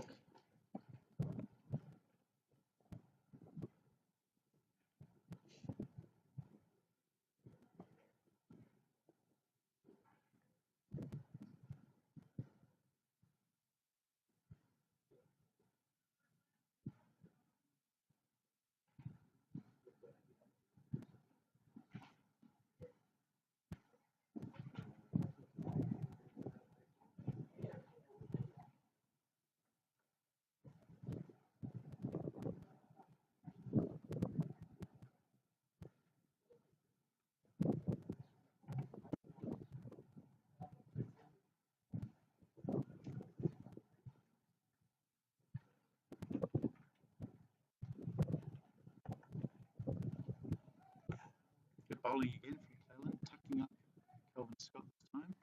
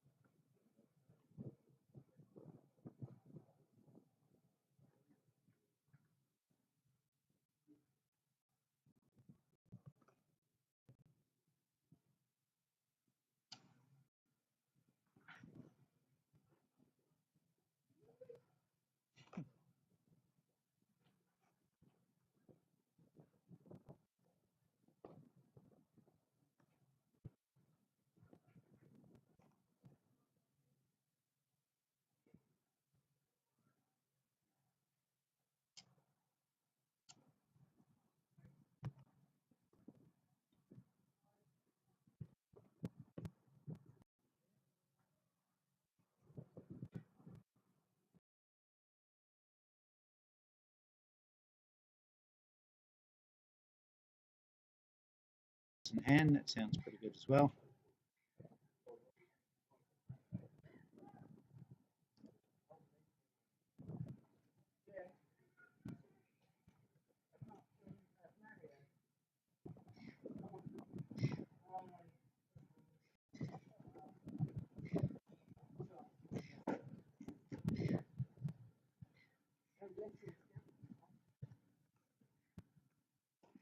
Kelvin Scott goes huge over wide line on. Might be about as far as a Festus one earlier today. Cleared the boundary by about 15 or 20 metres and rolled down the hill to the gutter of Bay Oval, exactly like Festus one did earlier. That was maybe a more classical swing of the bat from Kelvin Scott.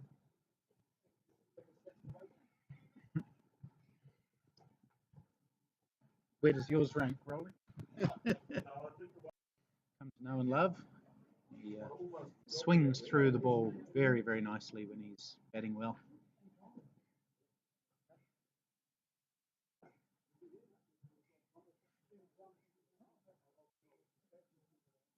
Follows it up with leg glance. He's going to get at least 2. That's all he gets.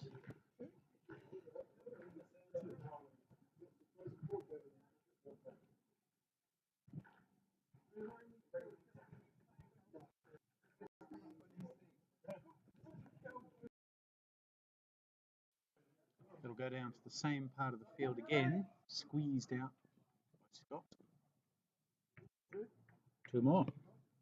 So 10 off the first 3 balls. That's certainly shifted the run rate back in favour of the run rate required.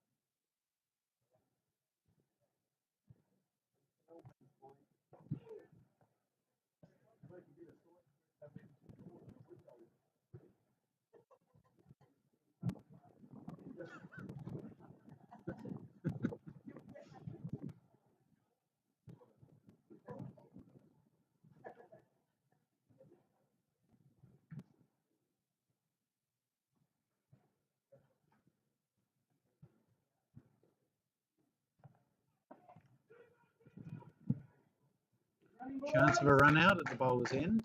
Adrian Dale having a sidearm flick at the stump, not hitting, and they take the single.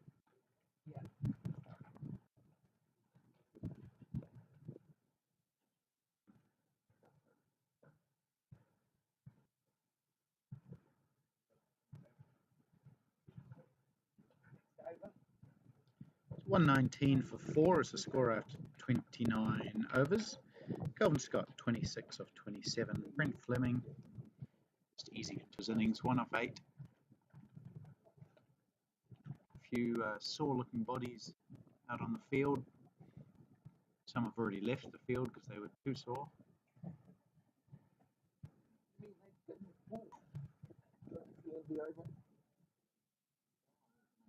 And we've only had one day and a half of cricket before this.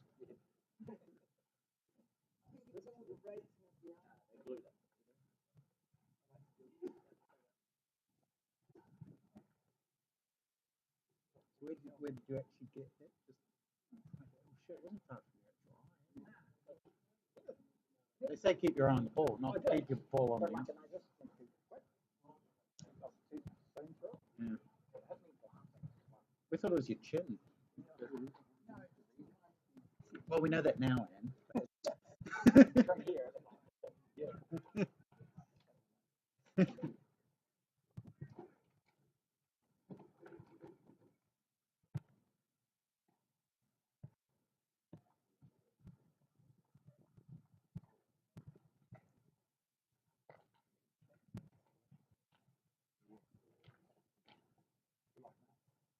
I love a good story, Gear.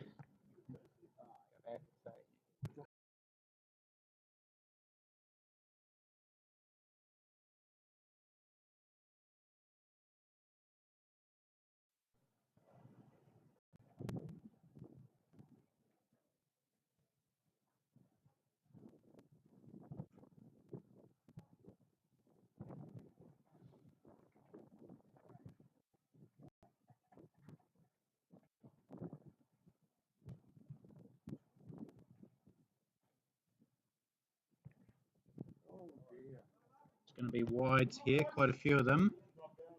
It's not going to the boundary, so Andrew Brookland is going to get his money's worth on the field today. On the field as a sub, taking 2 plus the wide equals 3.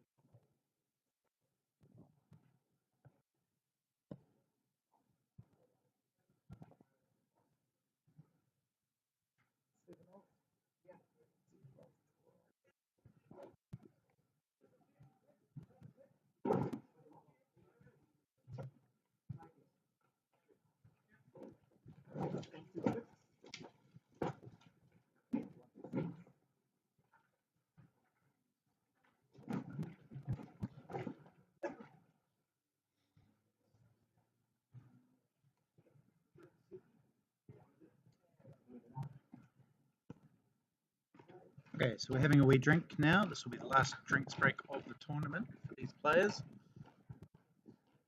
Certainly won't be the last drink.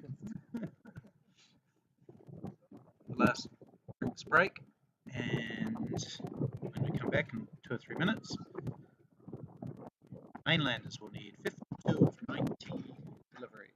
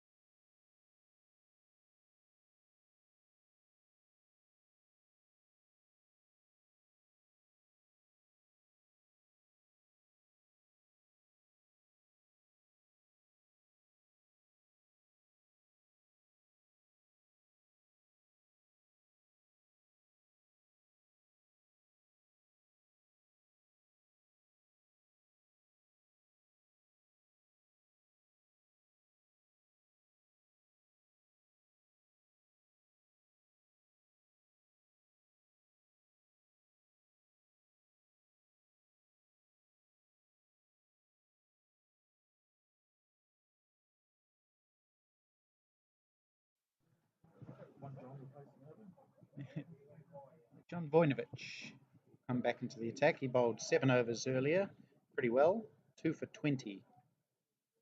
He'll probably bowl his 2 remaining overs now. Well, he'll bowl 1 now, probably 1 shortly after that.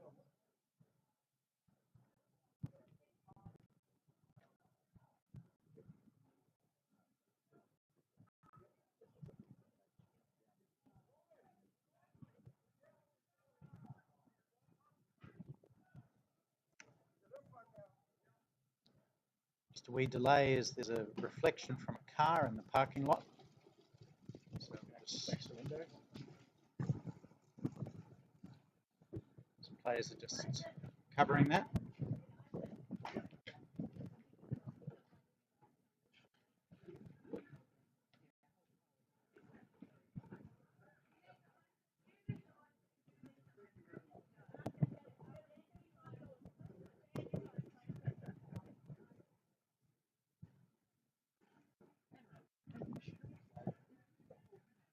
Okay, here's Vojnovic bowling for Fleming, Brent Fleming. Bustling runner. Beats the outside edge. Feel for a thumping. Not out.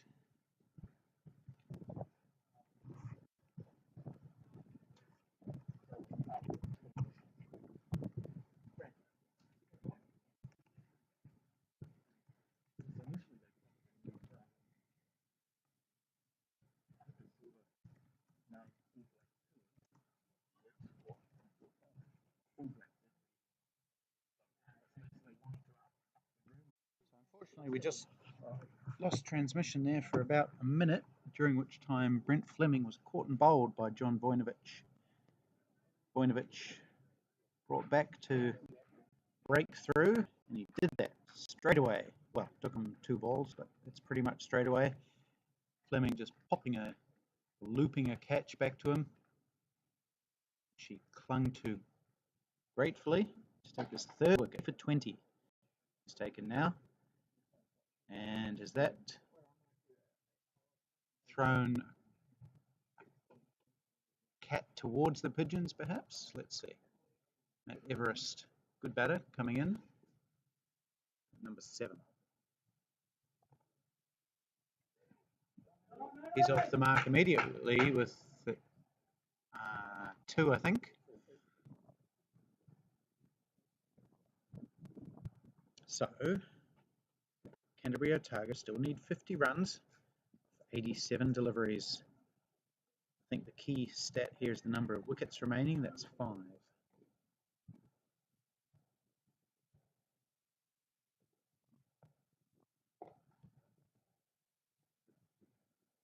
The run rate shouldn't be an issue. That's only 3.5. Run rate required.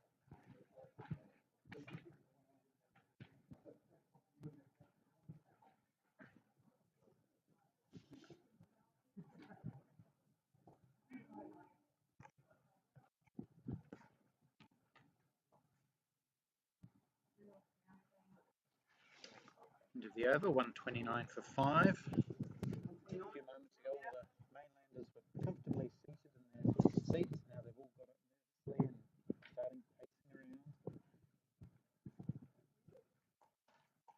few flutters in the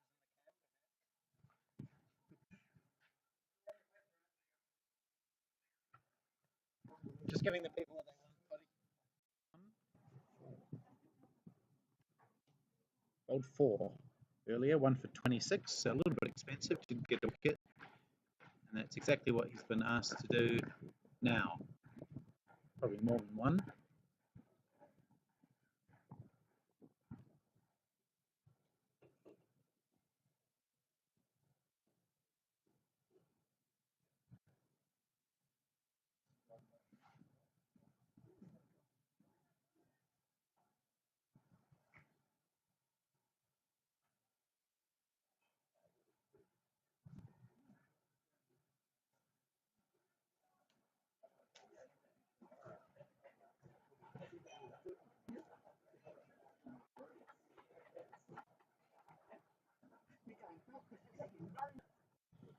Here's Askew, starts with a foolish delivery outside the off stump, left alone by Matt Everest.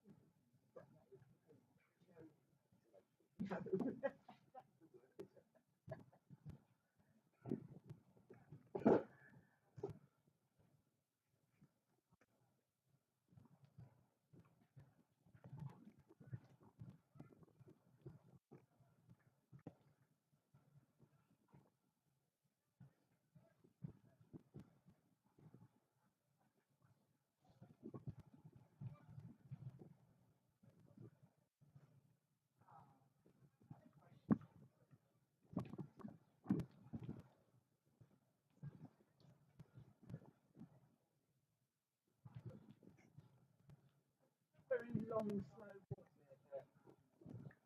Wow. I think the walk first. Yeah, it's nice.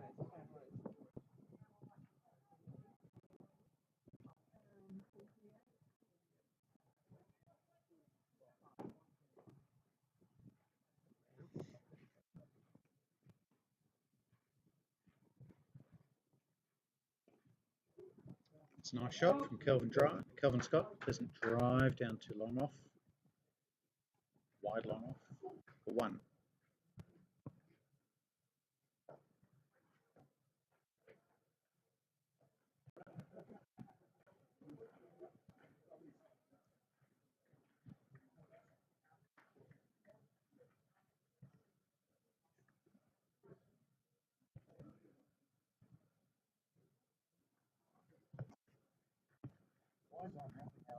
No.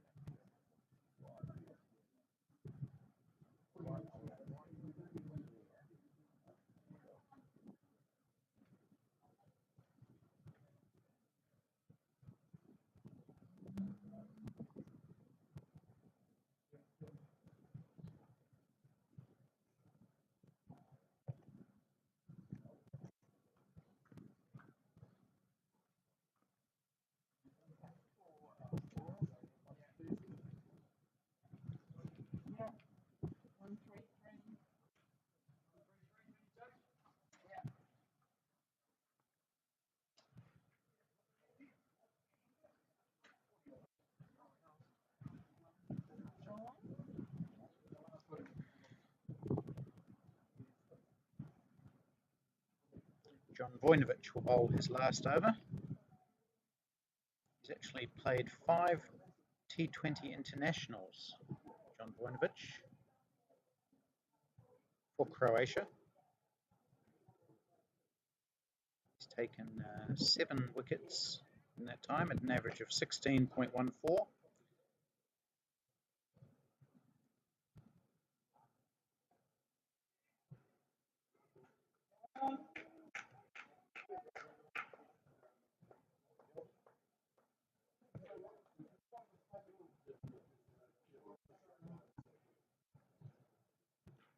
Which is pretty good. His batting record not quite so good. Strike rate of 52 in T20, 5 T20 internationals. probably in the side as a bowler. He's also played for the Auckland second 11, so he's played at a decent standard.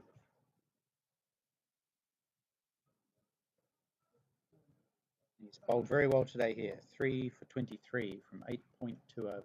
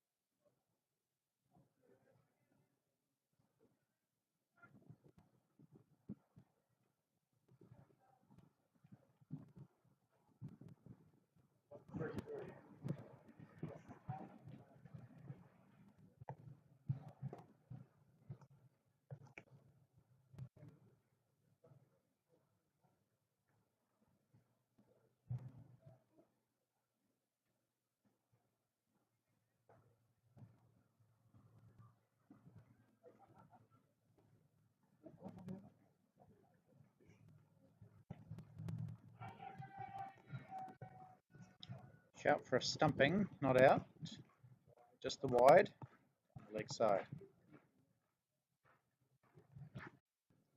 One ball left in the Vojnovic allotment of 9.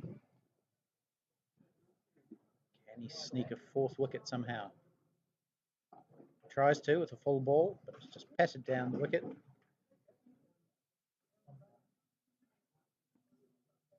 Oh, in fact, he's got one ball left now, sorry.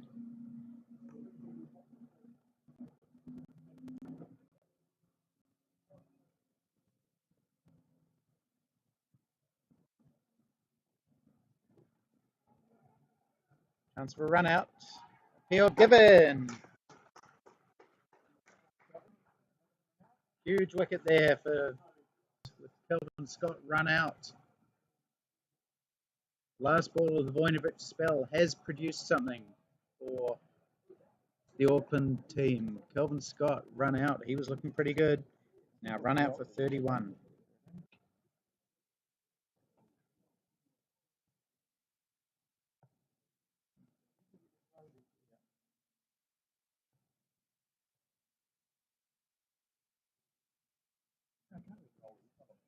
No.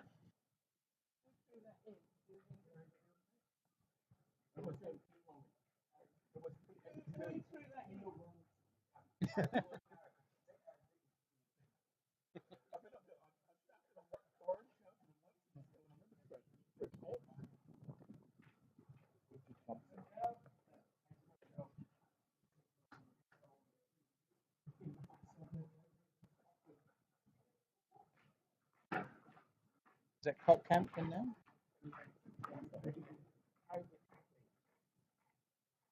Is that Ronnie gone in? Flem? Oh, Wells. Okay. Mark Wells is the new batter. I don't think he's batted in this tournament yet. In fact, he has. No, not sure.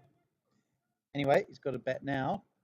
He will not be on strike, but he will be required at some point, you'd imagine.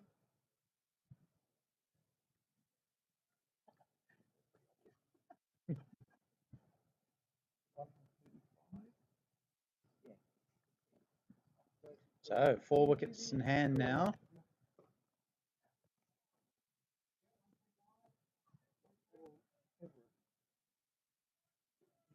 43 runs still needed, 4 wickets in hand. The required run rate is absolutely in hand. That's no trouble. That's 3.63. It's just the wickets. They've got to stop losing them. The Mainlanders, the Aucklanders, well, they've got to keep taking them.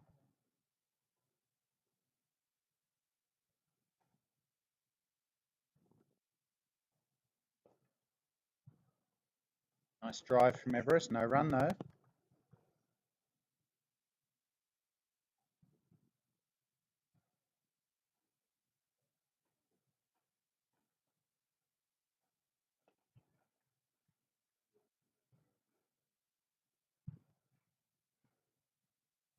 Just looking at the replay, Kelvin Scott, he was quick enough off the mark, but didn't make great speed down the wicket.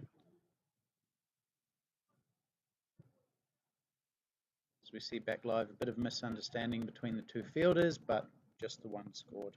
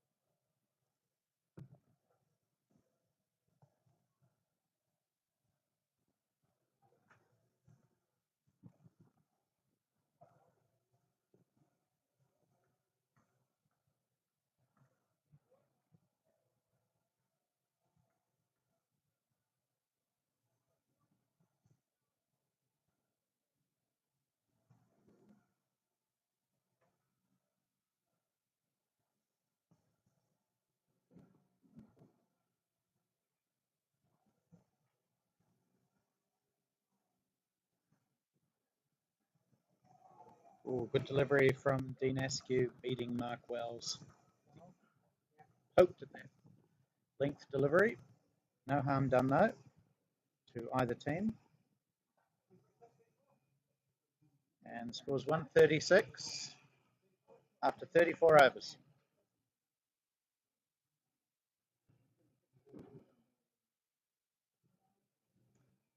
So with John Vojnovic having finished his 9-over spell, looks like the other John, Cleland, is going to come back into the attack. He's bowled 3.5 overs, 1 for 18, having completed the over that was started by Mike Harrow before Mike Harrow broke down with a leg injury, upper leg injury.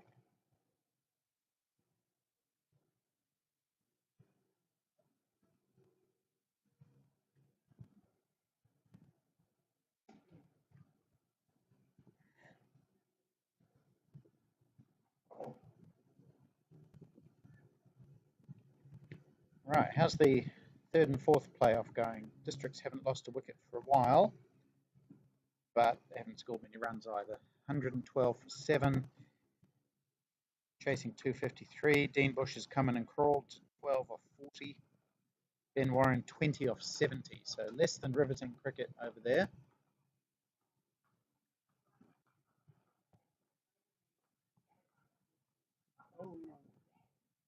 Misfield by Andrew Brookland, the sub fielder. Allows a 1 to Matt Everest.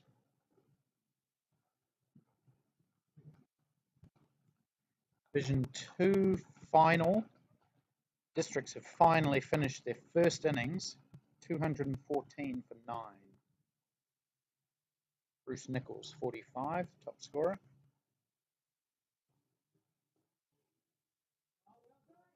Flipped off his pads by Mark Wells, this one.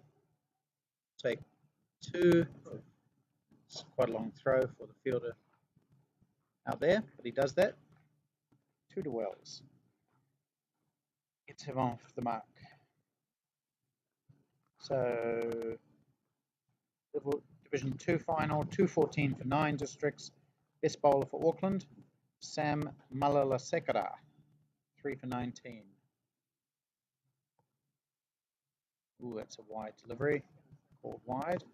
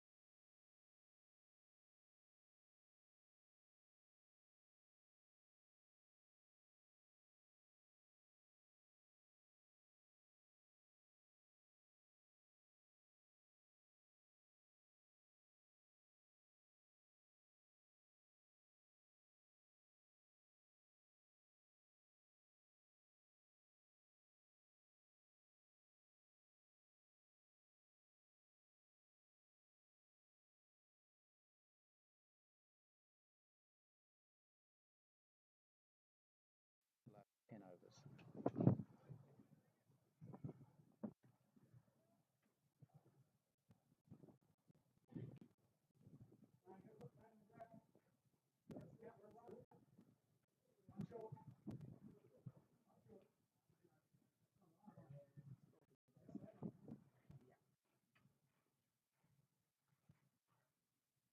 Dean Askew again. Ooh. Struggling a wee bit. Dean Askew in the second spell. Hasn't had much zip to his bowling. That was a big full toss that was also wide.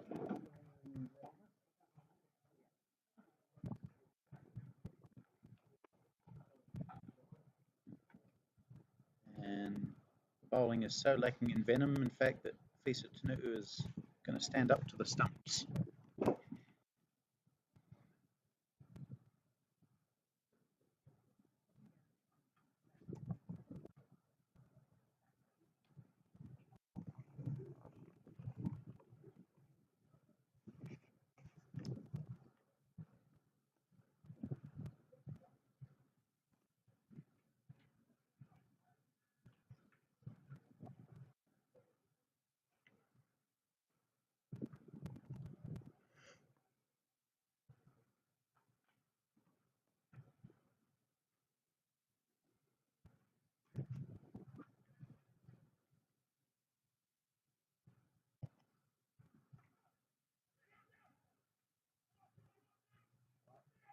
There'll be just one here. I thought there was going to be two. It's a good piece of fielding down there.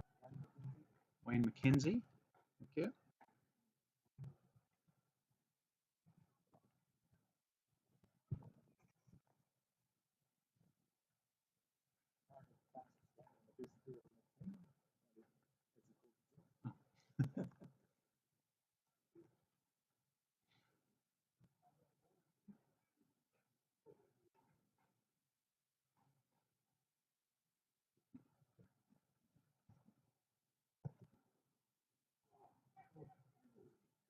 That was a better delivery from Askew. Had Wells back up against his stumps and nearly chopped the ball onto those stumps, but instead got it down to short third man for one. Oh, leg by, in fact.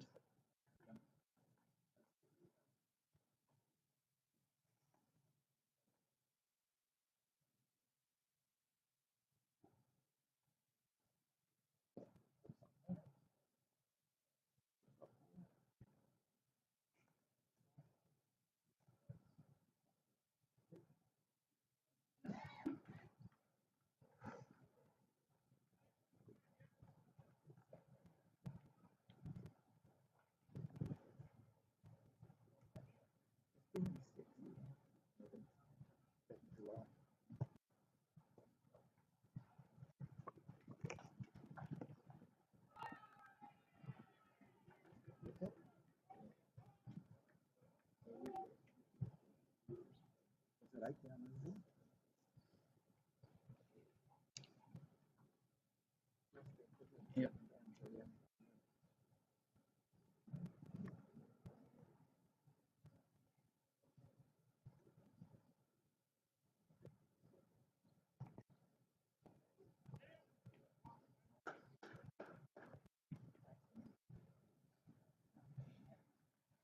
One more to Matt Everest to end that Dean Askew over.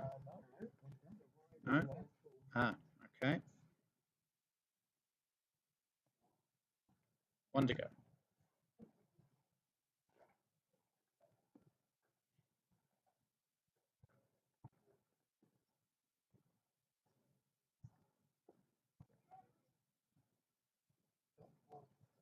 As I said, that's the end of the over.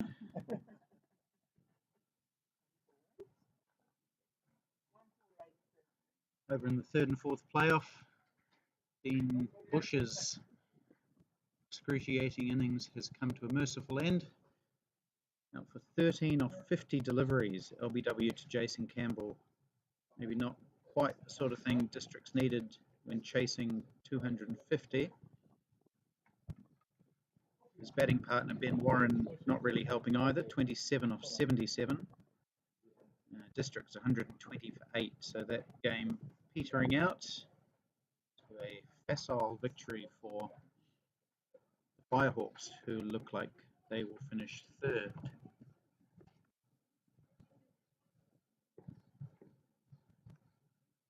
This game advantage Mainlanders, but not set in stone, I'd say.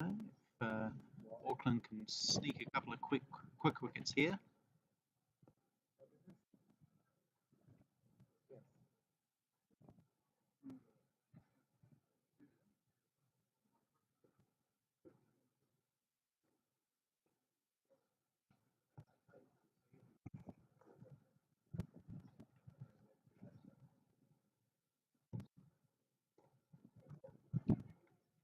John Cleland looks like he's still getting a bit of swing.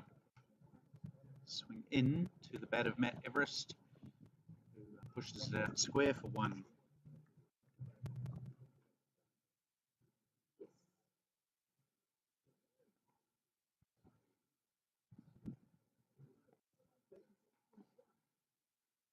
Interesting chase in Division 2 in the 3rd and 4th playoff. Come to that in a moment.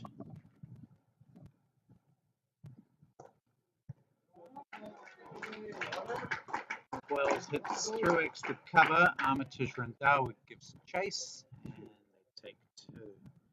So in that 3rd, 4th playoff match, Canterbury Otago managed 174 from 40 overs.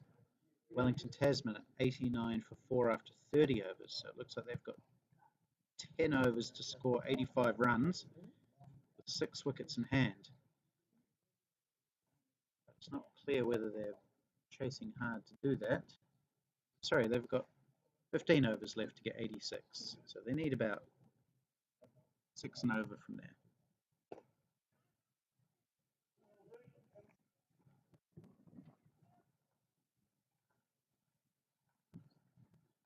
Graham Choate and Pete McCosker are the 2 batters in there.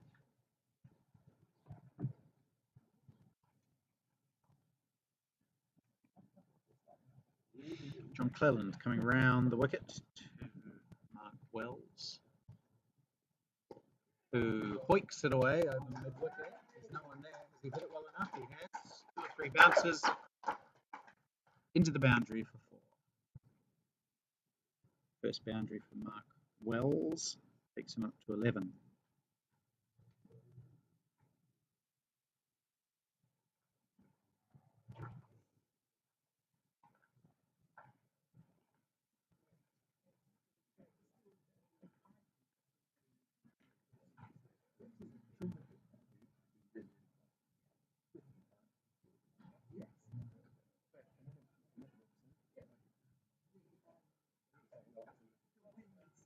Cleland comes back over now to Wells, who hits it in the same direction off the front foot this time.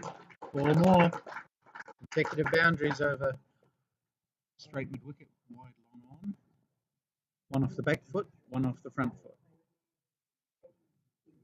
Just 18 needed, so it's very much in favour of the Mainlanders repeating their IPT victory. 18 needed off 49 balls, 4 wickets in hand. They will be, if they can do it, the first team to win the IPT in consecutive years, or indeed twice in any occasion. Similar area, but just 1 as Adrian Dale comes around and fields that one. 1 run. Good batting from Mark Wells. 2 fours and a single of that over for him.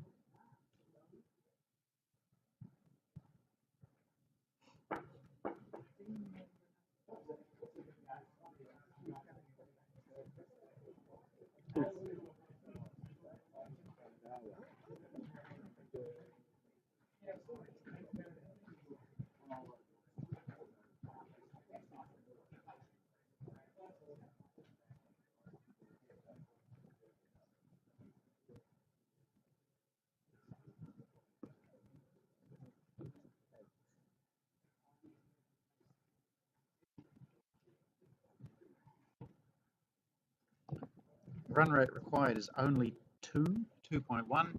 Armitage Randawa. He's going to have a bowl. He's bowled 4 overs, none for 12.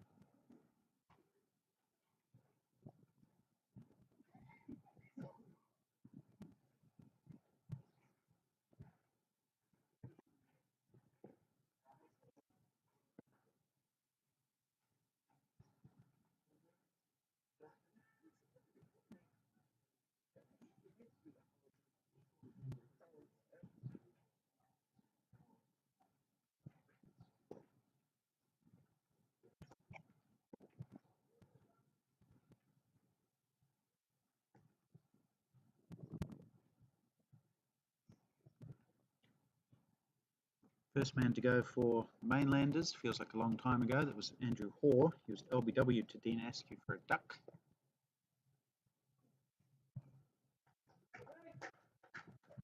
And Gary scored 25 off 28. That's pretty brisk, hit a beautiful 6. He was out for 25, bowled by John Voinovich. Craig Gibb was the LBW to Voinovich for 18. Robbie Frew bowled John Cleland for 29.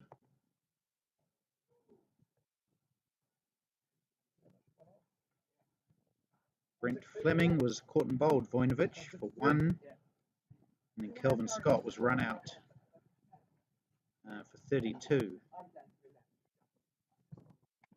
Voinovich, the pick of the bowlers, 3 for 24 from 9.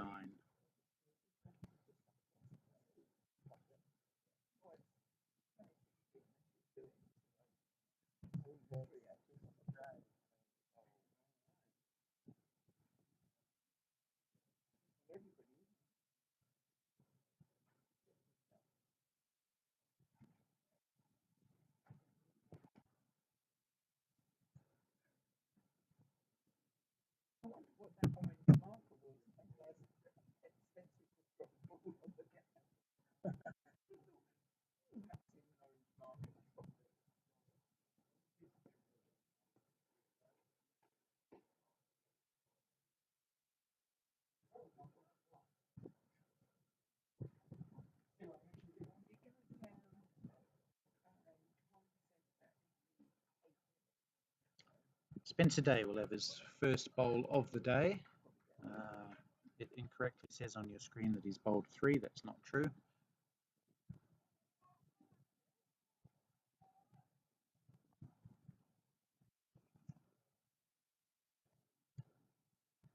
Oh, he's smashed away by Mark Wells. Has it gone for 6 or 4? We'll find out. It's gone over the boundary. The umpire wants to signal 6, but signals 4 instead.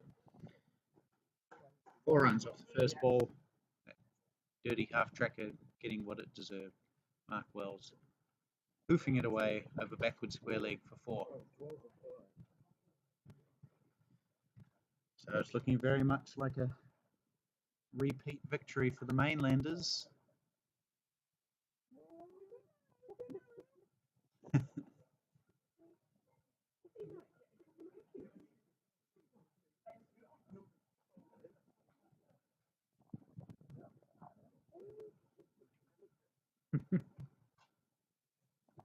Well, they wouldn't be bok if they haven't hatched yet.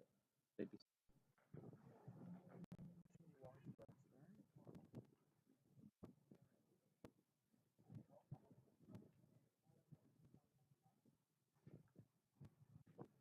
Ooh, short again, pulled again. Will it be fielded? No. Fielder gives it up.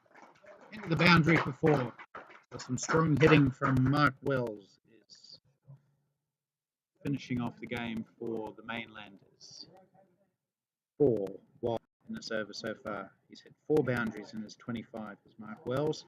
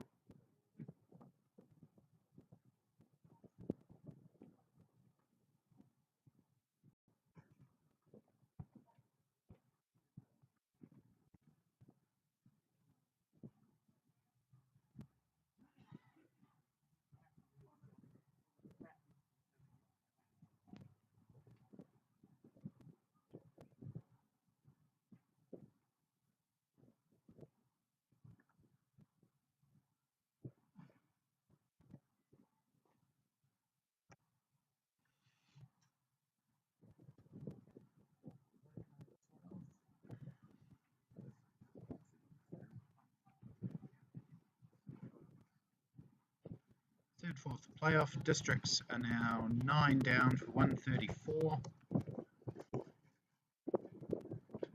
Ben Warren's finally out for 27 from 80 deliveries. Yes, that's 8-0.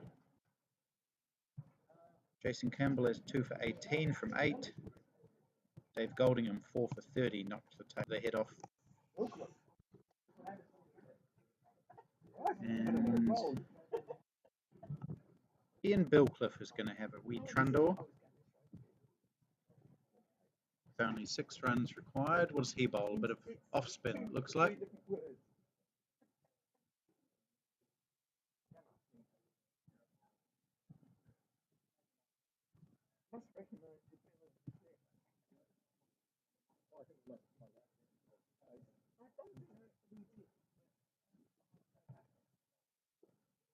Well, he could get a wicket.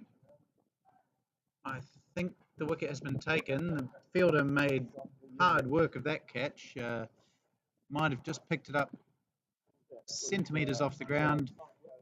And Mark Wells has kind of given his wicket away, I think. It wasn't a great delivery from Billcliffe. It's a bit short. Tried to hit it over cover, only scooped it up, and, well, Vojnovic scooped it up too, off the grass.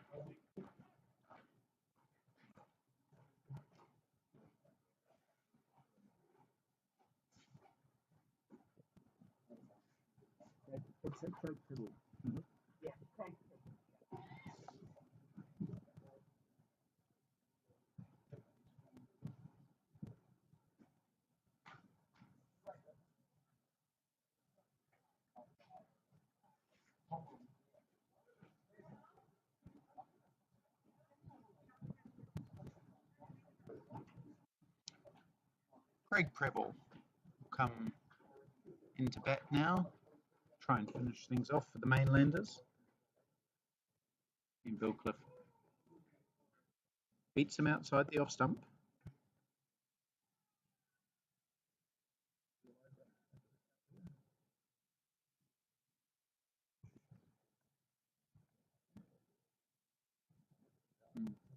Mm-hmm.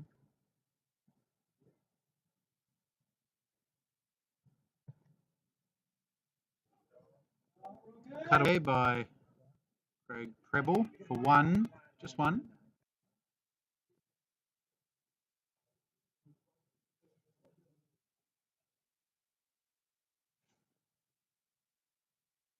Wellington Tasman have finished third. They've beaten Districts.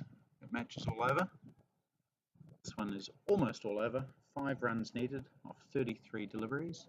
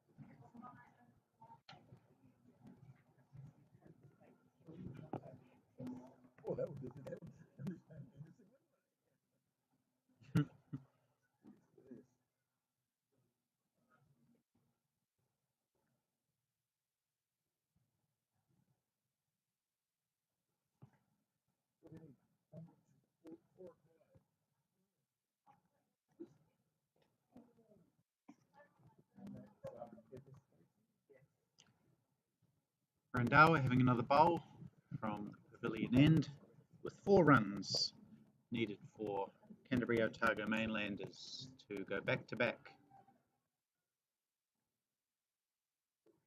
as IPT Division 1 champions.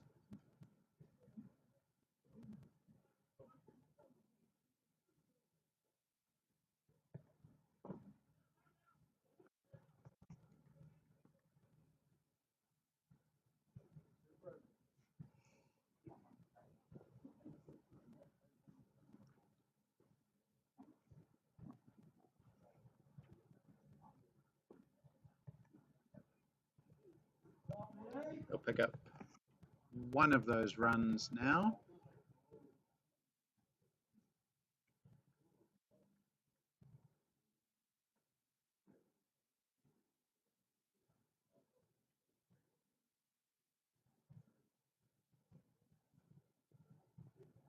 Wellington Tasman finishing 3rd as they did last year, I believe.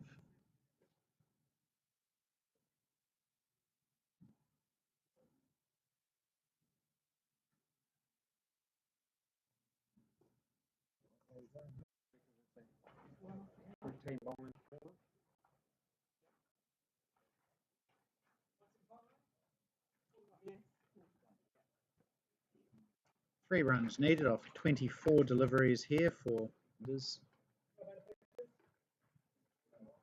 As the Discs and Firehawks players are making their way back to the pavilion with that game having come to its conclusion.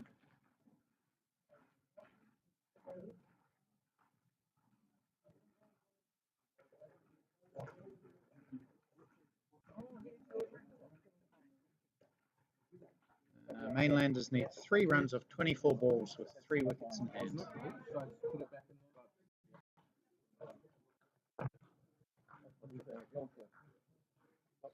3 runs of 24 with 3.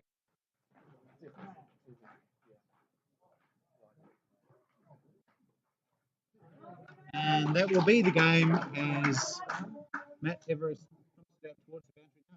No, it's just kept inside. They're going to come back for the 3rd.